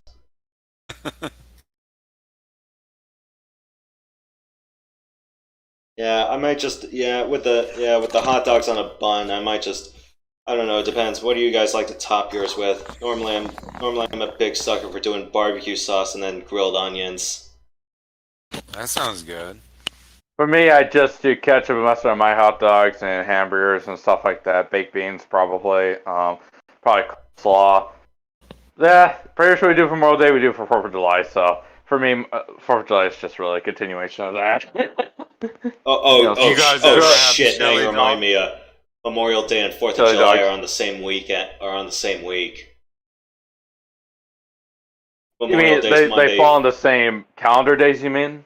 Memorial Day's Monday, 4th of July is on a Friday. That same Friday. Oh, this has no bearing with the James Bond marathon we're gonna do, right? No. I think that's mainly Saturday, I think. Wait, why did I think that May segued into July? I'm a fucking idiot. Yeah, I skipped over June, you warped all the way to July, yeah. Mm-hmm. Looking forward to July, huh? Yeah. Wasn't June named after... What is June named after? I swear there's some Roman god it's named after. I know July and August were added into the calendar because of Julius Caesar and Caesar Augustus, because Caesar Augustus was really full of himself and decided to add his great uncle Julius Caesar in with the Roman calendar. But I have to swear June was named for something. I don't remember what though. Juno, I think. Hera, Greek. Juno, Zeus's wife. Yeah, the Romans really copied off the Greeks, but if anything, they made the Greek stuff better, in my opinion. Okay, yeah, 4th of July is a Sunday. My bad. Yeah, it's Sunday. Mm-hmm. I don't know. I'm probably just... Just starting to really grind your gears. Well, not grind your gears, but just... all the gears in your head are just starting to slow down. I'm just so detached from reality, it's not even funny anymore. Yeah, I don't blame you. I get detached from reality a lot too, man. Don't worry.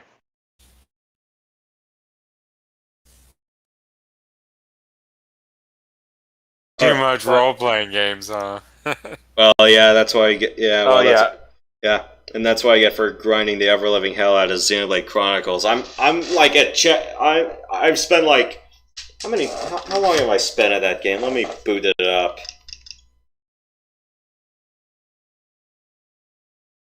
Because I'm at endgame. There are a shitload of side quests. And I have to grind some more because I'm at level 78. And a lot of the near endgame side quests require me to be like 85 at minimum, and then there's like I don't know if the level cap's 99, but I think that might be the case. I hope it's not.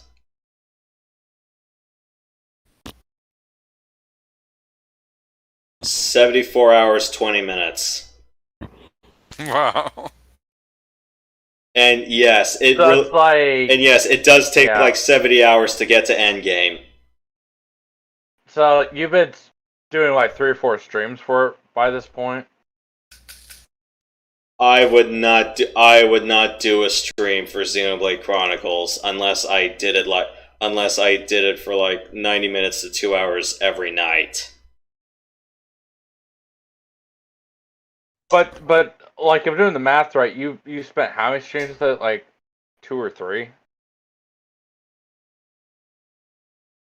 More like 20 to 30 if I was doing that. I only spent like one stream on that, and that was like the one I did after Knights after one session and Knights completely shat the bed. Oh. Yeah, the episode that I purged. And the episode where, basically nothing happened. It's like you're just wandering around wondering what the hell you're supposed to do, and you just find like, you know what, this is just a freaking waste of, this is just totally not worth, putting for the official record. Let's just scrap it all together. Yeah, and just push it next week and try again. Yeah, right. Yeah, one of the Nar Shaddaa episodes, it ended up being a disaster, and I kind of expunged that from the record, so... It was a freaking train wreck. I remember. Yeah. Wink, wink. Yeah, nudge, nudge. Yeah, we threw that out. Oh, did you have a chance to play Legacy of Kain yet, Yoshi? I have not installed it yet. I gotta go through, I need to start making some space on my hard drive. I gotta clean that out, and I also have to, clean out some more dust bunnies in my tower. I was thinking about I do have the dough to make a new tower. It's just I have to wait for the supply lines to, not be boned so I don't get ripped off looking for parts. I was thinking about with this current tower I have. Online. If I have enough room and if I have enough wiring room for it when all's said and done, I might turn this tower into just a generic storage rig. Makes sense. It sucked because I have 2 external hard drives and one was an older one, and I was trying to get the data off it to put it onto my new external hard drive, and that's when it stopped working. The old one, that is. So there's some stuff that I want. From what I've talked to my step uncle about it, and he said that there should be a way to get the data off it if we can get together. He lives down in Tallahassee, so it's quite a way away. But it kind of sucked. It's like, while I was trying to back it up, that's when I realized it didn't work. Jeez. So what? Install. Yoshi, install Plumber's Wear Ties. I think there's a PC version. Install it. Find it.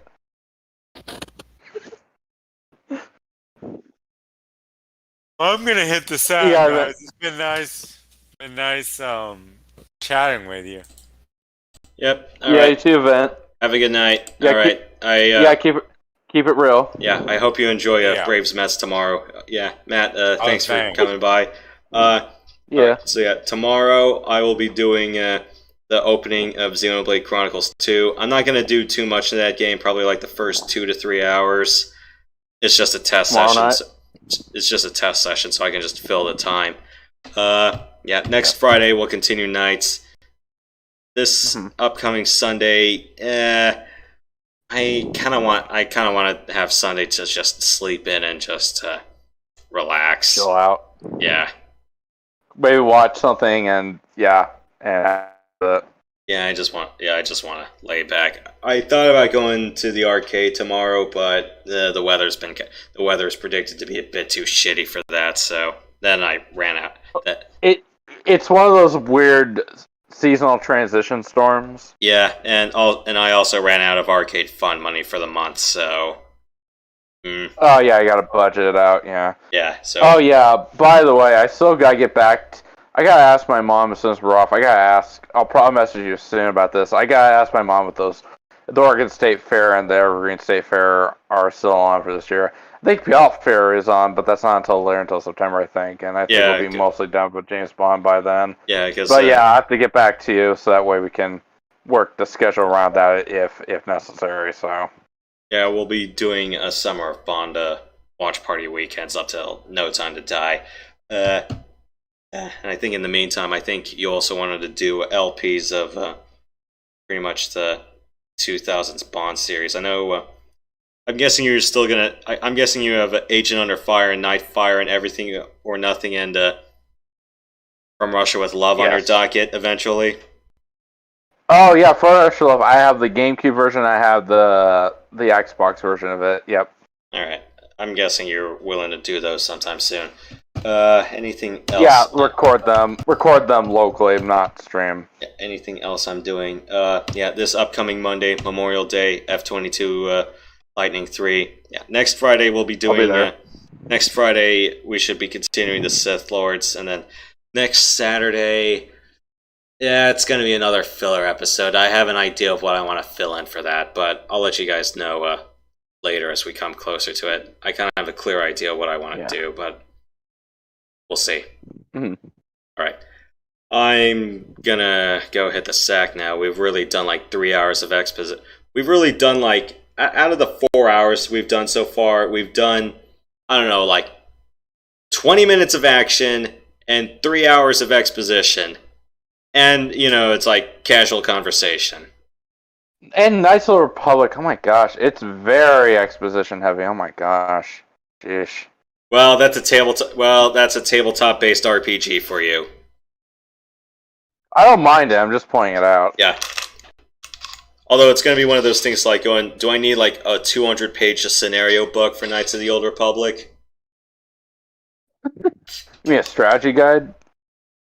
No, like an actual tabletop lore book. Oh, that kind of like the Baltec game? Yeah.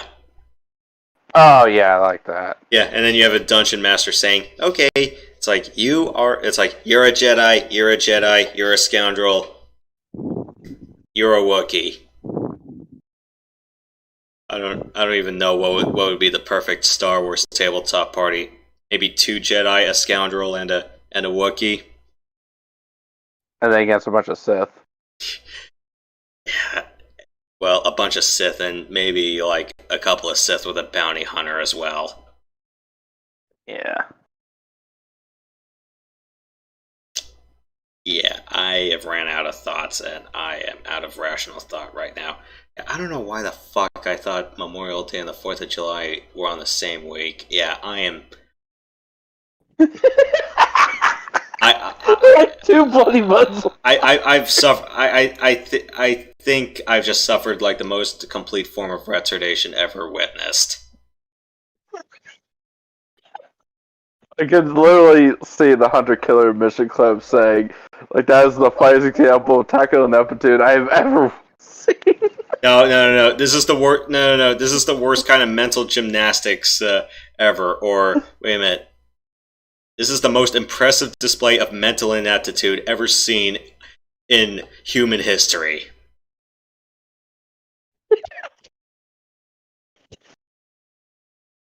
Well, there's plenty of people who would blow you out of the water, so what you did was pretty minor.